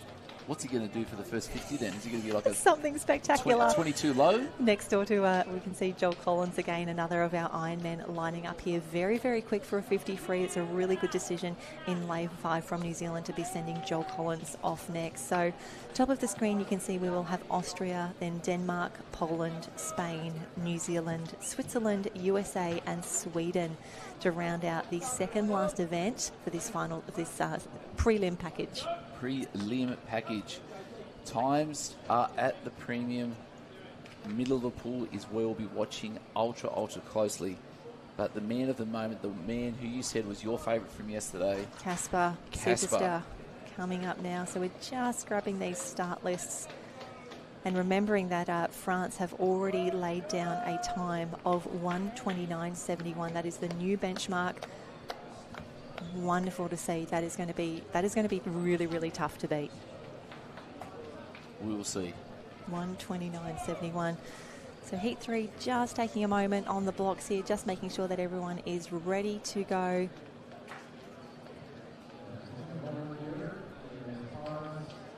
So that is the team from Sweden. They will be in lane number 8. Yes, they did just duck into lane 9, but they look to have recovered. They're definitely there at the moment. And it looks like the officials have just told our competitors to stand down for a moment, maybe just checking some of the technical equipment, maybe confirming that we do have the right competitors in each lane as well. And really smart move there. Grab some shade, take a seat if you can.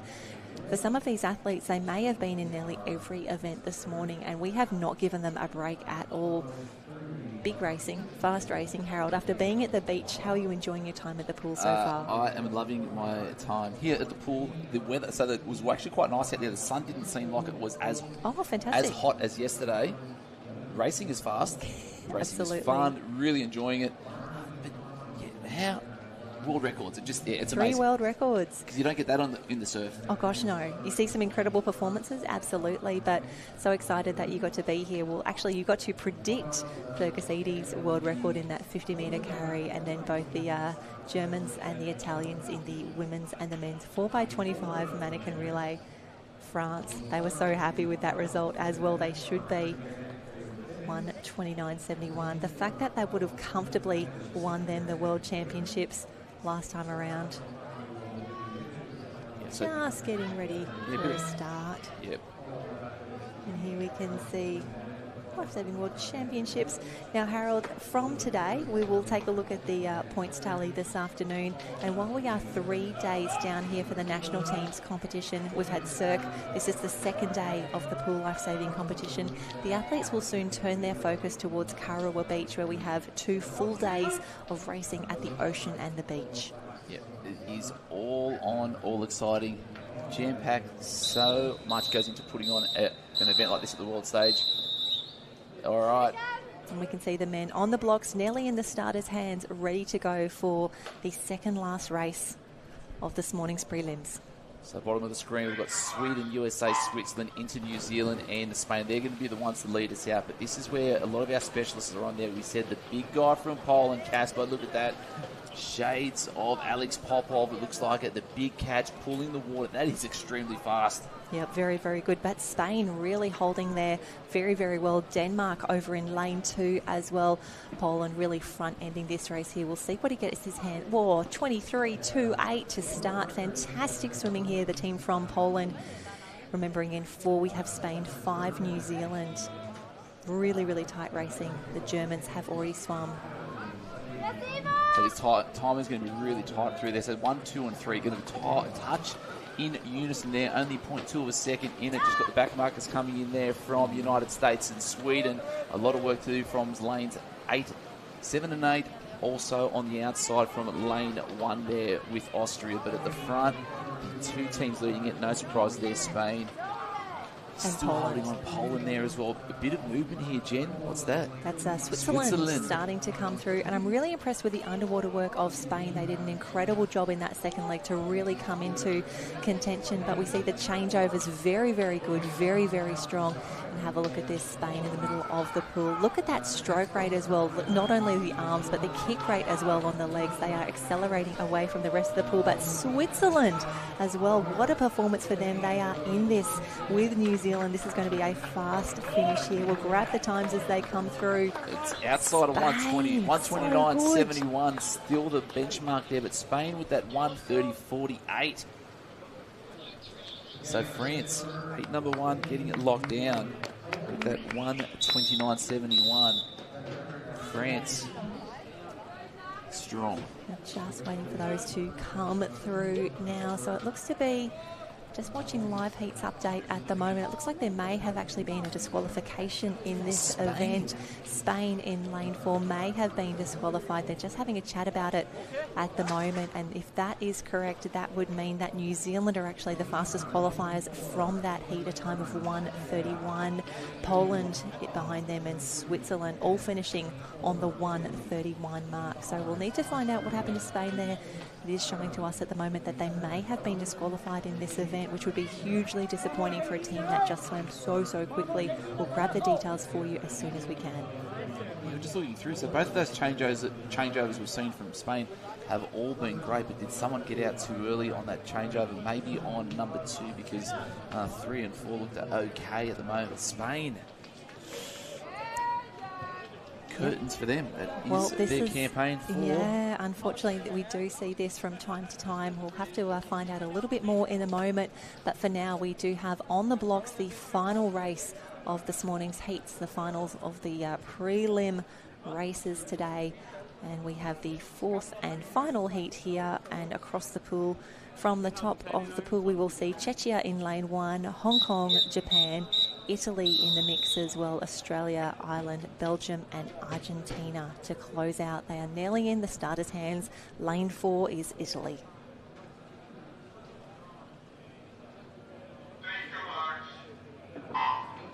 You just love the hush across the crowd. I love that we feel like we need to hush as well. No, it's good. So we're away. Build the suspense.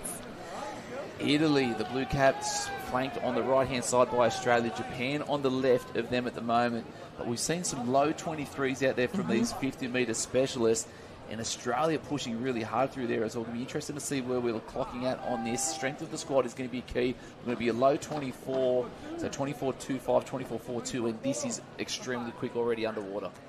Yeah, both teams doing very well. I'd say that's Harrison Hines at the moment doing the underwater work, the 100-metre tow world record holder. Expect him to try and put a little bit of ground into the Italians. The Australians lead just ahead of Italy at this halfway mark. Again, French team do have the time to beat so far. And for some of these athletes, they have done so many races already today, Harold. They're dealing with the heat. They're dealing with some dehydration. They know that they still need to perform in this last race of the heats to come through. Manage those changeovers. We've just seen a disqualification. Please hold your nerve. Be safe. Let's get you home safely. And that is why that early season base work is so important. So when you're rocking up to your pool squad and you're doing all this lengthy, long stuff that you absolutely hate, there's a reason why we do it, and this is exactly why we're seeing on screen. Yeah, right now we can see the crews really battling it out in these final stages. Australia and Italy, they had an incredible battle. Australia just pipped Italy and France at the last World Championships, only 0.04 of a second between the top 3 teams at the last World Championships. Fantastic swimming here. It looks like we've seen another 1:29 time come through, 1:29.61, and that will be just ahead of France, I believe. We'll see that as the times just are recalculated here. Fantastic start. Italy just unstoppable at the moment, aren't they? Yeah, and again, strength of the squad, having 4 elite pool swimmers being able to back up race after race. Australia looking comfortable through there. There's a lot of work to be done to that back end. So Belgium was thereabouts initially at the start, but a lot more work there. But this is on that last leg there. So what have we got? Probably Italy half a body length behind. That changeover was pure, and they're touching in front, comfortable. Yep, really great work. Doesn't look like we've had any disqualifications there, which is always great to see as well. Just watching these final results come through. Italy Team A, a time of 1:29.61. Australia 1:30.34. And Japan, again, another quality combination there for them, a 1:33.32. So just waiting for the leaderboard to come through. And Harold, exciting times. It's been a very big morning. It's been a fast morning, but already we now take a break and we will be back for finals very soon. But Italy, they are the fastest qualifiers. It is official, 1:29.61 ahead of France, Australia, New Zealand, Poland, Switzerland, Germany and the Netherlands are our 8th and final qualifier, a time of 1:32.93. 2 years ago at the World Championships, you only needed a 1:34.3 to make that A final there. So we really are improving across the board. It's incredible to see, wonderful to see. And a huge first morning for you, Harold, here at the pool. 3 world records for your trouble. Rapid progression we've seen from all the nations in this event. Like I said, from 2 years ago to where we are now. It's amazing to see these athletes get in there. They'll be able to get themselves up into the shade now. A bit of hydration, a bit of recovery. Go and see the masseuse, whoever's going to be up there. Whoever can look after you right now. Take advantage of that. And that's just you and I I'm talking about, Jen. Oh, I know. I will race you up there. So just having a quick look at the program, going back to the Lifesaving World Championships website, pool competition day 2. Looking for the finals. Looks to be a 1:30 start as per program. At the moment, marshalling will start at 1:15. So we will take a little break here. 1:30 we'll be back for the first finals, the 100 metres manikin carry with fins at 1:30. We'll see you soon.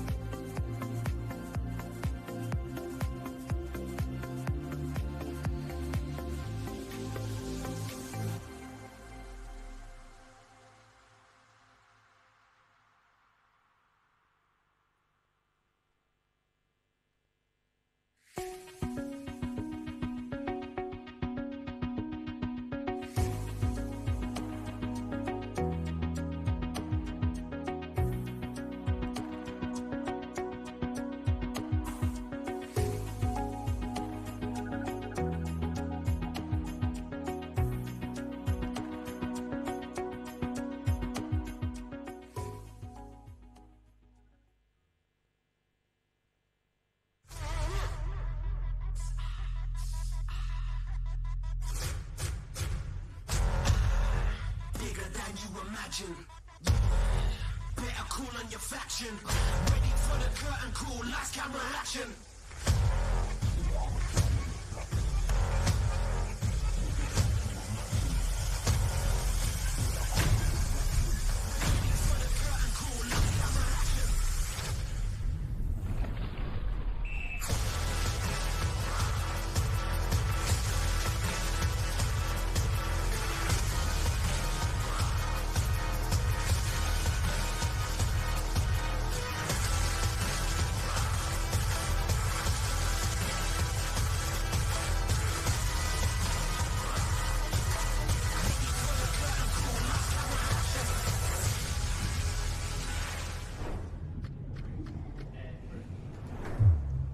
...2024 Life-Saving World Championships. Harold Marshall here with Jen Parry. Do you know what time it is?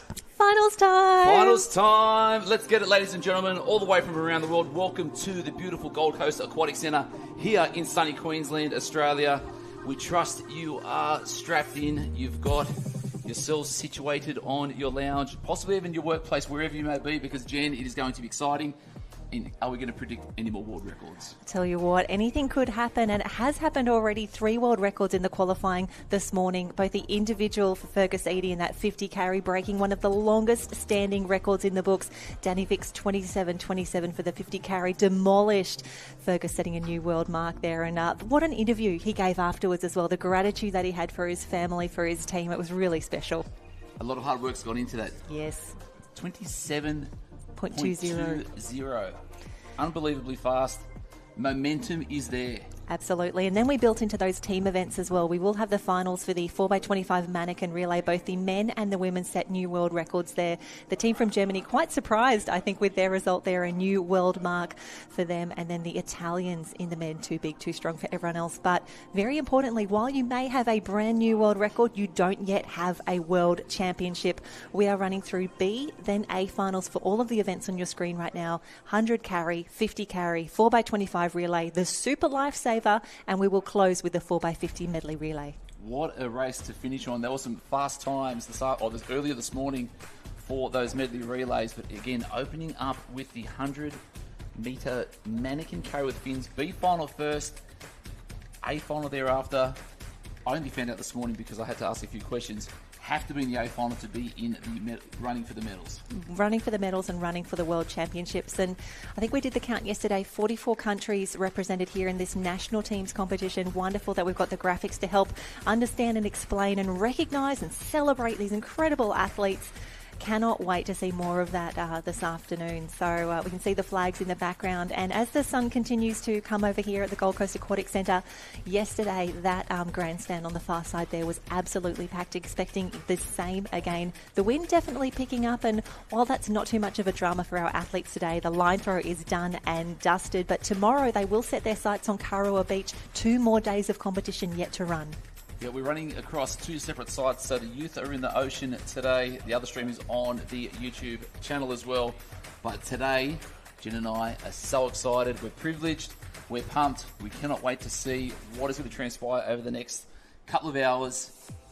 What an honour. I know, this is absolutely the best seat in the house for that finals package. And what we've really enjoyed, Harold, is as we jump out on pool deck, we get to have a few chats with the coaches, with the athletes, and everyone's really commenting on, we're loving seeing the diversity of our winners as well. We've had Poland up on the victory dais. We've had Sweden, we've had Australia, we've had New Zealand, Germany's been up there as well. With those world records continuing to fall, I'm constantly astounded by the improvements that we're seeing around the world. Since the last World Championships held in Italy in 2022, we are dropping significant marks in the A final qualifying, the B final qualifying, as well as those national and world records. Yeah, this sport is growing at a rapid rate. I had a really nice conversation with the ladies from Hong Kong. Yes. Making their way through to the A final this afternoon for the medley relay.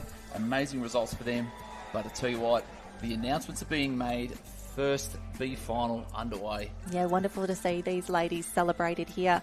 From the top of your screen, that will be lane 1. Lane 8 is closest to the bottom of your screen, and we can see the athletes are getting ready now. It's really tough. They will be having some lubricant or some shampoo just to get those fins on. They're so big, they're so heavy, and they are moulded to the athlete's feet. It's really difficult to just explain how much ankle flexibility and how much quad strength you need just to move that equipment through the water. Equipment needs to be moved at a rapid rate. So we've got the B final ladies on the line. We'll just let them get a start. And we do also talk about the bottom of these fins is rounded, so even just getting good balance on the blocks is really, really difficult. In lane 4 there, we can see Rachel Eddy in the bright yellow cap. She'll be our marker there in those yellow lanes. But from the top of screen, we have Elise Dornion from France, Elise Croze from Belgium, Thais Bastos Xavier from Brazil, Rach Eddy from Australia, Pinley Hay from Taipei, Julien Camille from France, Ainsley McMurray from Canada, Hinata Machi from Japan. That is your B final. And Harold, these girls are flying. That's it. A solid kick under the water there. So the shadows coming into that final there. We can actually get a nice view on that. Great pickup, touching the wall off the back. And then this is where it starts to come through. A few of the ladies, that butterfly kick, trying to rock those hips back and forth with all the power coming through the back of the legs. But at the moment, Rachel Eddy from Australia there trying to make a statement. She would have loved to have been in that A final, but this is where she's going to make a mark. Absolutely. I did speak to her on pool deck earlier. She was really happy with her heat time earlier, but just that little bit disappointed not to be in the A's. But have a look in this in lane 5, Pilin Hay. Now, she was in the line throw team that we saw yesterday. They did an incredible job. I think she's about to take out just the B final here ahead of Elise Dornion from France as well. Fantastic swims, fantastic races, and points on offer for their national teams. Yeah, unbelievable time. So she's gone faster than she did this morning. She did 54.36 this morning, coming through there in that 53.32.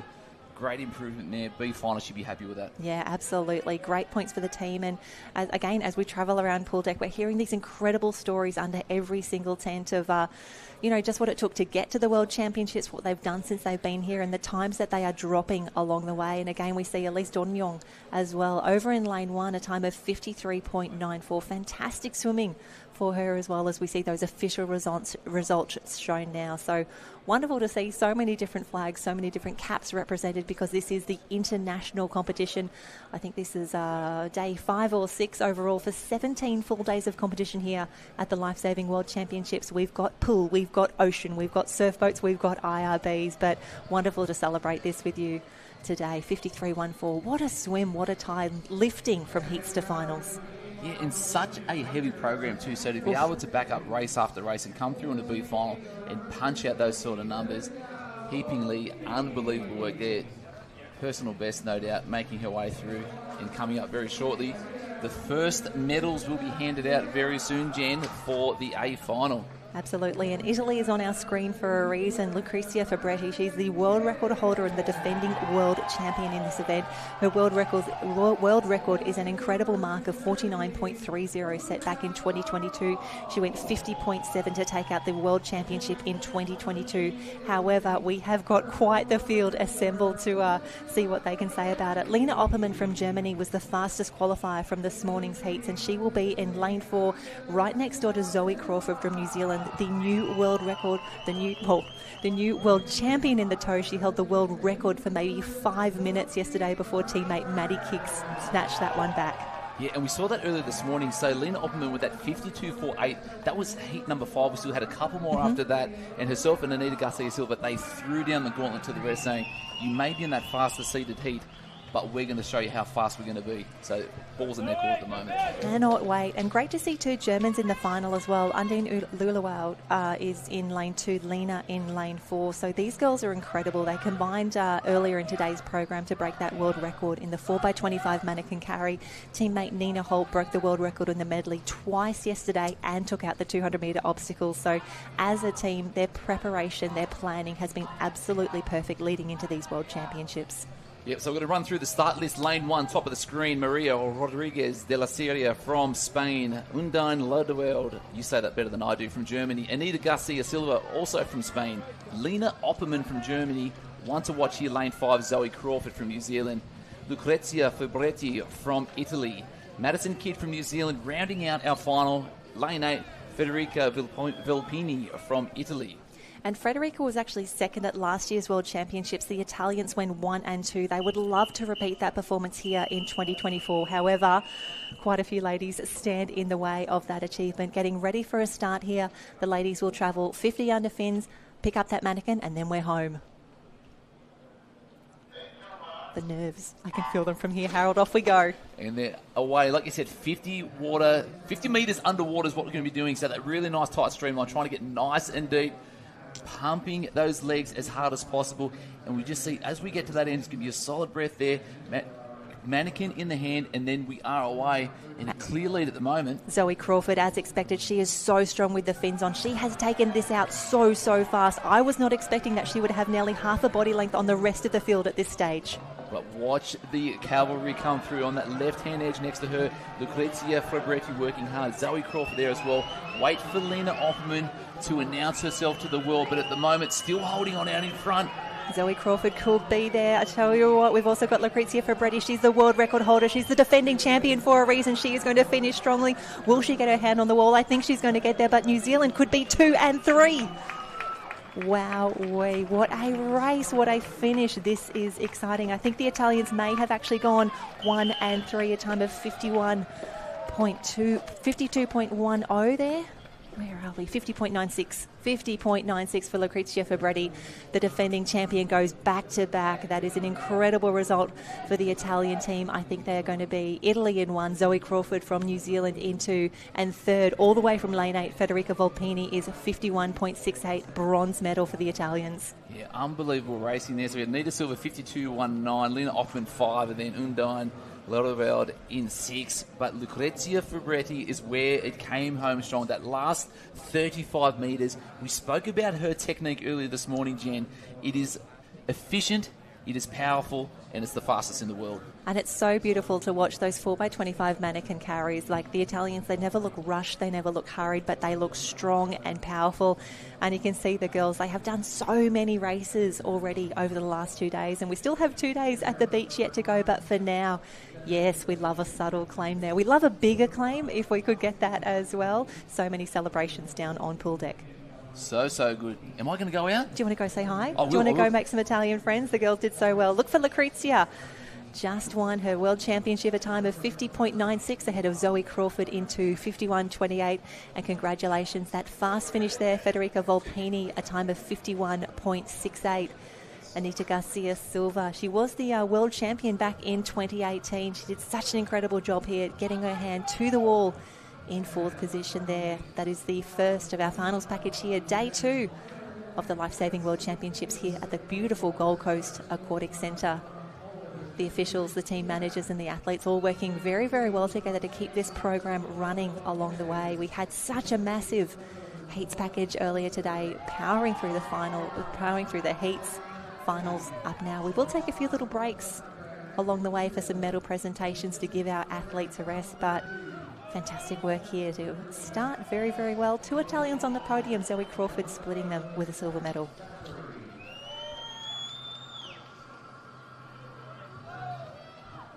And the fastest qualifier from this morning's heats, Lena Opperman. She finishes in 52.59, the Germans 5th and 6th position. They will love those points, the Germans back in action. Very, very keen to see if they could maybe break their world record that was set earlier this morning in the heats. They were very confident after that race. But we can see already the men's B final is up on screen. That's Rolly Stotzer from the Netherlands in lane 3. Very, very strong in both the 100 tow and the 100 carry. Not too bad at a beach sprint as well. But for now, Harold down on pool deck. This is the back-to-back world champion, Lucrezia.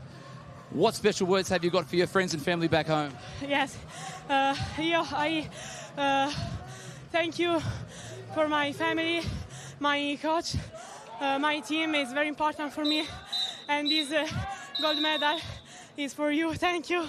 I love you. Beautiful work. Ladies and gentlemen, your back-to-back champion. Back to you, Jen. Congratulations. Bye, thank you. Oh, fantastic work, Lucrezia. The B final in action already.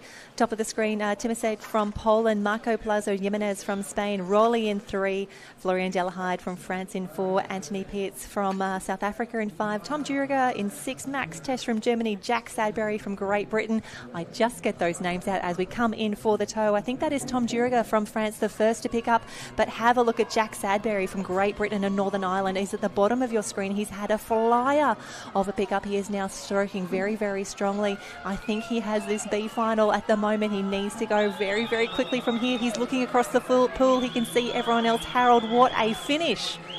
Legs will be hurting. 25 metres was where he started to look around, getting a little bit nervous, but holding on for dear life through the middle in lane 5 or 6. We're going to see a touch there. Anton. Oh, just that touch on the wall. The South African comes through. Anthony Pitts from South Africa. Fantastic points. He was very, very strong. Yes, we love a flex here. I tell you what, if you're watching the live stream, if you want some hot tips, we want to see flexes, we want to see fist pumps, and we want to see big claims up on the lane ropes this afternoon. B final, A final, we will take absolutely everything. This is the B final for the men. Jack Sadbury, so good. See how far ahead he was on the turn here. Tom Duriger looked very, very good. And unfortunately for Jack on the touch, Anthony from South Africa came through at exactly the right time. Beautiful touch on the wall, and he is happy with that result. Yes, that's what we want to see. 1/100th of a second, Jen. That is as close as it can get. That is absolutely fantastic. This is what we want to see. These are the results that we are here for in the Lifesaving World Championships. So good. So, Jen, just came off the pool deck.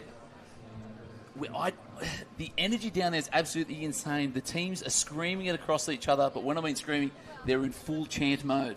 The Italians are going off. The Spanish are going off. The Germans are getting involved. Everyone is there cheering on their teammates to do the best they can do, because the World Championships always brings out the best in everybody. It definitely brings out the best for the men's 100-metre carry. Congratulations again, Anthony from South Africa, taking the win in the B final, a time of 46.33. We move now to the men's race. Jan Malkowski from Germany holds the world mark in this one, 44.04. And we also have the defending world champion in this next race, Chris Dawson, one of the Black Finns from New Zealand. He will be in lane 5. And the big man from this morning, Fergus Eadie, set a new world record in the 50 carry. He'll be in lane 3. Harrison Hines and Jimmy Koch, the Australians, are in the mix. But again, the Italians are here. Fabio Pizzotti, David Cremonini in the mix. Very excited to see what they could put together. Also challenging will be Tim Brang from Germany in lane 7. Ivan Romero Fernandez in lane 8. On screen right now. And I love the way, Harold, we introduce the athletes to the crowd. We introduce them, we bring them on pool deck, they get their cheer, but it is all focus. Everyone is just eyes locked on the blocks, getting ready to race. They have a very big job ahead of them. They are getting ready right now. Because it is a big deal, Jen. This is the World Championship Finals. So the A final here for the men, making their way out. And the big stage, the bright lights, when the pressure's at its most, the Black Finns saluting the crowd.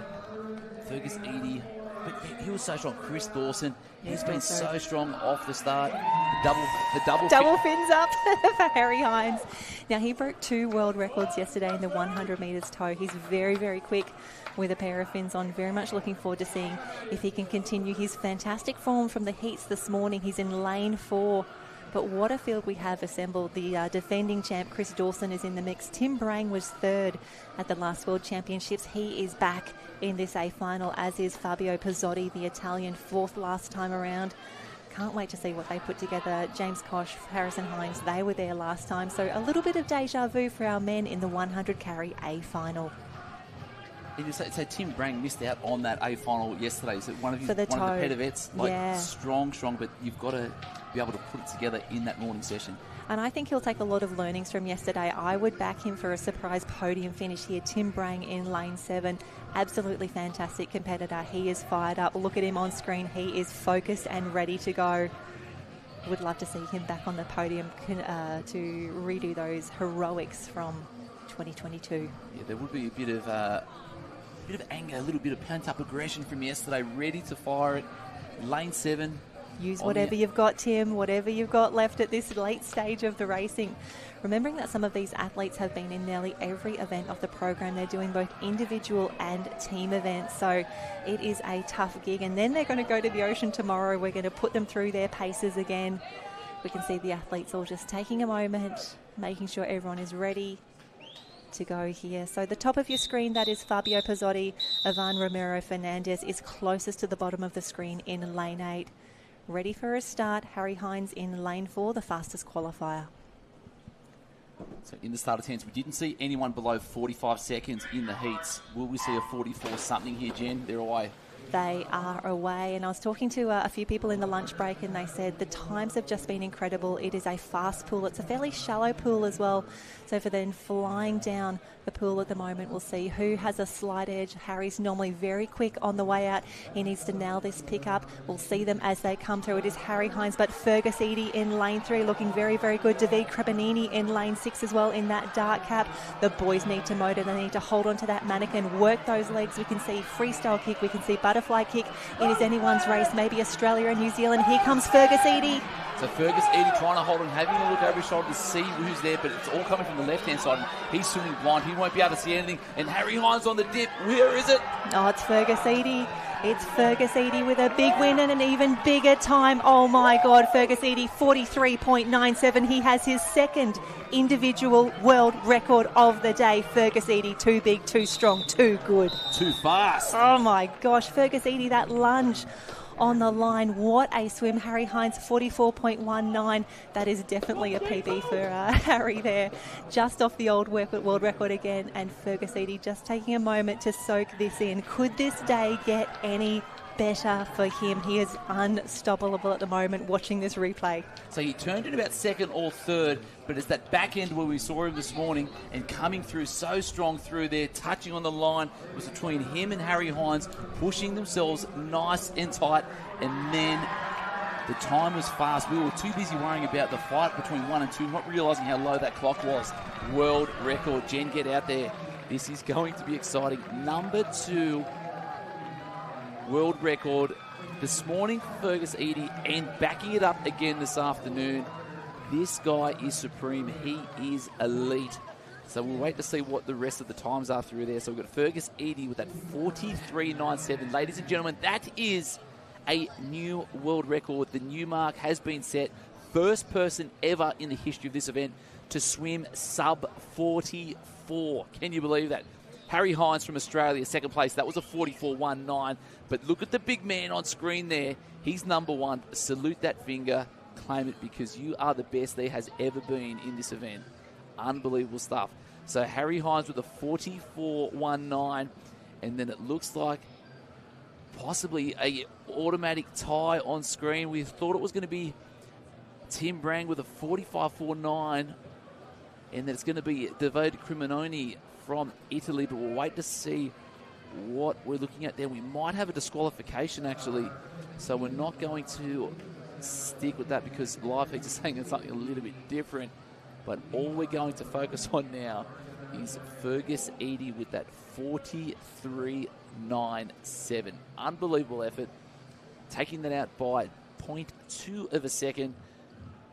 The Black Fins from across the ditch. An unbelievable effort. What a legend. The fastest we've seen here. Unbelievable scenes. The energy will be supreme down there on the beach. Down on the pool deck, I should say. So looking for the updates through there. I believe there was a disqualification. So David Crepanini from Italy has unfortunately been disqualified there. We'll have to wait for the technical update on that, which means Germany's Tim Brang is sliding onto the podium with a 45.49. So here's our top 3. So Fergus Eadie won from New Zealand. Harrison Hines from Australia into Tim Brang from Germany with that bronze medal. Chris Dawson, so close to that bronze from New Zealand in 4. Ivan Fernandez from Spain in 5. Jimmy Koch, 46.23 from Australia. And then Fabio Pizzotti from Italy with the 46.53. That's some amazing racing on there. So fast to see them. We're going to be moving from our mannequin carry, and we're down with Jen. Down here on pool deck, Tim Brang, how good is it to be in an A final at the World Championships? Yeah, finally. It was quite a bugger yesterday because I messed up the clip up a bit and then got 9th in the heat, so it was just a big fun for me yesterday. So today I was quite relieved when I made the A final cut. Nevertheless, the goal is always a medal, so that was a bit disappointing as well, but I think I did quite well. The time's all right, and respect to Fergus, who did. I think Danny and Jan will always remember this day today.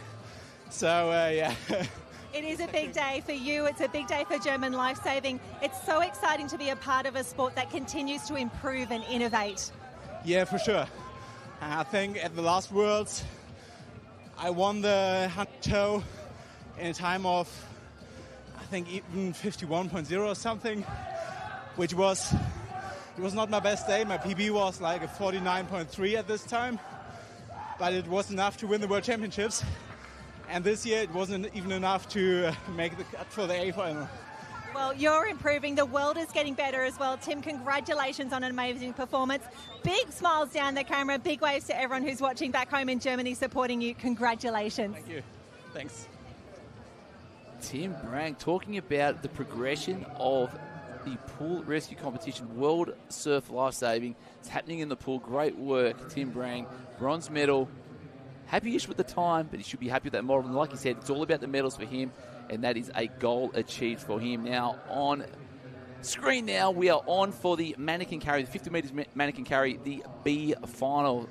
So we've got a couple of the New Zealanders on here. We've got Ray Kwan from New Zealand in lane 1, Lola Caballero Fusei from Spain, Chen Xingjing from Hong Kong, Anita Garcia Silva from Spain.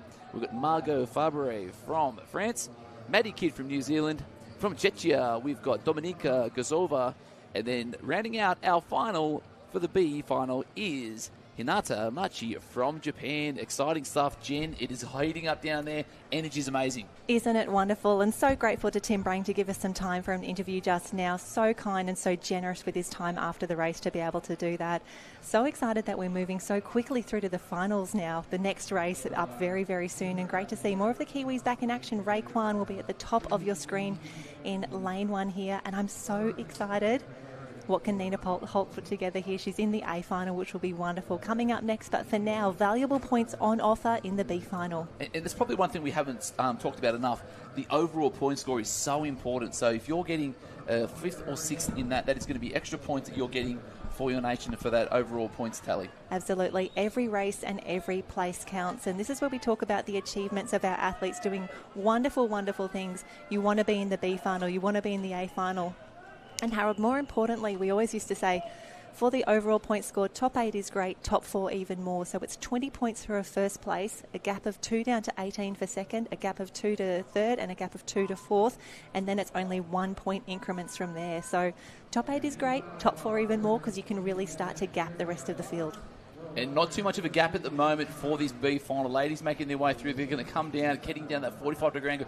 A little bit of purchase off the ground there, up and driving away. Like you said earlier, a bit of butterfly kick, a bit of freestyle kick. But whatever works for you, it does come down to your size, the length of your arms, and your I guess your power to weight ratio. But through the middle, all the power is coming from our friends from Spain and France. Anita Garcia Silva, so good in lane 4. But have a look at this. It looks to be maybe lane 3. Coming through for a fantastic finish there, and it is correct. The Hong Kong competitor here, Chan Su Ching, 34.85. Yes, I want claims. I want you to point to the stand.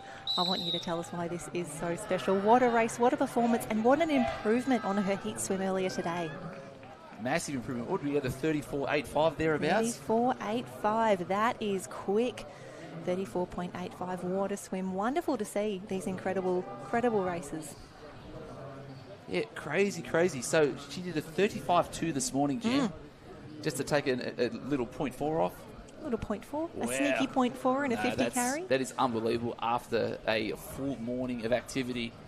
Great results. That is a lot. That is tough. And have a look at the reactions here. That's what we want to see. They've worked so hard, all of the athletes, to be here at the Lifesaving World Championships. Fantastic results. And there we go, 34.85. It's official. It's on the board. I think that's a new PB. Anytime you can get under a 35 mark for the women in the 50 carry, huge result there. Dominika Guzova from Czechia into Margot Fabre from France in lane 3. Very excited to watch her Super Lifesaver a little later this afternoon. 35.03 for her. Actually, it was 35.03 for Hanati Marchi as well. So haven't had too many ties along the day. Wonderful racing, tight racing as you would expect. However, the A final is up next. This is going to be one of the big races of the day, and the two Germans who qualified the fastest, Nina Holt and Lena Opperman, cannot wait to see them fly. It feels like we said that all morning. This is the biggest race of the day. Everything is the race of the day. Okay, Harold, this is what I'm doing. I am strong and confident in my decision and my statement. It is so good. But again, Lena Opperman this morning, she was one of the standouts for me. She just looked so strong across the board. And Nina Holt, like you said, the current world record holder 32.69 was set a year or so ago. Won at last World Champs 2022, so 2 years ago with a 32.81. Yep, so incredible. And knowing that she's on form with those incredible medley swims yesterday, her 200 obs was impeccable. And that was one of those races that we actually had to rerun. I haven't seen many races and not many A finals rerun at an international championships. However, there was deemed to have been a fault with the starter's gun there. So the girls did have to rerun that race. And as Nina said afterwards, I've had to swim 700 metres worth of obstacles at race pace today. It was so tough between the heat, the final, the rerun, and then that 4x50 obs relay. So we can see the ladies making their way out onto pool deck now. In lane 1 at the top of the screen, you'll have Chelsea Jones from Australia, Magali Rousseau from France in 2, Helene Giovanelli from Italy in 3, Nina Holt, world champ, world record holder. Can anybody stop her from here? It could be Lena Opperman, her teammate, in lane 5. Mariah Jones is in 6 from Australia, Ainsley McMurray from Canada, and Aurélie Romanini from Belgium rounds out the field in lane 8. And to answer your question earlier, no one will be able to stop it. It is going to be tough. However, we have got Helene Giovanelli in lane 3. She is incredible. She was in the A final at the 2022 World Championship, as was Aurélie Romanini from Belgium. So all of these ladies have been here before. They know what to do. They're incredible racers. I think the nerves would be high, the confidence would be high, and these girls are ready to rip in 50 metres only to swim. A full rip in is what is going to be required. Oh, so 100%. Nothing but. So we're looking for a sub 33 here. World mark is 32.69. But on the screen at the moment, that is Lena Opperman from Germany in the blue suit. Teammate Nina Holt wears black. The ladies ready for a start. Italy, that is lane 3, Helene Giovanelli, and the girls are away. Nice and deep and away through the middle. Looked like it might have been a tiny bit of a slow start there for Lena Opperman. A little bit slow off the blocks. There's some work here to do and some great underwater footage there. Girls getting low, getting deep. First one looks like Nina Holt leading this one out, and this is where she needs to hold on to. Solid lead at the moment. Look at that leg kick, Jen. That is incredible. We see Lena Opperman just coming up on her side. She's so strong, but Nina Holt, there is no one around her right now. She's got a solid half body length on the rest of the field. We're looking at the clock. We've just gone over the 30 mark. Can she get her hand to the wall? 32.2. Let's grab that one. 32. Can you repeat that again? 32.20. Nina Holt has another individual world record. What an absolute superstar. That is incredible. 32.2. She knows it as well. Helene Giovanelli from Italy is second in 33.14. An incredible race. And teammate Lena Opperman will be on the dais with Nina. A time of 33.81. World records tumbling everywhere. Let's announce that to the world. It's a world record. She deserves that, Nina Holt. 32.2. 32.2. That is phenomenal. 32.2. That takes 0.4 off her existing world record over 50 metres. This is absolutely incredible. So excited for these ladies, not only to be achieving these results, but look at them celebrating together in the water. This is really, really special. Unbelievable. So Nina Holt was never going to be beaten. Helene Giovanelli, I said that right, 33.14. That's swift too. And then we'll get Magali Rousseau for that 33.89. But let's take nothing away from Nina Holt. Wait for the final results to come through. But just the amount of power through that right arm, pulling all the water. Leg kick is there and perfect. Happy with that, Jen? So happy. So wonderful to see these incredible results. And we love seeing the fist in the air as well. They should.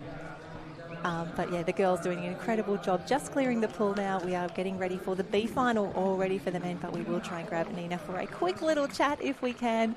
She was so excited to win with her teammates earlier today, the 4x25 mannequin relay. She now has another individual world record. We'll see those live results confirmed now. They will pop up on the screen. Congratulations, Nina Holt, in a new world record time, a time of 32.20. Helene Giovanelli from Italy in second, and bronze will go to Lena Opperman, a time of 33.81, just ahead of Magali Rousseau, 33.89. What a swim, what a race at the Lifesaving World Championships.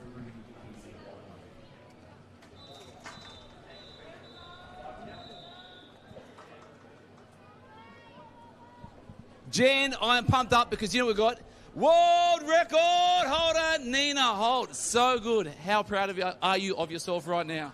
Oh, I'm really proud of that race because I seriously didn't expect to be 32 low. I was hoping for going like close to my PB, but I didn't expect to smash it like that, to be honest. Full smash, 0.4 faster. Amazing results. Who do you want to thank? Oh, I want to thank all my coaches, my family and friends who are... My friends are here, of course. My family is watching from home. And I'm super grateful for everyone supporting me. Congratulations, 5 up. Yeah. World record holder. Yeah, she is, Harold. Thank you so much. We've just seen a fantastic race here, the B final for the men's 50 carry. A fantastic performance there. This is what we want to see, and it's Shun Nishiyama from Japan who takes the B final with a big claim, as he should. What an incredible race there, ducking under the 30-second mark, 29.77. Shun Nishiyama, what a race, what a performance, and what fantastic points he now collects for the Japanese team. Amazing finish, amazing, strong the whole way through. And again, that energy is building again. World records build energy, which build fast times. And the Japanese just jumping on this there as well. Perfect start. Oh, so good to see. That underwater footage is so clear. It really gives us a new perspective on the strength, the speed, and the technique that we see here in the 50 carry. Shun Nishiyama from Japan, 29.77, under that magic 30-second mark. Now, this is exciting. It's about to get better. The A final is lining up next. And earlier today, we saw Fergus Eadie take a brand new world record, that long-standing mark of Danny Vick's 27.27, set all the way back 2017, the World Games in Wrocław. But this morning it was Fergus Eadie who set the new world record time, a time 27.20. Now, he just had an incredible swim in that 100 carry. What has he got left now? He didn't even have time for an interview. We got completely brushed on the way through. He is going to be back, though. He is a wonderful, wonderful man. Cannot wait to see him fly. I'm not going to call it. You're not? No. Not this time? Not this time. You, the most excitable man in the world? It is going to be close. This is insane. I'm loving the amount of energy that's out there at the moment. We are seeing the fastest swimmers we've ever seen. It's ever. Incredible. Ever. Right here, right now. Ever. Crazy. So who we got in this final, Jen? This is going to be on. Get headphones on. Headphones on. Everyone has their own way of preparing and getting ready for a big race. These men are no different. In lane 1, Gondretti Rocco from France. Chris Dawson in 2 from New Zealand. Jake Smith in 3. Fergus Eadie, the new world record holder, in lane 4. Francisco Ippolito in 5. Simone Locci from Italy in 6. Raul Marexuna Rosa from Spain. And Harrison Hines, the new world record holder in the 100 tow, is in lane number 8. That will be closest to you at the bottom of the screen. He was close last time, Harry Hines. Oh, he was. He was. A little bit more in there. It's got to be through the middle again, right? The superstar, the man announcing himself on that world stage again, a little bit older than a couple of years ago because that's how it works with time. But Fergus Eadie, 3rd, 2022, but the defending champion is tucked in on his right-hand side. Yeah, Jake Smith from Australia will be looking to feature here. He's had a huge program, as have many of the athletes here. Keep your eyes on lane 5 and 6. Francesco Ippolito and Simone Locci, definitely the ones to watch. They are in 5, 6. Harold, let's go. Away clean as per normal because these are the best of the best. No brake policy is here, but the arms are flying. Water is thrashing everywhere. A couple now nice and early there. Solid streamline there. Huge breaths. Double foot off the ground, split stance there, and they're up and driving away. Jen. Yeah, here we go. Those outboard motors really starting to come through here. Jake Smith would love a win here, but Fergus Eadie, too big, too strong. Is he going to get those arms to the wall? Who can get there on the touch? Who's got it first? Oh, it's Fergus Eady again, a 27.77. What a swim. Fergus Eady gets another win. Jake Smith will be second in just 0.1 behind Fergus, Jake, and then third will be Francesco Ippolito, a time of 27.97. Fantastic work. Fergus Eady, Jake Smith, Francesco Ippolito. What a race. Now, all those men were in the top 5 at the last World Championships in 2022. To see them come through again so well, so fast, and just improving those times year on year. And that's what we've spoke about at nauseam all day, Jen, about the innovation, finding little nuances to get the best out of your body when we're doing these technical events, and the person that is the best at the moment is on screen. Yeah, he had that really great touch on the wall. Jake Smith, just the tiny little glide there, but you can see them celebrating together, know that they've been part of a very special race together, and the momentum just keeps on building here at the Gold Coast Aquatic Centre. Yeah, see if you can jag in for an interview this time. We can unpack the new world records previously, back-to-back gold medals at the 2024 World Lifesaving Championships here at the Gold Coast Aquatic Centre on a beautiful, beautiful Friday afternoon here on the Gold Coast. Where else would you rather be but this man on screen, Fergus Eady. The world is his oyster at the moment. He is in prime condition, fit, strong, fast, and humble. New Zealand take a bow. The Black Fins getting it done once again. The overall point score is going to be very, very tight. So we'll see what transpires over the next few moments, the next few races. But at the moment, box seat for the men is the squad from New Zealand. Fergus Eady. You can just see the sheer jubilation. A little bit of relief there because all the pressure was on him. Punching out that 27.2 this morning. Backing it up with that 27.77. Just getting in front of Jake Smith there. Last World Champs gold medalist with that 27.88. And then Francisco Ippolito with that 27.97. So 3 swimmers sub 28 seconds. That is pretty fast final. So congratulations to the podium. And we look forward to seeing and hearing the New Zealand National Anthem going through. Jen, down on the pool deck. I'm down here with Fergus Eady. What a half hour you have had here at the Gold Coast Aquatic Centre. 2 big wins. I think honestly it was just adrenaline getting me through that last one. Coming off that 100 carrier, just adrenaline got me through it. So it's awesome. Awesome crowd. So good having my family here and all the supporters. So couldn't ask for much more. And I love that it keeps on building. You were strong in the finals, stronger again. How are you maintaining this momentum? I think I've got just such an awesome team behind me. Getting me to the warm down pool, flushes, ice baths, ice vests, just, anything I could possibly want, I've got it here. The most cool crew behind me, so. I feel like we're entering a new era of professionalism in pool lifesaving. It's wonderful that you're leading the way here. We're only going to get bigger and stronger from here. It's phenomenal. I really thank you, Jake Smith, because, I wouldn't be here without him. He's pushed me to be where I am today, so, yeah, hats off. We all love Jake Smith. Alrighty, you've got to go rest, recover. More races yet to go. Big waves, big smiles found the camera. You are too big, too strong. World champion. Congratulations. Yeah, it well put there by the world champion Fergus Eady. Not so much that there is the focus on his squad there in New Zealand, but the whole fraternity of pool lifesavers, like you said, having someone like Jake Smith setting the bar, having that target on someone's back to chase. You've got to be hungry. You've got to find that little extra bit inside you to get to that level. And like we said last time, Fergus Eady at the 2022 had that 28.73, so he's gone a full second faster here at the 2024 World Lifesaving Championships to take out that gold medal. An amazing last 30 minutes, an amazing day so far for Fergus Eady, an unbelievable championships. He's going to need to rest, he's going to need to recover because he's got a few more races left, and it was very exciting stuff out there. And I know that with Jenny being poolside, everyone is lifting. Absolutely, and I really enjoyed in Fergus's interview just then. He gave a special thanks to Jake Smith, saying he's been pushing me every step of the way. I wouldn't be here without that.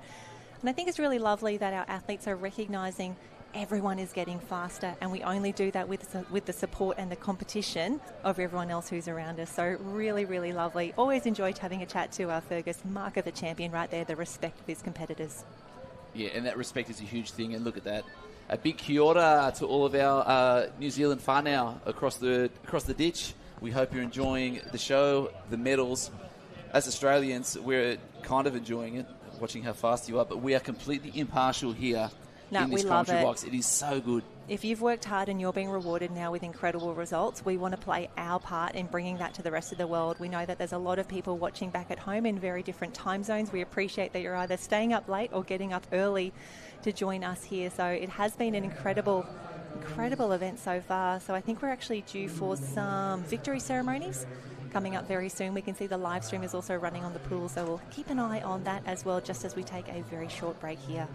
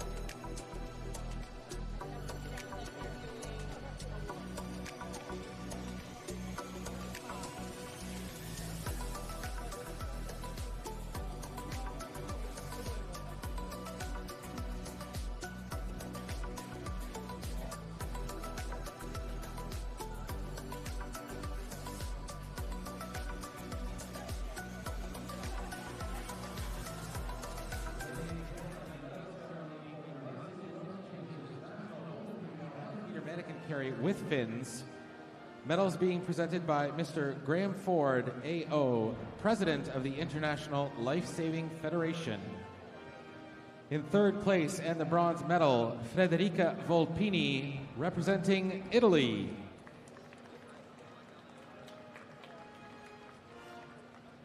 In second place and the silver medal, Zoe Crawford, representing New Zealand.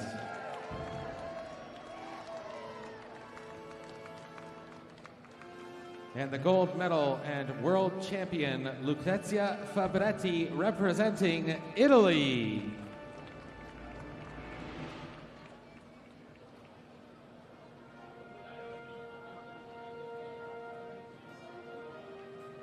And ladies and gentlemen, we now ask those who are able to please stand and remove your hats for the national anthem of Italy.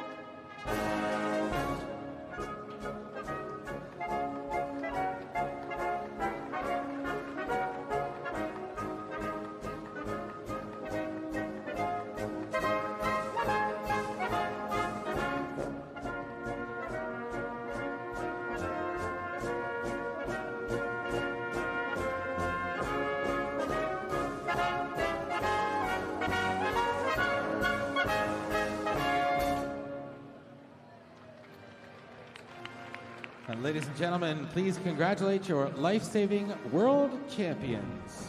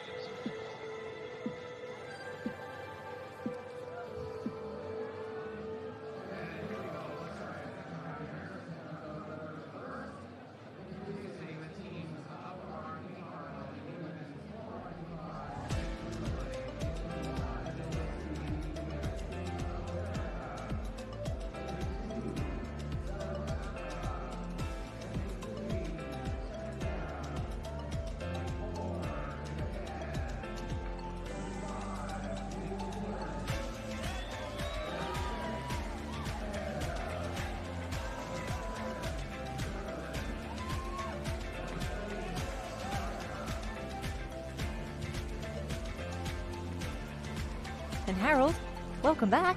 Lifesaving World Championships finals are recommencing. There was a bit of presentation action, the 4x25 manikin. And this was, again, I'm going to say it, Harold, one of the races of the day from earlier. The 4x25 women, the Germans set a new world mark there, a time of 1:16.53, breaking the previous mark of 1:16.89. They took that one from France. And in the men's, we saw a new world mark set by the Italians as well. So few very big finals coming up. The same as the individual events, we will be doing the B finals first, the A finals after that. The start list for the Open women here. Team USA will be in lane 1. That is the top of your screen. South Africa in 2, Czechia in 3, Japan, New Zealand, Canada, Netherlands and China. That is your B final for the 4x25 manikin relay. A lot of nerves out on pool deck, but I feel that the excitement continues to build across both the individual and the team events. Everything is building because this is what it's all about in my eyes. The team events, showcasing the depth of the squad. Canada on screen. They'll be wanting to get a nation's best time out there. Manikin carry. We are starting in the water, so we've got 25 metres of pure power. We've got that tiny little changeover in the middle with the relay, so the manikin is technically the baton for us here. Changing over, making their way through to the other end of the pool. Again, changeover number 2 to the swimmer number 3. Rinse and repeat, middle of the pool, and we're going to have some fast times coming up shortly. Absolutely. A huge, big, orange, unwieldy baton that weighs 40 kilos. That is the relay that we're doing right now. In the middle of the pool, Japan just missed the A final. They were so strong in qualifying. Their team events have really impressed me across the board. So here we go. We are ready for a start. And what I love about these relays, Harold, we've spoken about it before, a lot of our beach athletes, our Ironmen, our Ironwomen, our swimmers, our board paddlers, our skis, maybe even a few beachies making a surprise appearance here. And middle of the field, that looks to be Czechia, the best of the starts there. USA up the top of the pool in lane 1 in the white caps. Yeah, Czechia off to a flight. That was Dominika Gazova handing over to Natalia Hodronova, making their way through. But look at that from lane 4 in Japan. Hinata Machi getting into it at the moment. And on the outside as well, Jen, New Zealand making the mark there. They would have loved to have made that A final. Bit of work to do, but it's still about fast times. Fast times and great changeovers here. This is the one that always seems to have the most amount of change in New Zealand. An incredible carry there. But have a look at the speed of Japan in the first of the yellow lanes. That means that they are in lane 4. They are absolutely flying. Japan, they are motoring. They've got half a body length on New Zealand. The final changeover, the final danger here for the crew. We'd love to see them get maximum points from the B final, taking a win here. Yeah, so Eureka Mitsui there, carrier number 3, solid, handing over to the nicest lady in the history of the world, everyone's favourite person on the beach and pool. Zara Tazaki, can she hold on to put in a season's best time for the Japanese, holding on strongly. Fantastic finish. There we go. Japan convincingly take the win here in the B final ahead of New Zealand. Fantastic work across the pool. Over in lane 1, I think the USA are going to grab a 3rd place in this B final. Fantastic points and a real improvement on their swim this morning. They continue to go from strength to strength. It's been wonderful to do an interview here and there with the Americans as well. They are in action here. But Japan, Sara Tazaki, give us a wave, Sara. Love you. Can't wait to see her in action on the beach. She actually won the swim, the board and the iron at the Japanese selection trials for this event. So they are very, very excited to have her and the rest of the team lining up at Currawong Beach tomorrow. And this is all set up from the first swimmer. They've knocked off 2.5 seconds from their heat this morning. So things are working well. Momentum was there. Some great changeover there. But Mitsui, that swimmer number 3, punching it out so strong. Eureka in Australia means we found gold, but I think Eureka in Japanese means ultra fast swimmer. Yeah, absolutely. She really put some distance on the rest of the field. It was wonderful to see, and that is a B final win of the team from Japan. Of course, they took a big win in the Cirque on day 1 of competition. Wonderful to see them in action. Their maximum points, they collected 20 points from that Cirque win, and the ladies are adding to that tally right now. And we are about to welcome to the pool the new world record holders in this event. The German team set an incredible new world mark this morning, 1:16.53. And Harold, maybe one of my favourite interviews from the day that you did with them this morning. And what did we notice about it? They didn't think they were going that fast. And they said, we will go faster this afternoon. It was a statement. There was no broken English or anything with it. They knew exactly what they were saying. And they've let the rest of the world know that if you thought that was fast, stand by, ladies and gentlemen, because roughly at 2:35 here, Australian Eastern Standard Time, which is Greenwich Mean Time plus 11. There you go. We are going to do another world record. So stand by, world, because it is going to be happening. Absolutely. We'll run through the start list here as well. On the top of the screen, you will have Hong Kong. We also had a great interview with them earlier today. Emotions were running high, as well they should be, making an A final here at the Lifesaving World Championships. Hong Kong will be in lane 1, Spain in 2, France in 3, Germany, your new world record holders, in 4, Italy in 5, Belgium in 6, the Aussies in lane 7, and Poland in lane 8. So we're sitting near the marshalling area, Harold. We can see that the athletes have been gathered very, very patiently. They're about to make their way out onto pool deck. Incredible swims all round. Very excited to bring you the World Championship final for the 4x25 mannequin relay. So Poland there on screen, but the one to watch and the only one to watch for that gold medal is going to be Germany. A solid 2.5 seconds faster than the rest of the field there. Maybe a bit of home ground. Home field advantage there for the Australians. Can they lift? But when you talk about the loudness of the crowd, for some strange reason, it's never the Aussies that are the most loud. It's the Spanish. Oh, they do love it. Spain, Argentina, Brazil, always a party. And also bringing some really great results as well. We have been seeing them feature in some of the team and individual B and A finals. Belgium on screen at the moment. They will be in lane 6. Not too far outside medal contention there. We'd love to see them move in there. They actually were 4th at the last World Championships. I think they were only 0.5 away from a medal. France, the defending champions. It was France, Germany and Italy at the last World Championships. Can the Germans replicate this morning's fantastic results to claim a World Championship? Yes. Harold Marshall has confirmed it is indeed possible. We can see the girls just waiting for those final instructions from our technical officials, and a shout out to all our officials who are doing an incredible job keeping our athletes safe, making some really fair and consistent decisions out there, getting ready for a start. Italy looks super focused. They will be in lane 5. Cannot wait to see what they can put together. Speaking of 5, the Jackson 5 also said, can you feel it? And I can actually feel it at the moment. I had that feeling this morning. There was a gold medal and a world record to be broken. And I'm up out of my seats because it is going to happen again, ladies and gentlemen. Get ready. A 1:16 low is what we're looking at. And you can see the ladies in the middle of the pool. There is a 10-metre changeover zone where the competitors will be able to pass the mannequin from one competitor to the other. You'll see some of the athletes waiting at that halfway mark. If they're not involved in the changeover, they'll actually have their hands out of the water to show that there is no interference. But here we go. The ladies are away, middle of the pool as expected in that bright suit there. We can see Germany, we can see Italy waiting for that first change. Come on, girls. Oh, Italy, let's go. Tucked in next to them there, Australia, Belgium. This is going to be really tight. But again, we say it at nauseum, strength of the squad, 4 strong swimmers. But this is where it is happening now.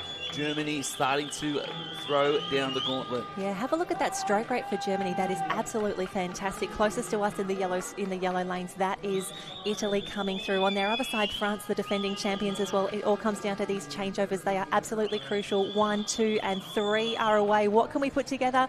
And I want to say it has been France who've had the best of those, but Germany still in the gold medal position. What can Italy put together now? This last changeover will grab these as they come through. So technical. The Aussies starting to move through the field as well, potentially challenging for a medal, but the final change has been made.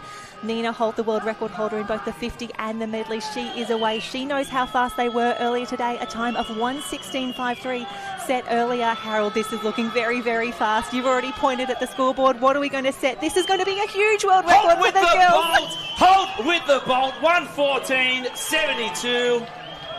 Unbelievable work. Woohoo! 1:14. Get into it. What? That is close to 2 seconds off what they achieved earlier today. Harold, this is absolutely phenomenal. 1:16.89 was the mark leading into the championships. They lowered it this morning to 1:16.53. We now see a 1:14.72 on the board. This was not on my World Championships bingo in my wildest dreams, and you can see what it means to the team. They exit the pool. They are ready to celebrate, as well they should. What a performance. Can I say it? Do it. World record! Yeah! That was fantastic. Would you like to go and see your favourite German team again? Can I? I think you should. I think you really should. Go. Grab the microphone. It's over there. Get out of here, Harold. Oh my gosh, history continues to be made at the 2024 Lifesaving World Championships. absolutely phenomenal. 1:14.72. We talk about being involved in a sport that continues to improve, continues to innovate, and as you can see in the underwater cameras there, a few of the teams taking advantage of the 2-metre depth to get a really good push off. Nina Holt, fantastic finish on the wall. She turns around, she looks, she realises what she and her teammates have achieved, and it is absolutely incredible. Lena Opperman, Undine Lauveld, Nina Holt, Alicia Gabbard. They have improved on their previous mark. They are your new world champions. They are your new world record holders. The team from Germany continues to impress. They continue to collect gold medals, world records. The defending champions from France, a time of 1:17.19. They will take the silver. Italy in third. Belgium in fourth. Spain, Australia, Hong Kong and Poland. What a race. What an achievement. What a world record.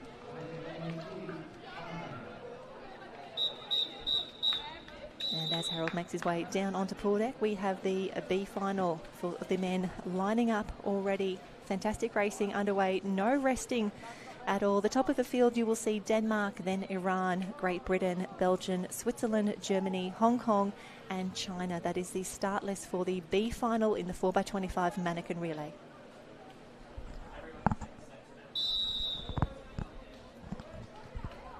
So it was Belgium who qualified 9th after this morning's preliminaries. They now have lane 4 in this B final. Belgium, the team to beat in the middle of the field, but we've seen a very, very fast start here from the Swiss team as well. Germany next to them.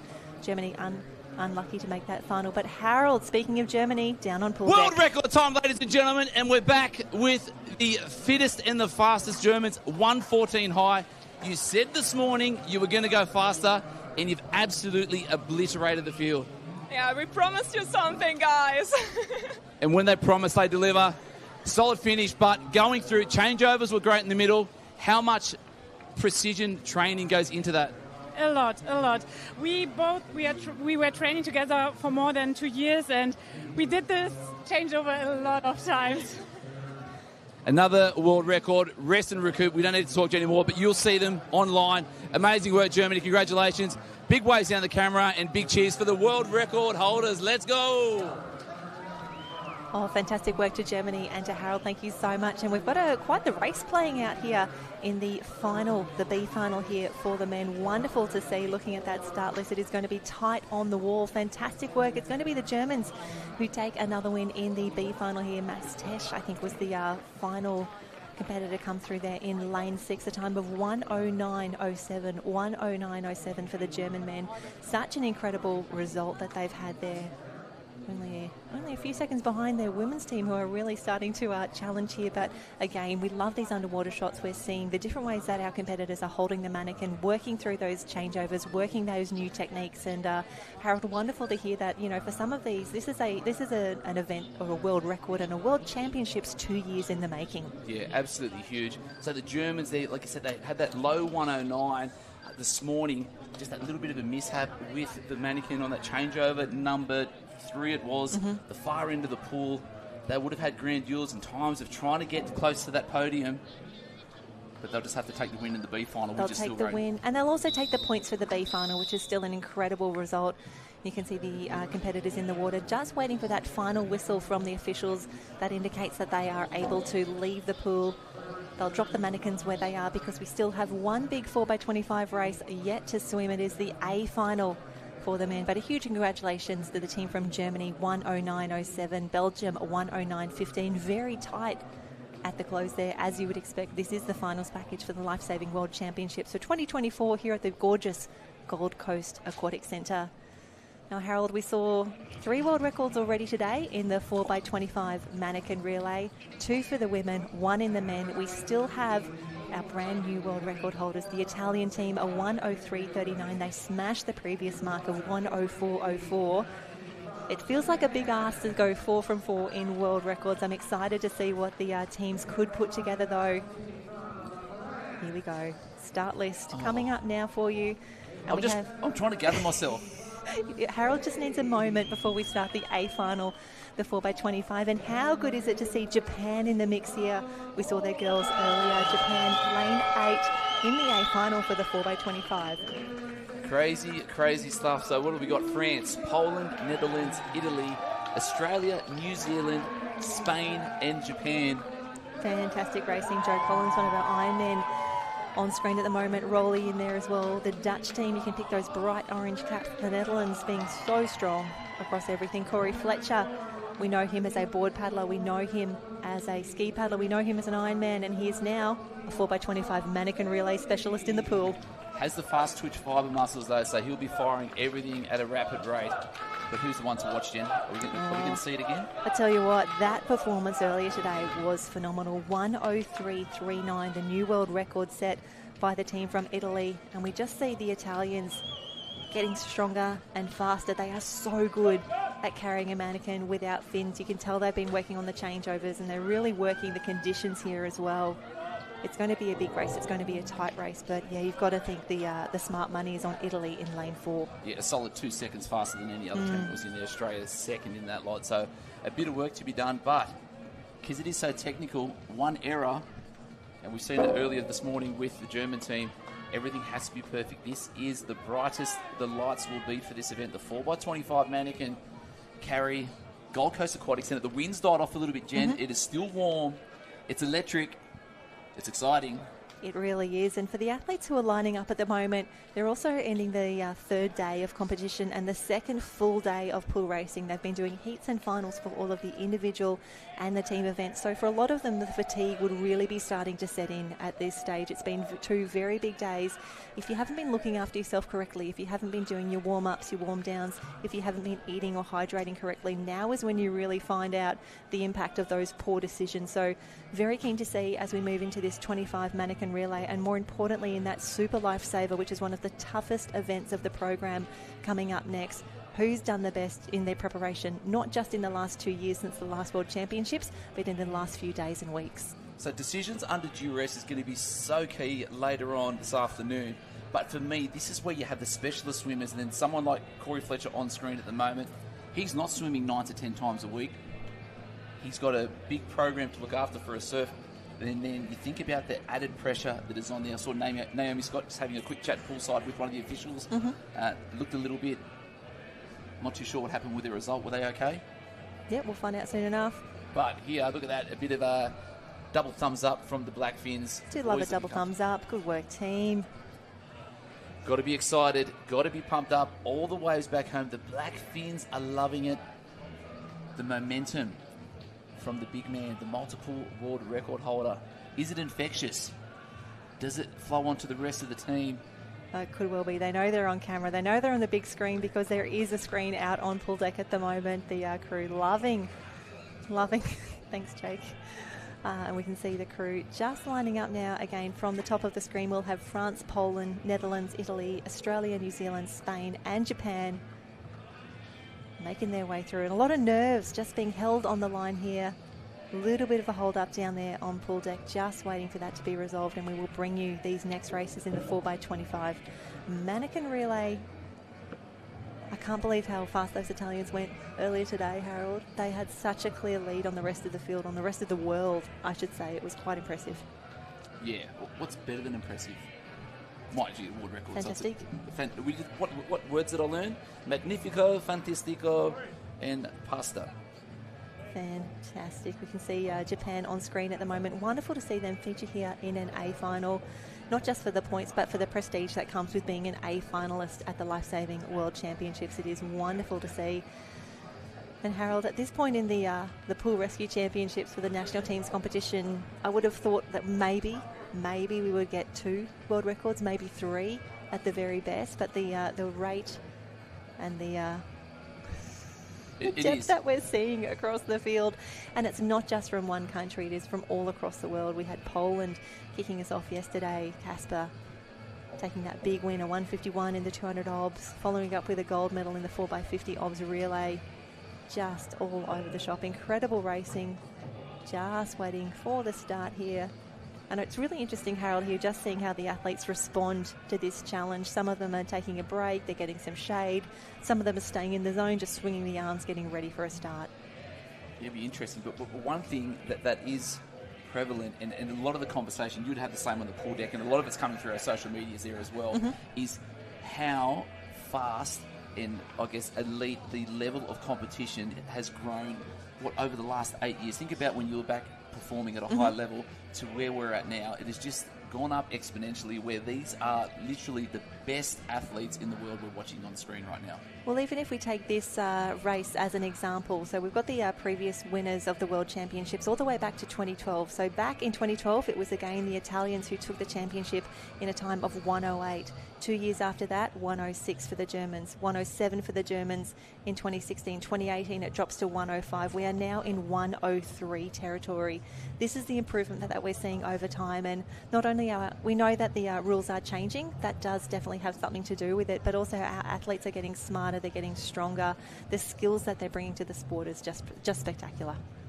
In this, specifically the 25-metre mannequin carry, it is just raw power. There's not really too much innovation that can be done, right? It's all about how strong you can be, how close you can get your body to the top of the water whilst trying to pull that heavy mannequin behind you. Changeovers are across. We did see, though, a bit of innovation where a few of the teams are now pushing off the deck earlier and then getting the mannequin at pace. Yeah, it's a really... Oh, there we go, the thumbs up. That is what we want to see. Fantastic work, and we will see the energy change again down there on pool deck. We see the red shirts in action. They are our chief referee and our deputy referees.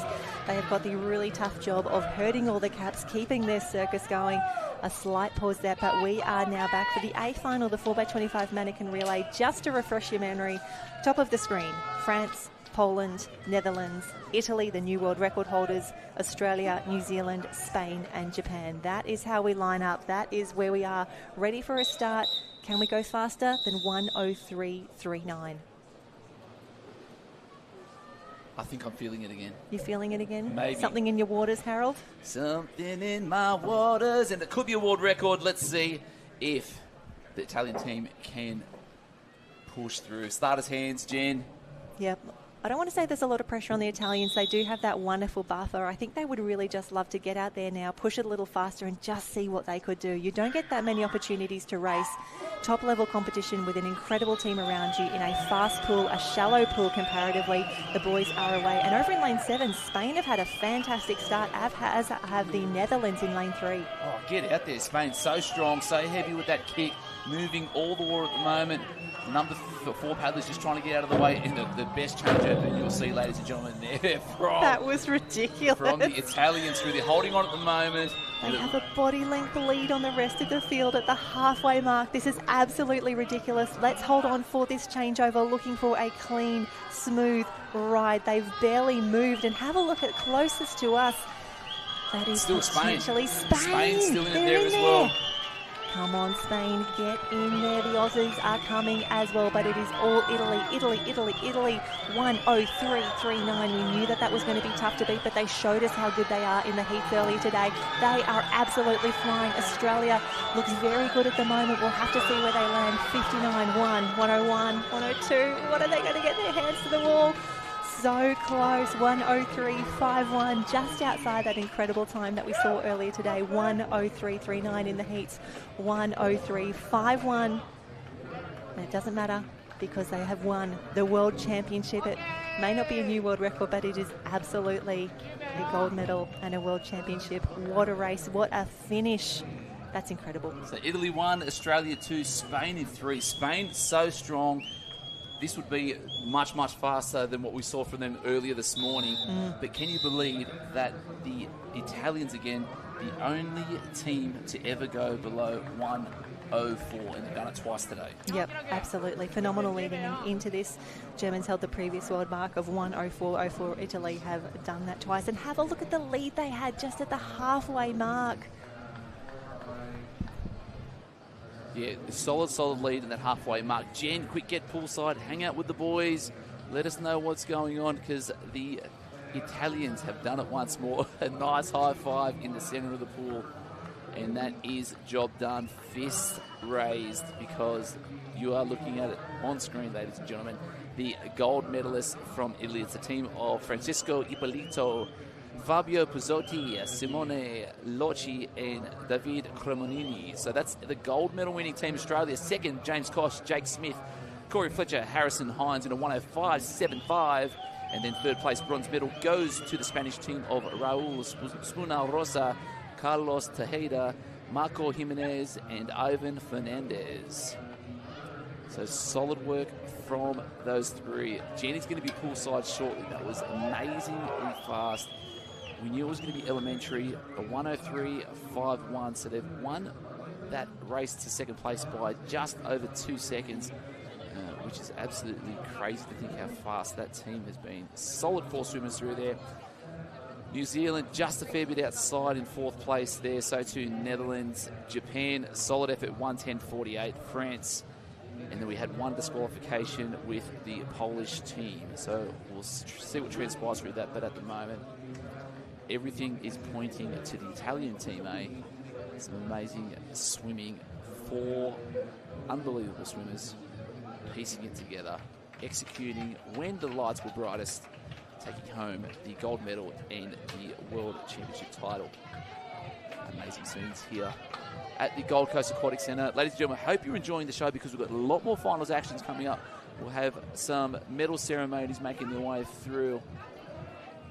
But it's exciting times here on the foreshore at Southport. Not too many places better in the world than here on the Gold Coast in Queensland, Australia. Amazing scenes. Top of 24 degrees. I don't think that's about right. It feels like it's a low 30s out there because it is quite warm. Exciting times. And we're going to throw it down to Jen with the victorious Italian team. And here we go. A world record in the heats, a gold medal in the finals. What a day for Italy. It's a fantastic day. The race has gone very well, so I'm very happy and all the team is happy. And such a strong team, your men and your women. You've come here to win, you've come here to race. This is 2 years of hard work paying off now. Full of work, so in this day and a half we are very proud of our job, so let's continue. And you're looking forward to the beach events. We get to go to Karawa next. How are we feeling? We are feeling very well. Very good. Of course we are. World record holders, world champions for 2024. Big waves down the camera. Italy, congratulations. That was wonderful. So much energy down on the beach. The world champions, they were magnifico, they were fantastico, and if Dr. Grugel is correct, they are campione del mondo. Let's go, Italy. So good. Loving the efforts out there. We've got more finals action coming up. Harold Marshall in the box seat with Jenny Parry. It's only day 2. It's hard to believe. And again, we hope you're enjoying where you're watching because there's nothing better than a finals afternoon package. Beautiful clear skies. It's called the Gold Coast for a reason, ladies and gentlemen, because the beaches are golden. The sun is always out. But at the moment, the world champions are out. And again, that is the Italian team of Francesco Ippolito, Fabio Pizzoli, Simone Lerci, and Davide Cremonini. Fantastic. 1:03.51, just off their world record time earlier this morning, 1:03.39. And I cannot reiterate this enough, ladies and gentlemen, that this team on screen just previously are the only team to ever swim sub 1:04. And they've done it twice today, and it was enough for the gold medal. Again, the Australian team of James Kosh, Jake Smith, Corey Fletcher, Harrison Hines, silver medalists. And then the Spanish team of Raul Rosa, Carlos Tejeda, Marco Jimenez, and Ivan Fernandez with the 1:06.19 for the bronze medal. They'll be on the dais later on. Amazing work.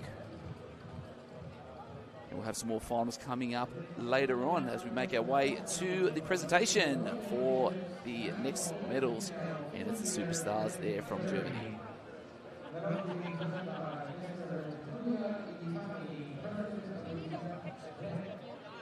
Pardon me, let me try that again. Medals being presented by Mr. Takuya Iritani, President of the Japanese Lifesaving Federation. In 3rd place, and the bronze medal, Lena Opperman, representing Germany.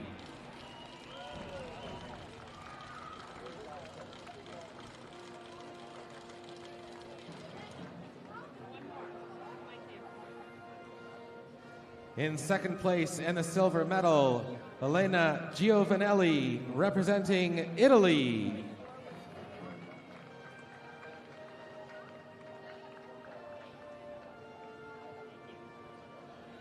And the gold medal and world champion and new world record holder, Nina Holt, representing Germany.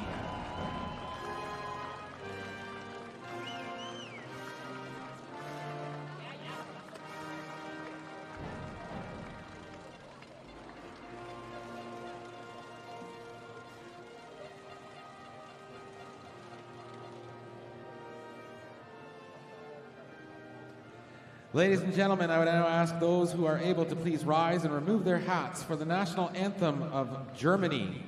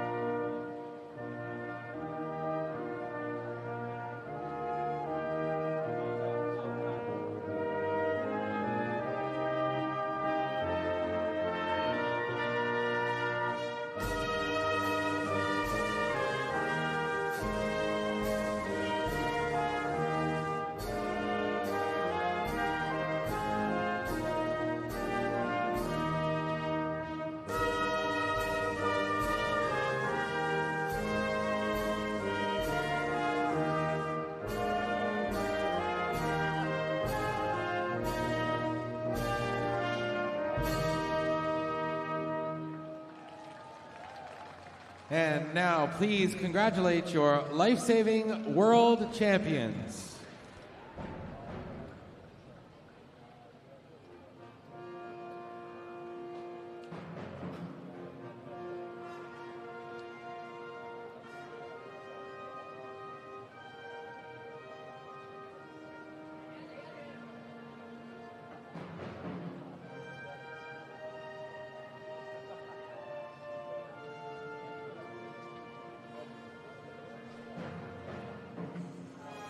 Down on pool deck with the team from Japan, an incredible performance in the 4x25 mannequin relay. Sarah, thank you so much for translating here. The team must be so proud of this achievement.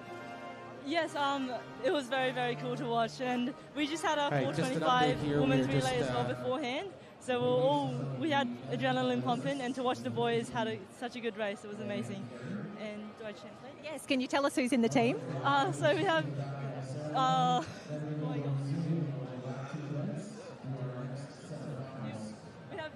Ryunosuke, Shun, Kodai, and Ryo.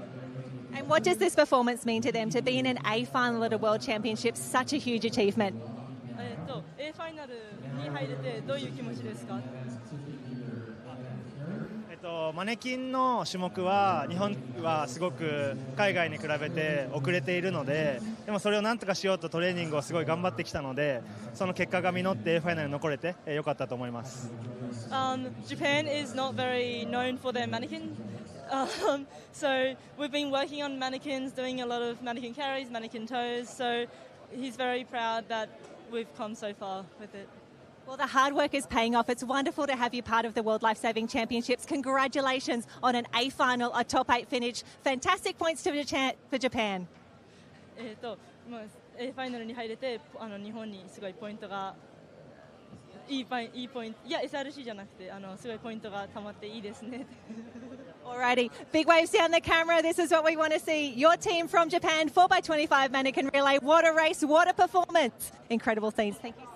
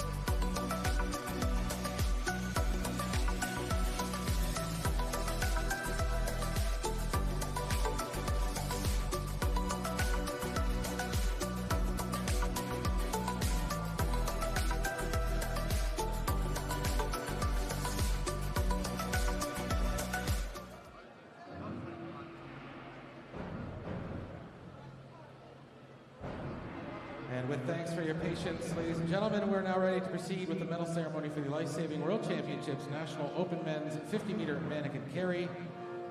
Medals being presented by Mr. Takuya Editani, President of the Japanese Lifesaving Federation. In third place, receiving the bronze medal, Francesco Ippolito from Italy.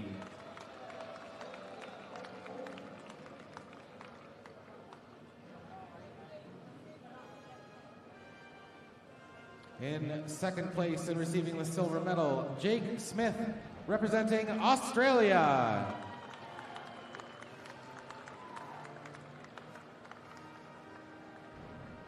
And the gold medal and world champion, Fergus Eady, representing New Zealand.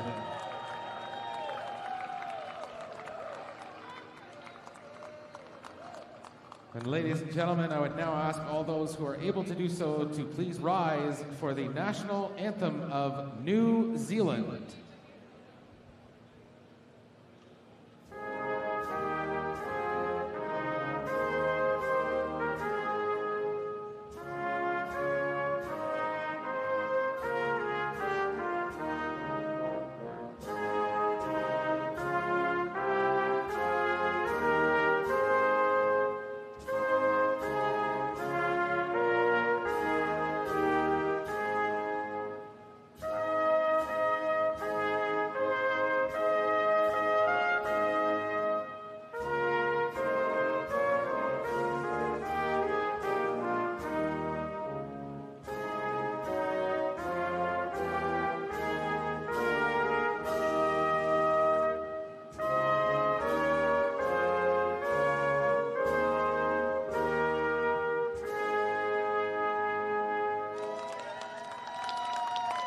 And please join me in congratulating your Lifesaving World Champions.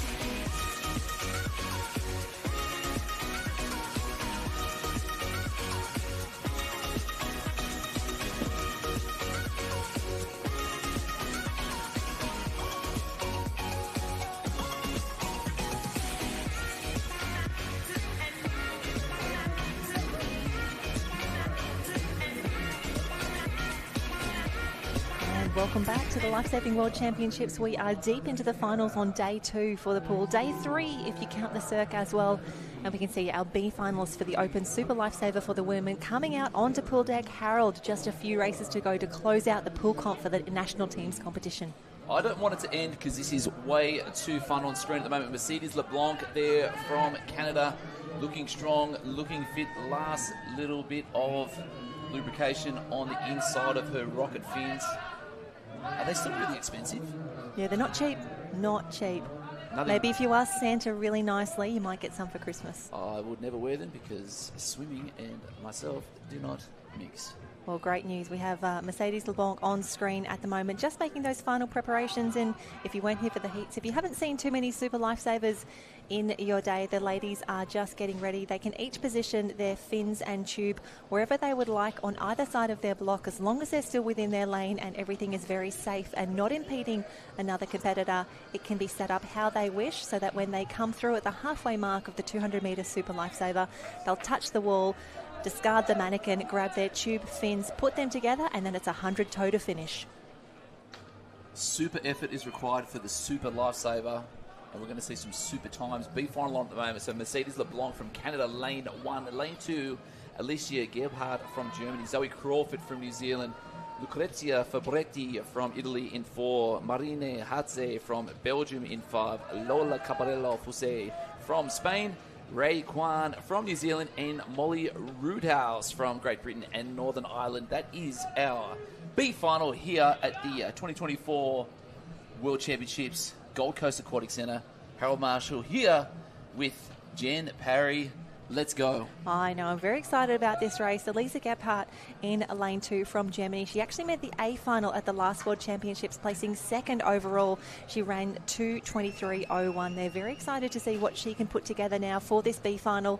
We can see on screen now one of our Belgian competitors, that is Marine Hatze, in the mix here. She's done an incredible job. All of these athletes must be starting to fatigue by now. They've done so many races across the preliminaries and the finals. We only have a few races left to go. The Super Lifesaver and the 4x50 medley relay to close out the pool events for the international teams competition. And then we're back again tomorrow with some youth. Yeah, we turn it all around. The youth athletes are down at Kurrawa Beach at the moment, completing their ocean program. We will change venues. These athletes on screen who are just taking a little break, they've been called down by the officials. They will continue the program at Kurrawa Beach tomorrow. So when our selectors are looking at a national team, they're allowed to pick 6 women and 6 men. And across that team of 12, they have to cover 43 events across both the pool and the beach. And then we also have the CIRC, which is a life-saving simulation competition where our athletes are presented with a rescue scenario and awarded points based on how they communicate, how they prioritise those rescues, and then complete those rescues all the way through to patient aftercare. So lots of ways that we test our lifesavers skill, and the World Championships is where the best of the best come out to play. Harold, we have been treated to an absolute delight. So many world records, national records, personal best times, and some incredible stories emerging from each of the teams contesting the championships. Yeah, we heard some of the stories from our Japanese counterparts.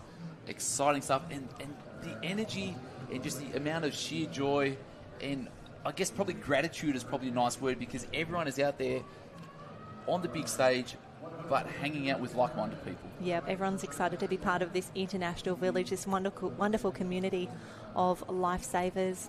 And we can see that's Molly Roothouse from Great Britain just getting ready for a start. Next to her, Ray Kwan, one of the New Zealand Black Fins. So excited to see Lucrezia Fabretti back in action again. She was very unlucky just to miss out on the A final. Lucrezia has done so many events. She was 3rd in the obstacles yesterday and the medley. So many races, so much happening. And of course, we're very excited to see our defending world champion and our current world record holder, Magali Rousseau from France, is coming up in the A final very, very soon.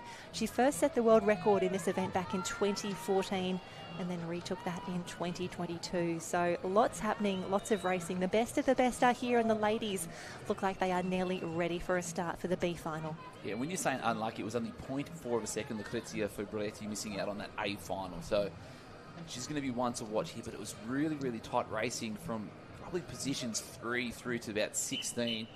But the 2 standouts were clear with Magali Rousseau and Camille Julien there from France. Yep. The B final on is the one we're looking now. Here we go, the girls are ready for a start. We can see they've got the thumbs up there, and the girls are away. They will swim 75 metres freestyle. Then they will head down to the bottom of the pool, collect one of those submerged mannequins, carry that without fins to the end of the pool, at which point they will drop the mannequin, don their fins and tube 50 metres free down to the end of the pool. They will secure their second mannequin at that point and then tow it home. So a lot to think about, a very technical event, and I love watching the skills that our men and women are developing in the Super Lifesaver. Yeah, so being the B final, the girls have gone out in a 29.6. That's a lot faster than we saw this morning. But it looks like it's Marine Hatze really tight through there as well. Zoe Crawford from New Zealand, not too much in at the moment. But this is where the depths of your brain and your mind and your willpower start to kick in, Jen. Yeah, it's really, really impressive. And I really like that Zoe Crawford has pushed the first 75 of this race. She is the 100-metre tow world champion, so she will only get stronger and stronger as this race progresses. So you can see in the middle of the field there looks to be Lucretia Fabretti, very, very strong with a manikin in her hand. She's got a solid body length lead on the rest of the field here coming into the touch. And this is where we want to watch the fins and tube. She needs to get them on first go. She is away. Fantastic work. We see the other competitors making their way through. Looks to be lane 4. Very, very good. And over in 6, Lola Caparello Fusay from Spain. A fantastic clip up there, doing fantastic work. Not out of this just yet. And Marine Hartz from Belgium, a little bit of work to do. Yeah, so Ray Kwan from New Zealand still thereabouts at the moment, and just some really strong work. That takes so much power and trust in the training to be able to keep consistently throwing yourself underneath, touching on the wall, mannequin off there, pulling that cord on the tube. Like you said, hands on the clips. It wants to be nice and clean, and you won't see much better than that. That is really, really impressive. And again, looking over there, Ray Kwan from New Zealand, she is definitely doing an incredible job here, swimming a little faster than her seed time would indicate. This could be another personal best for her. We saw her do an incredible 200-metre obstacles yesterday. We'd love to see her back that up now at the end of 2 big days of competition. A fantastic race, but it is all Lucretia Fabretti. Really keen to see what time she can post here. Even if she swam faster than the A final, she is not eligible to be world champion because she is in this B final. But this is going to be a fantastic swim for her, a time of 2:21.54. 2:21.54. That is faster than all of the qualifying times that we saw in this morning's heats. That would have been enough for a silver medal at the last World Champs in 2022. It's really, really impressive. And you can see she has given that everything. She is absolutely cooked, holding onto the lane rope there. What an incredible effort. 2:21.54. Big swim. Get out of here, Lucretia. That was amazing. That's the best swim we've seen in this event today by a long shot. Yeah, fantastic. Really, really wonderful. Statement swim. Statement swim. Really reflecting on that, I'm like, that is a big effort. And again, we have, these names are becoming very, very familiar to us as well. We have seen these ladies and these men swim day in, day out. They still have 2 days of racing, but for the Italians who really focus in on these pool events, they are so strong across the board. Lucretia is such an integral part of that team. Yeah, she went out really strong. So to that for Ray Kwan there, like lane 7, looking really strong through there. But just so fast on the turns, but she really came to the fore right here on that mannequin pickup. She's the best. She's the strongest at it. Quick changeovers. Yeah, pretty quick on that fin on as well, as we see the ladies absolutely fly from here. Coming through, doing that final clip up, that was spectacular as well. We can see Ray Kwan at the bottom of the screen here. But to finish a Super Lifesaver with this sort of gap on the rest of the field, she's given it everything. A time of 2:21. That is just fantastic. And for Ray Kwan, 2:25. Zoe Crawford, 2:26. Fantastic points across the board there for New Zealand. And Zoe Crawford, great time, 2:26. Crazy, crazy stuff there. So thinking about the times that we talk about the evolution of the sport as a whole here for, I guess, pool life-saving. 2022, Lucretia got the bronze medal with a 2:23.57. She goes 2 seconds faster today, and we'll take nothing home. Oh, it's absolutely incredible. That has been the talk on pool deck, just how much improvement we're seeing. And even if we go a few years further back, Harold, and this is not me tooting my own horn, but to give a real macro view, I was the first woman to go under 2:30 in this race back in 2002 at the Daytona World Lifesaving Championship. So over 20 years' time, we have seen more than a 10-second improvement in this event. It's absolutely phenomenal. The women that are starting to come through now, just incredible, doing some wonderful things, and we're about to see more of that now in the A final about to line up. Coming out to the pool deck. Parker's still on because you've still got to keep the body warm. And it is getting a little cooler out there. You can see that the shade is starting to come down a little bit there as well as our athletes make their way out onto pool deck. I do love that we introduce and celebrate the athletes as they come through. And you really want to give yourself a little bit of extra time here if you can. Just make sure that you're not rushing. You want to be able to put your fins and your tube out in the way that you like it, in the speed that you like it, so that you're very confident when they say you're in the starter's hands, you are ready to race. So good. So the A finals where it's at. So we've got Chelsea Jones from Australia, lane 1. I can never pronounce that next one. You're really good at that one. Undine Lauerveld. Thank you. Fast. I'm hoping that I got that one correct as well. Undine, my apologies if I'm mispronouncing your name. You're an incredible competitor. I wish I wish I could do a Super Lifesaver as fast as she does. She was 4th at the last World Championships as well. She was 3rd yesterday in the 100 toe. The German girls just strong across the board. Still thinking about that 4x25 mannequin relay. Insane. Lane 3, we've got Maria Rodriguez de la Sierra. In lanes 4 and 5, the French duo. It's going to be fast. And you've got to think they've just seen the 2:21 laid down by Lucrezia Fabretti in the B final. I would expect both of these girls to be breaking 2:20 in this race. Yeah, so Magali Rousseau, Camille Julien. Mariah Jones from Australia in 6 had a really solid back end. She was strong through that carry. Alicia Di Belliniona from Italy, and then rounding out our 8 from Belgium, Bo van der Plas. Fantastic racing and a truly international flavour here. Wonderful to see 2 of our French women in the mix, lanes 4 and 5. That means that they will be racing in those yellow lane ropes in the middle of the pool. Very excited to see what Magali Rousseau, our defending champion and also our current world record holder in this event, can put together. Her world mark of 2:16.07. Absolutely phenomenal setback in 2022. Harold, you would not know that this is a 200-metre race at the pace at which these girls have gone out. So heat number 1, the ladies went out in the high 29. We'll see what they go through from here. Chelsea Jones led us out really quick in that first, or heat number 6 earlier this morning.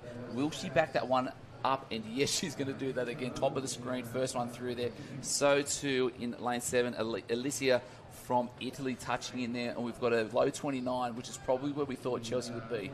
Absolutely. These girls really need to give everything to this race. They're at the end of the program. There's only the 4x50 medley relay left on the program. Why wouldn't you go all out in these 4 laps? Why wouldn't you put yourself in the best possible situation to take out a world championship?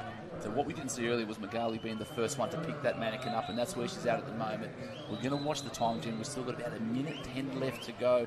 How fast is she going to go? Because when we get to that last 100 metres, that is where she steps up. That is where she shows her supreme dominance in this event. And we can see her now just catching Chelsea Jones, who has started so strongly out in lane 1. It is all about the skills now. Girls, grab those fins, grab those tubes. Who is going to be the first away? Magali, so strong. Chelsea Jones, though, still swimming an incredible race, as is Julian Camille. And I think a little further down, that could be maybe, I see a white cap there.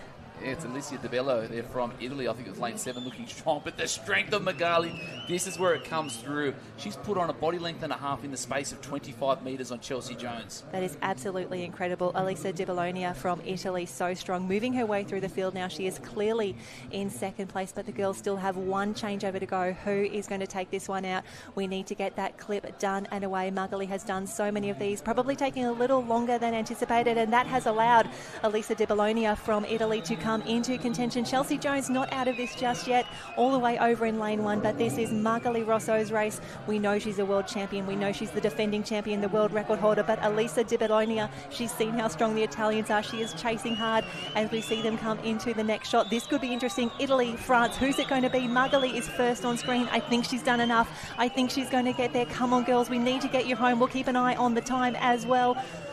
Ooh, 2:20.26. What a race. A fantastic finish there. This is what we love. This is what we want to see. Magali Rousseau, 2:20.26. Yes, put those arms in the air. A fantastic race. Elisa Di Bologna from Italy. And a bit of a surprise to me, but a huge congratulations. Chelsea Jones, a time of 2:23.86, will secure her the bronze medal.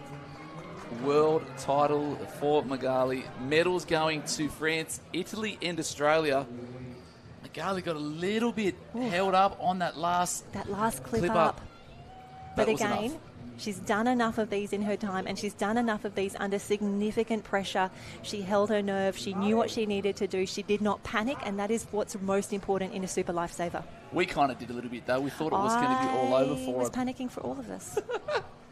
I shouldn't have worried. I should have had more confidence in the defending champion, the current world record holder, and she adds the 2014 world champion, the 2022 world champion, becomes now the 2024 world champion. Magali Rousseau, the queen of the Super Lifesaver. So you just look back to her time in 2022, that 2:16.07, that would have had to have been perfection. That would have had to have been the best pickup, the best carry, the best clip-ups, putting on the fins at a rapid rate. Wow. Everything went right in that race, and nearly everything went correct in this one as well. Magali, that touch on the wall, and she immediately looked over to her left, puts the arm in the air as well she should. What a race. Fantastic. This is what we want to see. maybe try and grab Chelsea Jones as well afterwards, see if we can chat to the bronze medalist. A fantastic finish there from the Australian. And you can see Margalie on screen now. She hands her tube to the B finalist in her lane for the men's race, because we are back in action very, very soon. Margalie, what a race. So exciting. 10 years on from her first senior world championship in this event. A time of 2:24.21, took out the 2014 world championship, and here she is now, 2:20.46, your new world champion, chased all the way by Elisa Di Benelia from Italy. What a race. 2:21.51. Chelsea Jones from Australia in 3. Mariah Jones, no relation, in 4. Maria Rodriguez de la Sierra, 2:25. Fantastic racing there. Julien Camille, 2:28. Bo van der Plas, 2:30.83. What a swim from both our B and A finalists. Incredible results. You can see the ladies have been asked to exit the pool. They are done. Fantastic racing. Margalie, 2:20.26. What a race. And we can see that, unfortunately, I believe that Maria Rodriguez de la Sierra may have been disqualified in that race. We'll chase down a little bit more information for you there. That is a tough call for Maria, if so. And Harold is racing down onto pool deck, trying to grab these ladies as they exit the water. And there's going to be some very wobbly legs down on pool deck. These girls have done absolutely everything today. They've been incredible in the individual and the team events, leaving nothing out there. For many of them, they still will have one race left to go, the 4x50 medley relay, coming up to close out day 2 of this pool racing. We can see the men lining up already. The B final will be coming up next for the men's Super Lifesaver in lane 1 from Australia, Jake Smith. Brian Osuku Honda from Japan in 2. Carlos Coronado Tejea in 3 from Spain. Cointretti Garocco from France in 4. Javier Huerga Sanchez in 5 from Spain. Max Tesch from Germany in lane 6. And rounding out the field, we have Great Britain teammates Sam Lawman and Jack Sadbury. Fantastic racing. Wonderful to see 2 Spaniards and 2 Great Britain competitors in this B final. Fantastic points when we look at that macro view for the overall point score. We'll grab some more of these results as they start to come through. We've only got a few events left on the program, the B and A finals for the Super Lifesaver, but Harold is down on pool deck. Bonsoir, mon frères. We're here with Margalie Rosso, world champion back-to-back. It was nearly perfect, but it was good. Yeah, well, I wanted to try to start fast. I was a bit tired from the racing, and this clip was terrible. It happened to me 2 years ago at the World Games. And I knew that even though the clip was bad, I had to give it all on the last 50. That was my only chance, so I was just like pushing it as hard as I could, and I'm really happy about that. So happy. Having a bit of pressure being the defending champion, could you feel that coming into the event? That's okay. I don't really feel the pressure. Actually, it's my last world championship, to be honest. Hey, what? You're done? Why? I'm 36. You've still got more in you. Surely you do. It's my 5th and last because I don't have much time for training. So it's just I'm doing what I can do. So I'm very happy. I didn't want to put too much pressure, but I really wanted to win this one, and I'm just super happy about that. To finish with gold on this event is great for me. Congratulations. Allez. Very, very good. Merci beaucoup. Oh, fantastic work, Harold. Thank you so much, Margalie, for having a chat, and congratulations at your 5th and potentially final World Championships to come away with another World Championship in the Super Lifesaver. A phenomenal finish there. The men's B final is in action already, and in lane 4, as expected, some fantastic racing along the way. Conradi Agrocco from France. He just saw teammate Margalie Rosso at her 5th and final World Championships take a massive win there. He was the first to collect the manikin. He is already striking very, very hard. Here we can see he is in lane 4. Javier Huerga Sanchez and Max Tesch from Germany. A fantastic swim for him as well. Jake Smith on the top end of the pool in lane 1, that bright yellow cap. But now it is all about Team France. Touches the wall, grabs that equipment, and we need to get these fins and tubes on very, very quickly. No problems at all for Garocco. He is away, as is Max Tesch from Germany. Another fantastic swing. Jack Sadbury looking very, very good, as is Carlos Coronado Tejea from Spain on the inside. And Harold, this is where we're seeing more and more of our athletes starting to duck under the water, just working their fins, working the underwater, especially the Japanese competitor Honda in lane 2, definitely ducking under for a fair bit. But the question here, Max Tesch, can he come through? He's looking very, very strong. We need a great clip up, boys. We need to know who is going to be first and away from home. And it is Max Tesch from Germany in lane 6. Go, go, go, champ.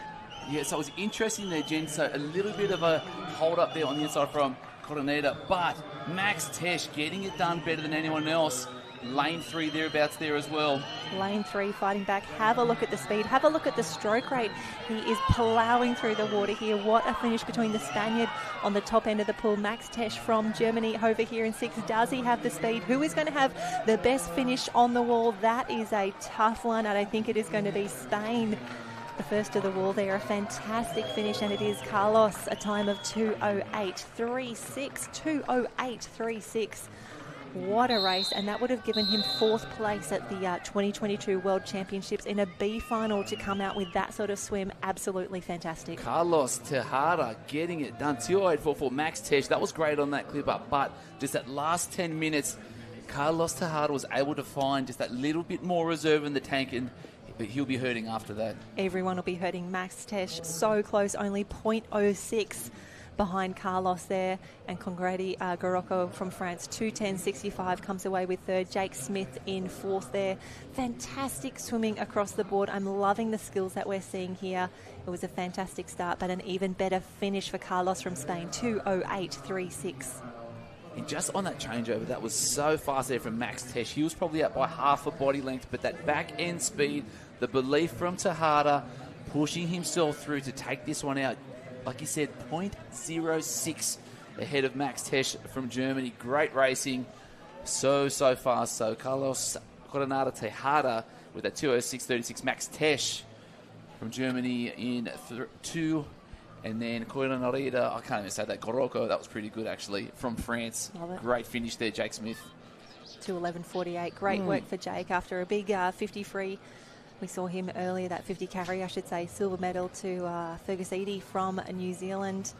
Big racing, tough racing, and for some of these boys, just so happy. The relief that the 200-metre Super Lifesaver is done. It means that they only have the 4x50 medley relay left to swim at day 2 of the pool champs here. 2 more big days of racing on the ocean, but we've got a big A final coming up next. Very excited for this one. But before we get to that, Jen, I want to give a shout out to Jack Sadbury and Sam Lawman, the boys from Great Britain and Northern Ireland, both making that B final. Great results there, 2:15.16, 2:16.72. Great work from the boys there. Keep building that squad. Let's get it happening in Great Britain because we need it. We need the British in there firing, getting in the pool and getting the work done. And we're expecting a lot of those Great Britain athletes. They would be just waiting in the stands at the moment, waiting for their chance to pounce on those ocean events, expecting them to feature very heavily across the swim, board, ski, ocean man, ocean woman, the flags and the sprints. But we can't get too far ahead of ourselves because the men are being brought out now for the A final of the men's 200-metre Super Lifesaver. Felix Hoffmann from Germany is in lane 1. Kevin Lassard from France in lane 2. Louis Clark from New Zealand in 3. Fabio Fazzotti in lane 4, the fastest qualifier from this morning's heats. Next to him in lane 5, Francesco Ippolito, the current world record holder in this event, a 2:02.98, absolutely insane, set in 2023. Francesco also the silver medalist from the previous World Championships, a time of 2:07.06 secured him the silver medal there. Chris Dawson was also in that last World Championship final. He's in lane 6 now for New Zealand. Adam Jubil from Poland is in lane 7, and James Koch from Australia, the bronze medalist at the last World Championships, is in lane 8. So a full field, a fast field, the final individual race of these pool lifesaving championships for the national competition at the Lifesaving World Champs. Just having a look through this start list, Jen, I'm just trying to see, like, has Chris Dawson got something else in the tank? Hoffman from Germany, watching Tesch there, a little bit of confidence watching him come through. That's going to help lift him there. I want to say someone like Louis Clark is probably in the best position here at the moment. We've seen a lot of his teammates come through earlier. I think he would have been watching, he would have been waiting. We saw him in action in that 200-metre obstacles, the first event of the program yesterday morning, and I feel like he has just been waiting in the wings. Of course, he was crucial for the New Zealanders in those relays, but I feel like this is an event that he has really been targeting. He would love to be matching the energy of the New Zealand Blackfins. He's on screen at the moment, very much expecting big things from Louis Clark in lane 3, the black cap of New Zealand. Whilst we're in lane 3, let's go one further to the north. Kevin Lasser won his heat convincingly earlier there this morning. We haven't mentioned his name yet. We wanted to give him a little shout out because a 2:09.25 this morning was quite swift. He looked really comfortable in that one, Jen. Yeah, 2:09. I think he was in one of those. I think Jimmy Kosh was in his heat. I think the Polish competitor Adam was in that one as well. So clean slate now. You're in the A final. Anything can happen. The world champion will be decided in about 2 minutes' time. Hopefully less than 2:02.98. 2:02 is insane. Especially when we consider that 2:06 won the last World Championships, but the men are up and away. They are absolutely sprinting. They know what is on offer. There is no pacing in this race right now. They need to go, and they need to go fast for this first 75-metre swim. You can see they will come up and over those mannequins. They will come through. They're nearly in the flags already. And over in lane 2, your friend Kevin Lasser is looking very, very good, as is Louis Clark. They will be the first two to turn, as will Jimmy Kosh at the bottom of the pool there, the yellow cap in lane 8. Oh, mon frere, Kevin Lasser, get in there, fast man. He's looking strong at the moment. Jimmy Kosh, being a little bit quiet, to be honest with you. Is this the moment that he's going to stand up and go, oi, everyone, remember this name, Jimmy Kosh? Probably just in that lead at the moment. 100 and what have we got? 25 metres left to go. Some hard work for the boys. It is so tight at the moment. Jeez, there's not much in it, but it is at the bottom of the screen at the moment. Jimmy Kosh trying to hold on, but Fabio coming through the middle along with Francisco Ippolito. Get a touch in first. Also Felix Hoffmann from Germany at the very top of the screen. This is where it all comes down to those skills. And have a look at that. Francesco Ippolito, there is a reason that he is the world record holder in this event. This is why he has gone 2:02.98 for a world record in this event. That podium looks absolutely brutal to make, but we have a clear leader in lane 4. The Italians continue to dominate here at the Lifesaving World Championships. Are you kidding me? Every time he's taking that big right arm stroke, getting the body under the water, getting the butterfly kicks through there, he's putting half a body length. He tagged in equal first, and he's just put on a body length on them at the moment. Geez, that was a tight changeover. Jimmy Kosh coming on the bottom there next to him. Adam Dubrell, they were 2 and 3 in the final heat. Sprint finish is on. Oh, and have a look at that. We can see lane 4, Fabio Pizzotti, Francesco Ippolito. They are racing. Jimmy Kosh is in the mix at the top end of the pool. Felix Hoffmann from Germany is still in the mix. This is going to be a fantastic time. This is definitely going to be faster than what we saw in the heats earlier today, but the race is on. First is secured. Second, who is going to get there? Come on, boys, arms to the wall. There is no doubting your champion, Francesco Ippolito. What a race. 2:05.74. That is incredible. Jimmy Kosh from Australia comes through a 2:07.38, and third is Louis Clark from New Zealand. A fantastic race there. Those Italians are just incredible. They are strong. They are slick. They are so good on their technique. He must be exhausted. We have seen him race so often. I can't believe, I don't know if he's going to have enough for an interview for us as well. What a race, what a finish, and the skills and the strength on display here. Chef's kiss. Chef's kiss, or as I like to say, referred to earlier, he is now the Campione del Mondo. 100% the champion of the world. And this is where he set it up. He was maybe half a body length behind just at this point here. We see them head away, but look at that lane 5, never headed. This is what we want to see. The boys coming through. My gosh, what a time. 2:05.74. That would have won last World Championships, and it's definitely going to win the World Championships now. As we head through, fantastic work. I love acclaim. I love it. Go make some friends, Harold. Practice your Italian. Congratulate that incredible finish, 2:05.74. A big win, a big champion. So many races. Incredible finish. Jimmy Kosh, fantastic work, 2:07.38. Fabio Pizzotti, 2:09.26. Felix Hoffmann is in 4th. Adam Dubrell from Poland in 5th. Kevin Lasser from France in 6th. Chris Dawson, the Blackfin, time of 2:15.23 to take 7th. And unfortunately, we think there may have been a disqualification in this race for Louis Clark. We'll grab some more information as it is available. Disappointing for Louis if that is how his individual racing for New Zealand closes here. But our champion, Francesco Ippolito, 2:05.74, just ahead of Jimmy Koch and Fabio Bizzotti. We only have team relays left today. A few races left to go. It is the 4x50 medley relay for the Open women. We will do the B final, then we will do the A final. Just keeping an eye on those red shirts at the moment, just to see if we can grab any more information about some potential disqualifications here. Lots happening down here on pool deck at the Lifesaving World Championships. It's been a fantastic few days of competition, starting with the Cirque, which Japan took out maximum points for them. Incredible results. Just waiting. And Harold's down on pool deck. Campione del Mundo, world champion Francesco Ippolito. I tried that. That was really good, pure perfection, low time. Talk us through how you can be so dominant in this race. The technical part are fundamental in this race, this competition. So we have to focus on train the vest, the clip on the manikin. So I train a lot and I reach a perfection on this. You are so far so good.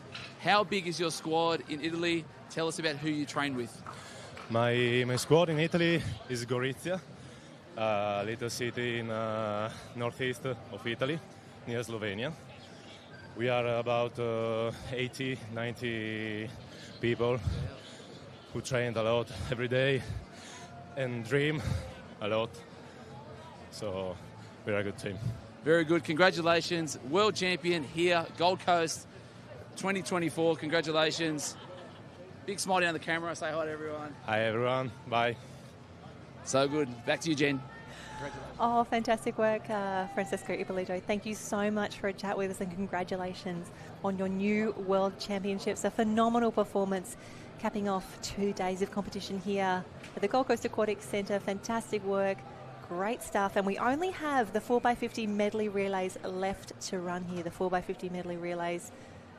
We'll grab you those results and we can see the mannequins now being removed from the pool. We don't require those for the medley relay. We have B finals, we have A finals, and you can see the pool setters have done such an incredible job moving this equipment around in and out of the pool, making sure that we can run this event as efficiently as possible. It's big days for us, big days for the athletes, but big days for our officials and our volunteers as well, Harold. The biggest of days, the most fun of days, amazing stuff. Is there anything more precious on a pool deck than a mannequin key? I tell you what, you would not want to let them out of your sight right now. I'm sure there's a few little sneaky fingers getting in there going, oh, I might need a few of those to take home as well. We were missing a few from our pool as well, but not the people on screen. They would be 100% above board. They're also on camera right now. Fantastic racing, Francesco Ippolito. I love when you were interviewing him just now and he said, you know, we train together and we dream together. They're dreaming big, they're achieving big. What a phenomenal performance. 80 or 90 in the squad. Huge, huge. It's paying off. And I couldn't get it. Ippolito. I was putting the emphasis on the wrong part and I still can't get it right. But the emphasis on the wrong syllable. That's pretty good. You take that one. Run with it if you want. No, I will not. So Francesco Ippolito, 2:05. James Koch, I asked him after, I said, was that good? He's like, yeah, that was good. That was pretty good. I think as well for Jimmy, a fantastic race and wonderful bookends as well. He was second in that incredible 200-metre obstacles to Kasper from Poland, second now to Francisco. So while I hope he's not disappointed in 2 silver medals next to 2 of the biggest names in life-saving sport at the moment. That's an incredible performance. And we'll have 2 Italians on the podium there. Fabio Bizzotti, 2:09.26. Felix Hoffmann just off the podium there. Gee, he finished strongly. Fantastic work. 2:09.98 and 0.01 behind him. Adam from Poland, what a race, what a finish. This is what we want to see at the Lifesaving World Championships. Yeah, they're rounding out Kevin Lasser, 2:10.89, and then Chris Dawson, 2:15.23. Just shut that down to 1 towards the end, try and get a little bit of recovery in there. And then, Yeah, I think there might have been a DQ. We're not too sure. We'll probably wait to see what transpires across that one. Yep, absolutely. I'm sure the Kiwis had their protest money in their hand before he even hit the wall on that one. But Chris Dawson, fantastic racing from him. He was in the A final back in 2022. He has done so much racing for New Zealand. He's been so strong. A blackfin for the past 10 years. Such a great performance. He continues to lead and to inspire that team. It's wonderful having him down here on pool deck and part of that blackfins contingent. And Harold, we can see in the marshalling area already that 4x50 medley relay coming up very, very soon. Excited to see more teams in action. And this is the last opportunity for them to grab points for the overall point score in the pool. Will we see another personal best from a team that will be a world record? Who knows? I don't know how much more these athletes would have left in the tank. They have been racing consistently since yesterday morning. Some of them would have been here for Cirque as well. They've been waiting in the sun. They've been training in the heat. It's such a tough day. And for those athletes, the youth competitors would be able to tell us it is boiling down at Karawa Beach. It is so warm down there, and it's getting a little bit of a chop up in the afternoon. So the surf conditions definitely will come into play as well. Not the best conditions, hot, choppy and windy. No, it's no one's ideal scenario. It's one of those afternoons when you rock up to patrol and you're like, meh. Why is there people swimming? Please go home. I wanted to put the red and yellow flags down. Anyway, look at that. But actually, Harold, that's a great timing. We get that shot of the flags now just to see the conditions here. I'm actually really pleased that we got the line throw done yesterday. I think it would have been a little bit different if we were trying to run a line throw in these conditions. Obviously, we can choose which end of the pool we start. The officials do have the discretion there to work with the conditions. But it was wonderful to see Sweden take out the women's race and on the podium, bronze for the men. So hypothetically, if we were to run the line throw with the massive downwind breeze, like sprinting, is there like a plus or minus seconds? We don't record that in any way. I don't think there's anything in the rule book. I do have my rule book here, should we need to go to an extra judge from there. But I think, again, we talk about resilience so much, and we have a lot over the last few days, you know, riding the highs and the lows of a World Championships. For every incredible story like Fergus Eadie coming through, smashing world records, breaking these incredible barriers, there's a few really sad stories as well, people who haven't performed how they thought they would, a few disqualifications that maybe haven't come out the way that we wanted them to be. It's really tough racing, and you need to be resilient. You need to adapt to change. You need to adapt to the conditions and really rally around your teammates in the good times and the bad. Not just at the pool. These are life lessons Jenny Parry is throwing at you guys at the moment. She is a wonder of the life-saving community in the world, and we are absolutely blessed to have you here in the commentary with us for the whole championships, Jen. Stop it, I'm blushing, Harold. It's the sun. Is it the sun? It's the sun. I'm a pale lady. I burn very, very easily. I'm trying to get a bit of Italian colour about me at the moment. Yeah, well, you could join the Italian squad. 80 or 90 people in the pool. They've got room for one more, surely.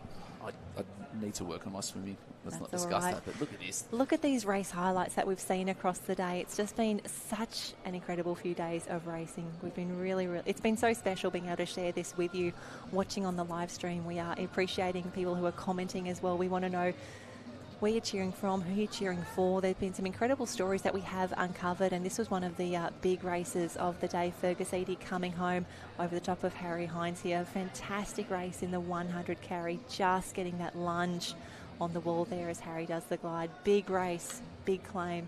I think the relief as well, Harry, fantastic swim as well, takes off the cap and the goggles, but it's all about Fergus Eadie, pointing to the stands, pointing to his family. How wonderful that he's able to achieve this at very, very close to a home World Championships, a local World Championships for him. The crowd's loving it, as well they should. He's performed. He's been stellar today. Stellar. He has been. Amazing stuff. Couple of finals left, Jen. Yep, Couple of presentations. 4 races yet to go. The 4x50 medley relay will do B and A finals for both the women and the men. Just waiting for that, and this is what we wanted. Yes! That's probably one of my favourite claims of the day. I think because you have that pause and then the recognition and the celebration, it's really great to see. Japan, that was a great finish there coming through. We're about to get another flex. Yes, that's what we want to see. Wonderful. Thanks again, Sarah Tazaki, doing a little bit of translation for us as well on pool deck after the boys made that 4x25 manikin relay A final. This was a big race. big finish. Ferguson set the world record in the heats. Incredible racing. That world mark now 27.20. So close on the finish here with Jake Smith. Jake in the yellow, Fergus in the black. Got him on the touch there. Spoke to Jake afterwards. He didn't realise how close it actually was. He didn't realise he was that close. But you can see a lot of respect, a lot of love between these men here. They have pushed each other so far and they are both getting better. Yeah, the camaraderie, the competition, but just, again, having two elite males, one up and coming. Jack's been there a little while now, and they keep pushing each other to limits we've never seen before. Fantastic. And this was the 4x25 mannequin relay. We have two competitors from each team waiting at that halfway mark ready for this race. And again, one of my favourite interviews of the day, Harold, is when you get to have a chat to the German women. They did such an incredible job. They were so strong in the heat, stronger again in the final, smashing that world record. So exciting to see. Coming through, Nina Holt, head down. I don't think she took a breath at all in that 4x25. She waits, she looks around, she looks at the scoreboard, she sees the team, and the fist goes up. What a result, what a performance, what a team Germany has put together to bring to this World Championships. Yeah, the mind boggles at how fast these women can go. Yeah, the celebrations. And that's one thing we have seen, Jen, over the last probably few races, that the claims have been getting stronger and a bit more celebration out there. We want to see the claims. We want to see the athletes just letting out all that raw emotion, because you've done the hard work. Why not celebrate? Absolutely, and I think we do tend to see more claims as everyone gets a little calmer, a little bit more friendlier. They know that the intensity, not the intensity of competition has gone down, but maybe they're feeling a little bit more festive as we come through. And this was the Italians. So good, that 4x25. We probably want some next level celebration. So for the athletes out there, if you're listening, we want more on that finish line, because you can never overclaim, can you? As long as you don't claim early, 100%. And that sounds like some podium music to me. I think we're about to go up to the presentation area. Here we go.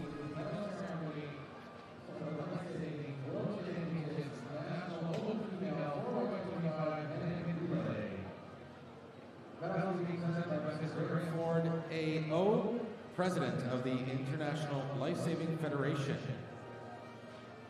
In third place and the bronze medal from Italy, the team of Giovanelli, Volpini, Fabretti, and Di Bologna.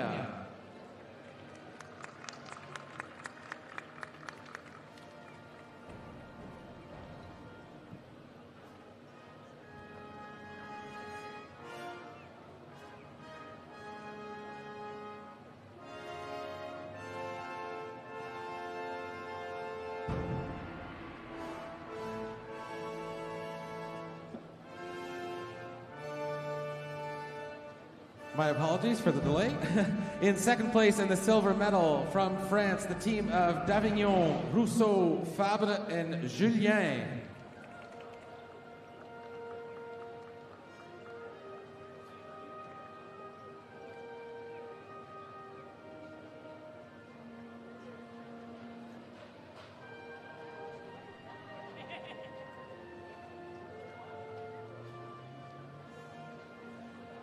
And the gold medal and world champions, Germany, the team of Opperman, Larvald, Holt, and Gebhardt.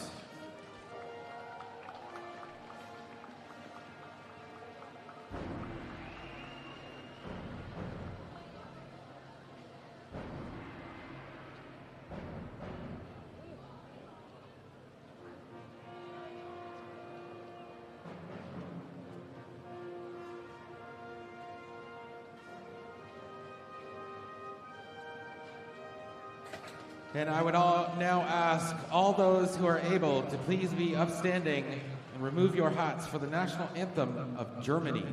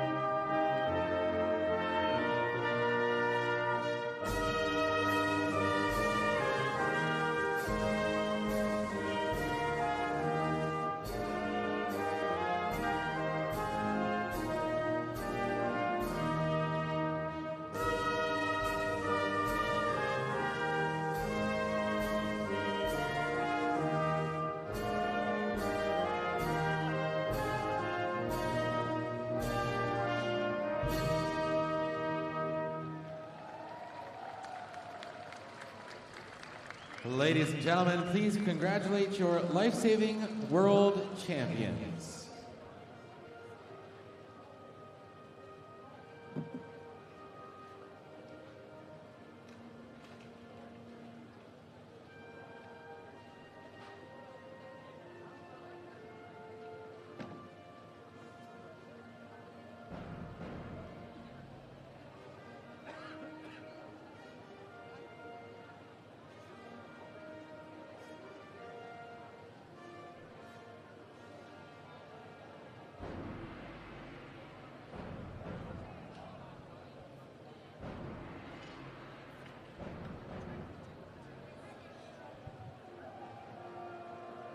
So just a reminder, next medal presentation ceremony will be for the men's 4x25 mannequin relay.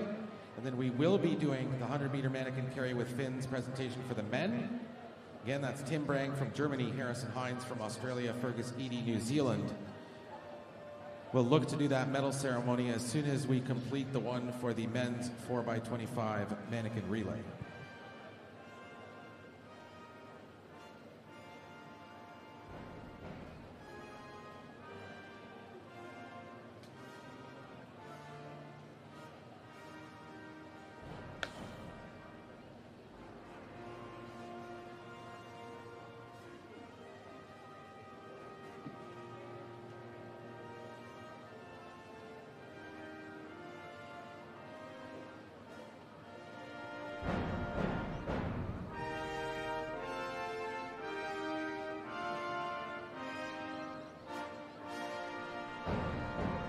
And we're now proceeding with the medal ceremony for the Lifesaving World Championships National Open Men 4x25 Mannequin Relay. Medals being presented by Mr. Graham Ford, AO, President of the International Lifesaving Federation. In third place and receiving the bronze medal from Spain, the team of Spuna Rosa, Coronado Tejeda, Plazuelo Jimenez, and Romero Fernandez.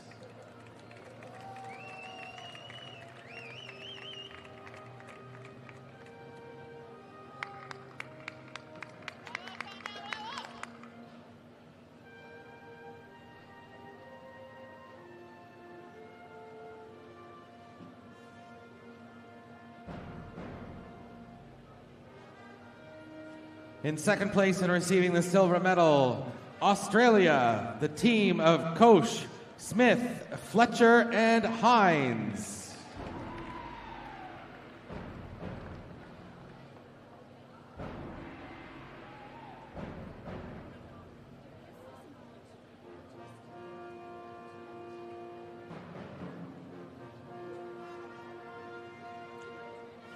And the gold medal and world champions, Italy, the team of Ippolito, Pizzotti, Locchi, and Cremonini.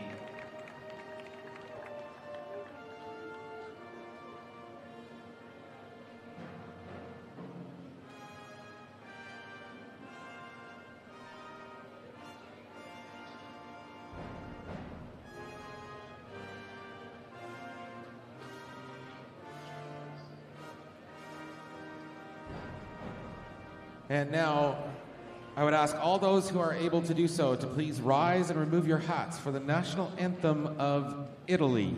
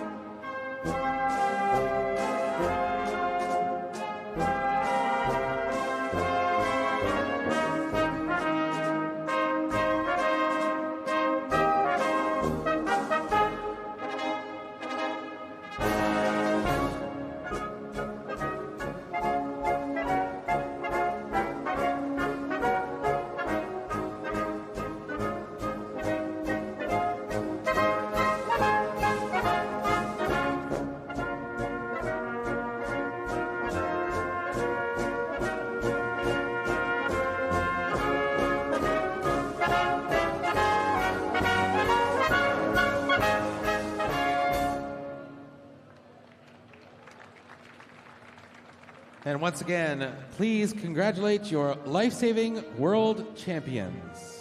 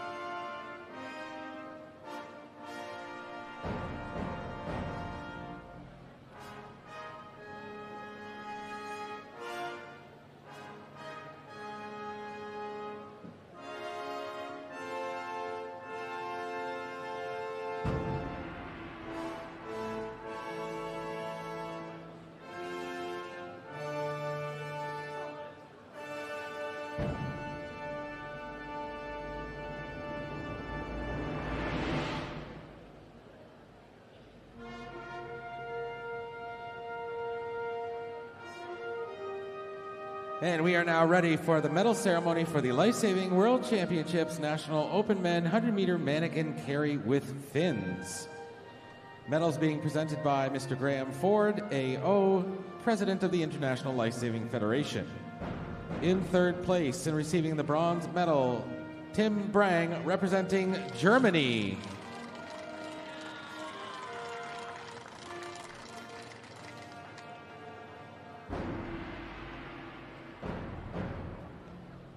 In second place and receiving the silver medal, Harrison Hines, representing Australia.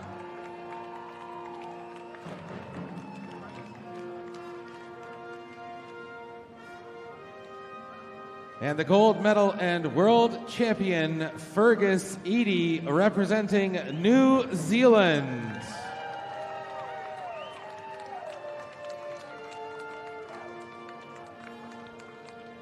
Now I would ask all those who are able to do so to please rise and remove your hats for the national anthem of New Zealand.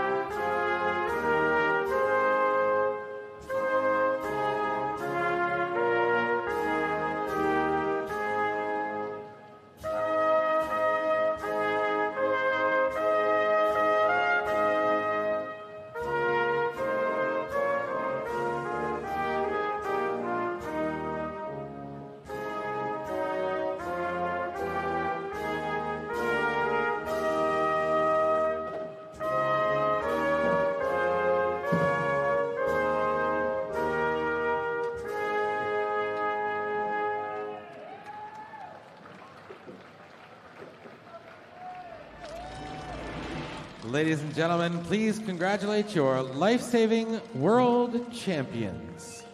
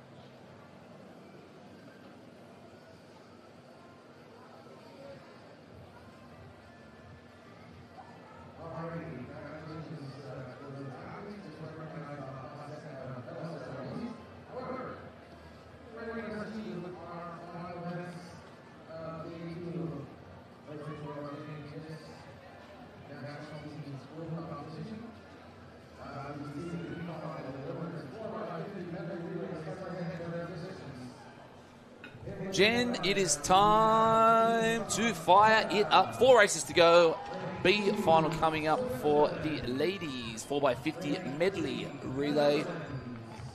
Can't believe we're going again. It's the finals package. Only 4 races left in the day. 4 4x50 medley relays. We can see the teams are lining up now, getting ready, swinging the arms.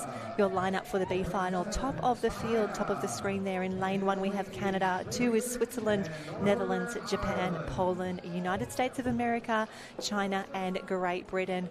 The girls just need to find anything in the take from here. It is the last race of the pool championships. They've had an incredible session already. Heats and finals for the individual and the team events.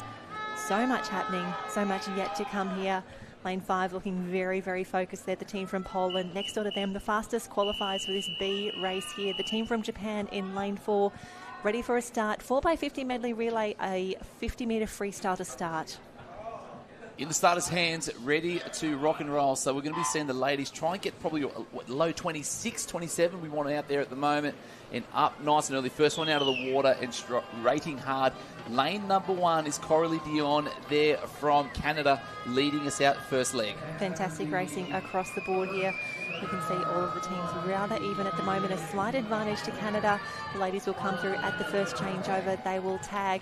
The next swimmer will have a pair of fins on and they will go most of the way underwater here. The girls will fly, as you said, high teens for a lot of the swimmers here, but 25.86 the split for the Canadians. That's swift. That is incredibly fast, as we would expect.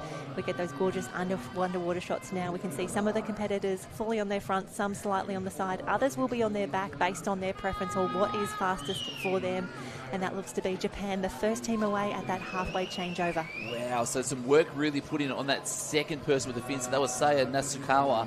Wow, that was put them from about 3rd or 4th into that first changeover, and they're trying to extend that lead now with Katone Kokokuburu leading us out there as the tube patient. Yeah, fantastic swimming here. They will be clearly the first to change over, and this is the real danger stage in the 4x50 medley relay, but also finishing fast, well, I should say coming fast here, 2 over from there. It's Montana White again. Montana, our new favourite person, Montana White, one of the superstars for the United States of America team, finishing very, very quickly. She is still in action now because those third leg swimmers, they will pass their tube to this final rescuer. They have to hold on with everything they have because these girls are flying with the fins on. But have a look at this. Lane 4, Japan, so strong. They are clear the rest of the field. It's a fast finish next to them as well, but Japan will take out this B final. 1:45.66. That's a solid time, a little bit up on their heat early, which you'd expect though, Jen, being a B final, you still want to put those fast times up. We saw that earlier with one of the B finals early where the time probably would have been in the medals.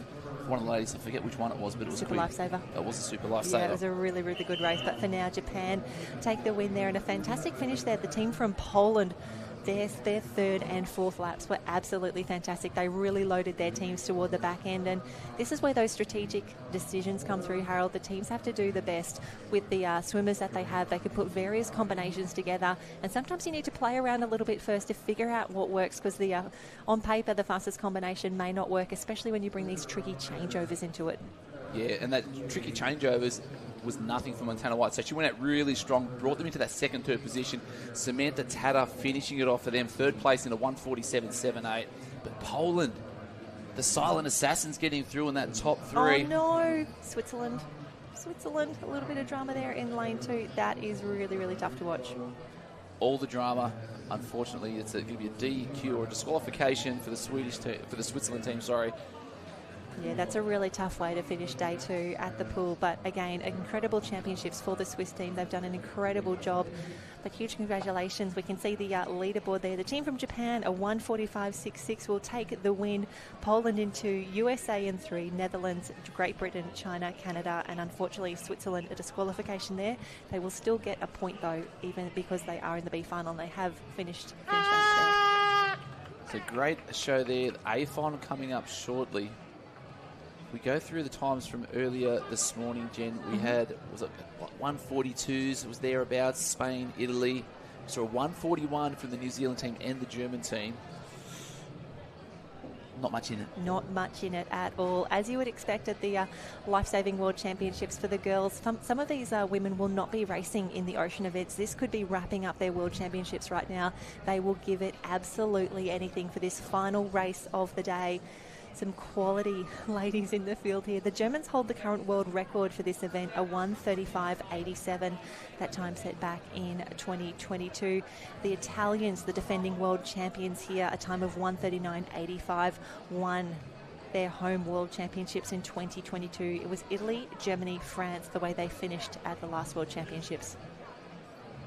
Will history repeat itself? We'll know very, very shortly. Well, New Zealand actually qualified fastest for this event. They will be in lane 4 in the middle of the pool. They've got an incredible team together for this pool championships, expecting them to feature heavily once we hit the ocean tomorrow as well. So lots happening for the team. Waiting for the start. We can see that the athletes haven't been brought out just yet. Potentially the judges talking about that earlier disqualification, just having a chat at the moment. What's happening, Harold? It feels like we're starting to get into some interesting times with these late disqualifications of the day. And the saying that we have in Australia is you're playing for sheep stations, and all the sheep stations are on offer, not literally, but when there's points on offer for the overall point score, you want to ensure that your team is finishing and getting as many points as possible. Final now walking out onto the pool deck to all the cheers, all the support, all the noise, all the music. All the love. That is lane 1. We have the team from France in 2. We will have Australia, Mariah and Chelsea Jones on screen now, having a wonderful time. And those are the sorts of smiles that you want to see at the end of 3 days of competition. They've come through so well. The team from Italy in the mix as well. Spain, New Zealand, Germany, Italy, Belgium and Hong Kong. Wonderful to see the team from Hong Kong in this A final. 2 A finals for them today. A solid squad building their team and their life-saving movement, one event at a time, and that's what it's all about. It only takes a ripple. Absolutely, and we can see there New Zealand, the fastest qualifiers in this event, making their way out onto pool deck. And while it is wonderful to be in lane 4, you are often the last people to be introduced to pool deck, presented to the crowd, which means you have the least amount of time to get prepped, to get ready. New Zealand, though, they know what to do. They have been here before. Very much looking forward to some big racing here. That is the team from Belgium. They will be in lane 7. They were part of the last World Championships final as well. Looking for some redemption in this race here. Spain, always strong. They will be in lane 3. But New Zealand, the fastest qualifier, they will be the top of those yellow lane ropes that we see. Germany next to them. The girls are away. 50 freestyle to start. So some solid underwater action there. Because it's not actually a pool, but you can stay underwater as long as you need there because it is freestyle. Middle of the pack. New Zealand leading us out with some really strong underwater work, holding on to that lead, but we've had an extra one pull through. That is Germany. Germany coming through. They are in lane 5 and they were very strong at this stage of the race in the heat, so loving that they're making this strong statement. Also next to them, Italy, the team in the mix there, and this is where we will see the underwater specialists come to the fore for those ladies who have been in action for the 100 tow and the 100 carry. They would be absolutely flying at the moment, knowing this is the last big fins race that they need to do. You can burn the legs because there is nothing left.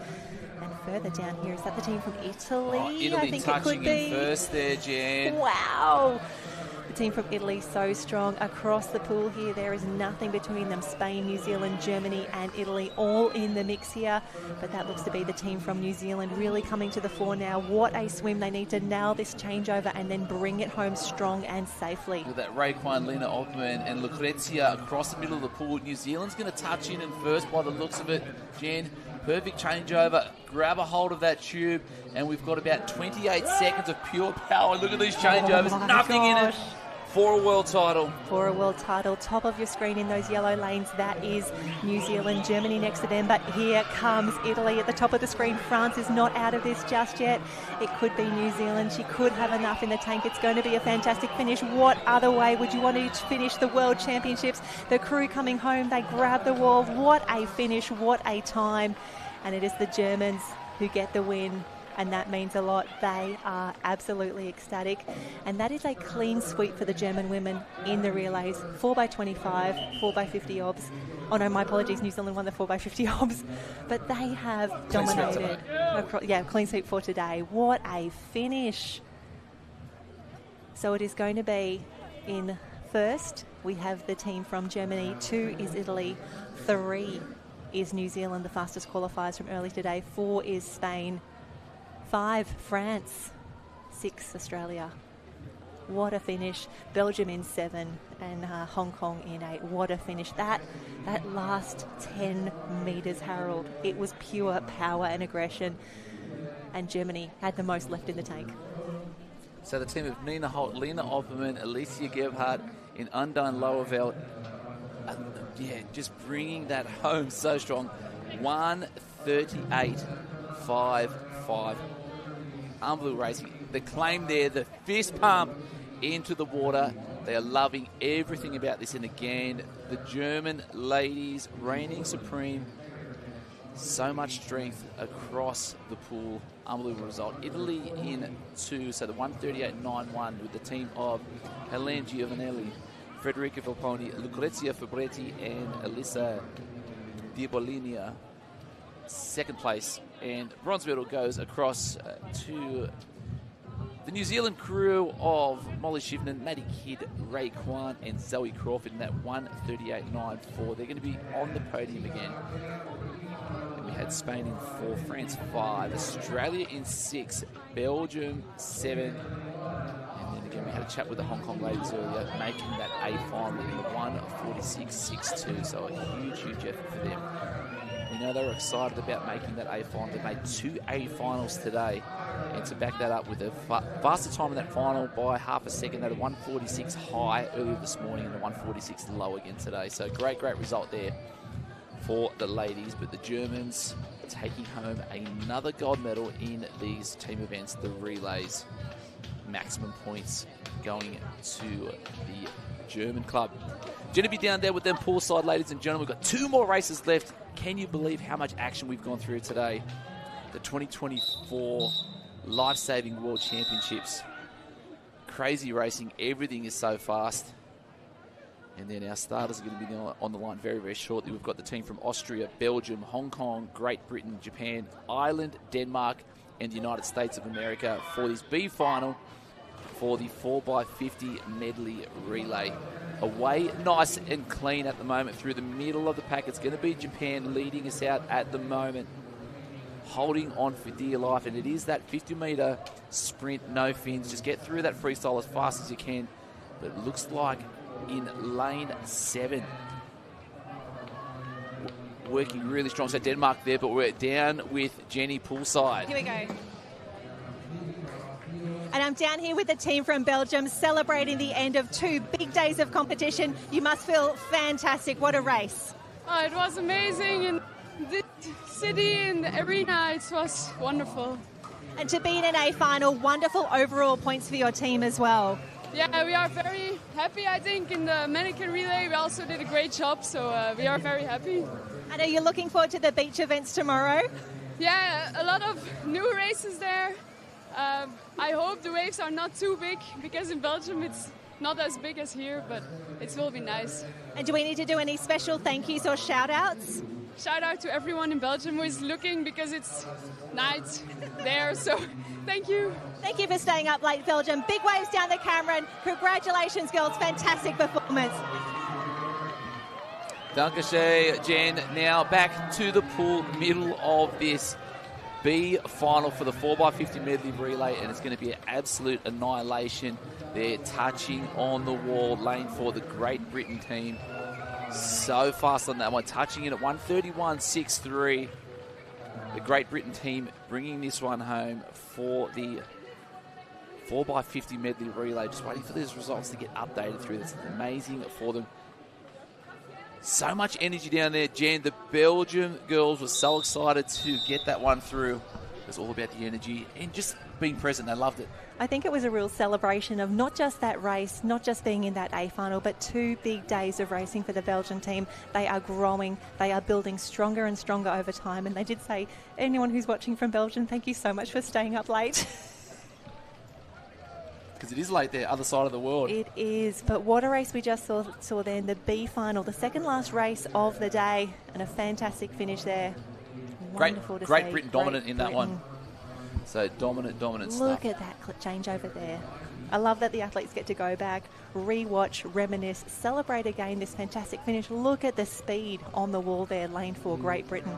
So good. The salute to the crowd as well. That is what we want to see. If you can't celebrate with your teammates, what are you doing it for? Exactly. It's got to be fun, which is why we do it. So the Great Britain team with that 131.63. 131.63. Fantastic race, fantastic swim. And we are nearly done. Can you believe it, Harold? We are nearly at close of play for the pool events for the national teams competition. Fantastic racing. 131.63. Hong Kong in 2. What? Yeah. Can you believe that? Again, building from there. Japan there in 3. So that was our top 3 in that B final. One more race to go, Jen. And it is going to be a big one. I cannot wait for this final race. Feels like we've been waiting for this one for a little while. The team's now making their way out to pool deck. This is a big one. We've had some incredible races, and this was one of the races of the 2022 World Championships. Only 0.04 seconds separated the top 3 teams in 2022. It was an absolute touch on the wall. Australia, Italy and France. It was madness. I remember being on pool deck there, watching from the stands. It was just incredible, and the energy was high, the way that it has been building all day here as well. Cannot wait to see what our teams put together. Yes, the big cheer. Germany will be in lane 1, Poland in 2, Australia in 3, Italy, France, New Zealand, Switzerland and the Netherlands, your A finalists in the 4x50 medley relay. The energy levels are high, Jen. Let's fire it up. We've got 4 more laps to go, 1 more race. 4 more laps. That is all we have left before we wrap up day 2 of the international teams competition here as New Zealand enter the arena. They enter the stadium. Big jumps there. Joe Collins, one of the Ironmen for the team there. Speaking of Ironmen, there goes Zach Morris in the mix as well. And you've got to think these boys have been watching the rest of the team really pick up the load, do an incredible job for their respective teams. But tomorrow they get to show why they've been picked, why they are the best in the world. Different scenery, different venue, different rules, different races, different regulations. Will we see some new champions crowned tomorrow? And this man... Guarantee. My gosh. Francisco Ippolito done so many races, 1 yet to go. He's got a good 50 in him for sure. So Italy, they are racing in lane 4. They were the fastest qualifiers for this event. Germany actually holds the world record of 1:26.19, set back at the 2018 World Championships in Adelaide. Australia just won in 2022. Incredible race, but... So the junior record set by the Italians in 2017, I wonder how many of the actual Italian team they've got now were in that squad. Good point. There could be quite a few that have made the transition from that youth to the open team. Always a big step up and always tough when you have such established swimmers like we do here. But Harold, the last event of the day, ready for a start. Starter's hands away, nice and clean and comfortable. And this is where the swim specialists come to the fore through the middle there. France absolutely motoring through in lane 5 at the moment. Geez, look at that. Lane 2 as well for Poland. Your mate, Kasper, getting it done. But it looks like it's going to be the French team tagging in 1 in a low 22.44. 22.44. That is absolutely flying. Oh my gosh, look at them underwater as well. That is impressive. This is incredible racing. Would you expect anything else on the final day of the World Championships? So the national teams competition in the pool, they are away. 1, 2, 3, 4 are gone. Fantastic racing. And I think it was the team from France. Doing an incredible job. Have a look at this. This changeover is going to be absolutely crucial. I'm so nervous for this third changeover already. Not just for Australia, not just for France, not just for Italy. The entire field is flying. They know what is at stake here, but have a look at France. Can they do it? Can they get through? Come on, grab that tube. They are away. They have got it. They are off. Come on, boys, bring it home. Wow, and look at that rate coming through. Lots of leg kick through there as well. France trying to hold on for this at the moment. A little bit of action coming from lane 6 from New Zealand. Can they get into the minor placings? Australia holding on for second place at the moment, but this is all about France taking this one. Allez, allez, le bleu. They've got it done. They have got it done in fantastic form as well. A time of 1:26. 126.76. Oh my gosh, that is nudging that world record from Germany, a 126.19. What a way to finish. 126.76. The Australians come home in second. Third will be the Italians. Wow. Fourth place will go to New Zealand just off the podium, but France led from start to finish, challenged at the end. That is a significant improvement of what we saw in the heat swims. I was not expecting a finish like this. I should not have doubted the strength of France. Have a look at this swim. Have a look at the gap they opened up. They have planned this absolutely perfectly. They did a 129.71 129 in the preliminary rounds and come through and absolutely smoked the field in that one. 126.76. Do you want to go make some friends on pool deck, Harold? We will go say hi. What a race, what a finish, what a claim as well. Harold, tell them that we love the claim and we want to see more of them as well. And there we see the official results coming through. The team from France, a 126.76. What a way to finish. Incredible in those Super Lifesavers. Magali, what an incredible achievement for her individually. And now the men's team, 126.76. Australia holds on for second, 127.78. Italy, 128.34. New Zealand, Poland, Germany, the Netherlands and Switzerland. What a finish. What a final race on day 2 of the pool racing competition here. This is day 3 of 5 down for our national teams. After all of the presentations this afternoon, we will pack down. They will head to Kurrawa Beach for the ocean events where the youth team have just wrapped up. Wonderful to see. France, what a race. We'll get them over for a chat. Harold is keen to talk to our newest world champions. You can see them now making their way over, still celebrating, still reliving that incredible race, a time of 126.26.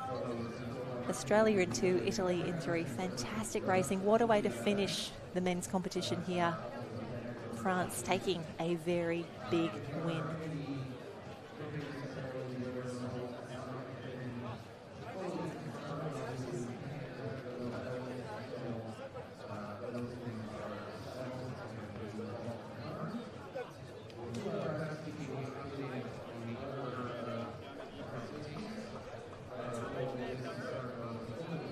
See a lot of our spectators packing after a very big 2 days at the pool here at the Gold Coast Aquatic Centre. Fantastic racing. This is what we want to see. Do appreciate everyone who's been joining us here on the live stream. Great to have you here. Wonderful to have your company, and appreciate all the feedback in the comments that has been coming through across the day. We will have 2 live streams running again tomorrow. One from the pool here for our youth national teams competition, and we'll also have another one running down at Kurrawa for the Opens as they move to the beach events of this national teams competition.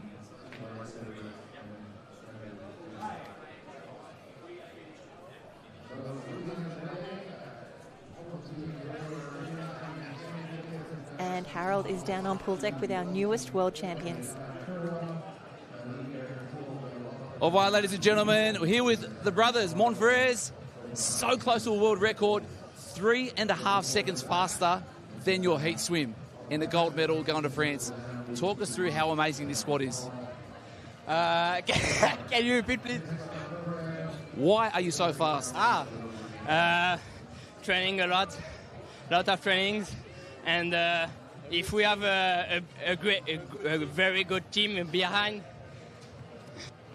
Yes, we have a very good team. The good swimmer, underwater, he go very fast. After, I swim fast with the tube and finish amazing. So, amazing course. Yeah, great transitions. Everything is fast. Do you want to say hello to all of your family and friends back at home? Hello, hi. On est champion du monde! Bisous, bisous.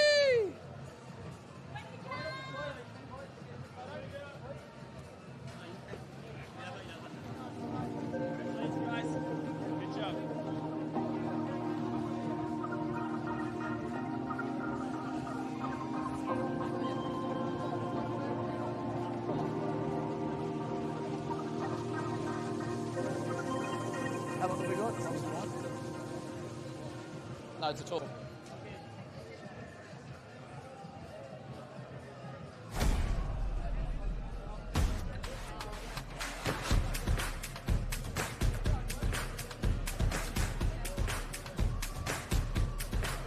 Oh, you're doing split squat to make me look taller. Is that what you're doing?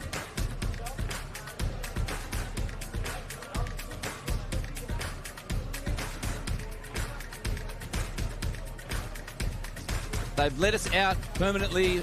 Jen, what a day full of action. Well, it's 2 full days of action. What a performance. I can't believe we've been treated to so many world records. The standard of international life-saving continues to improve. It's such a privilege to be able to bring you these incredible athletes. 3 world records, the best of the best. And again, we talk ad nauseum, but we have to keep harping on it. The evolution of Royal Lifesaving, Pool Lifesaving, these times are so amazing. Yeah, it's been an absolute treat. Having those underwater cameras in the mix as well gives us a brand new perspective of the technical skills that are required. We are getting bigger, better, faster, stronger. So excited to see what these athletes can do now that we turn our attention to the beach events. Which is the next part. So we go from the pool to the beach, the soft sand and the waves. We know a lot of the international competitors are a little bit worried, but there's not too much swell at the moment. So what are we going to see over the next few days? I cannot wait to see our Iron men and women, our ocean men and women, I should say. I've just seen some of the beachies. They've been down here on pool deck celebrating and watching with the rest of their team. They cannot wait to show the world why they've been picked and what they can do. That's it. Stay tuned. We'll be live again tomorrow morning on behalf of the International Lifesaving Committee. Harold Marshall here with my best mate today, Jenny Parry. We've had a ball. It's been so good. We'll see you next time, live stream tomorrow. Au revoir.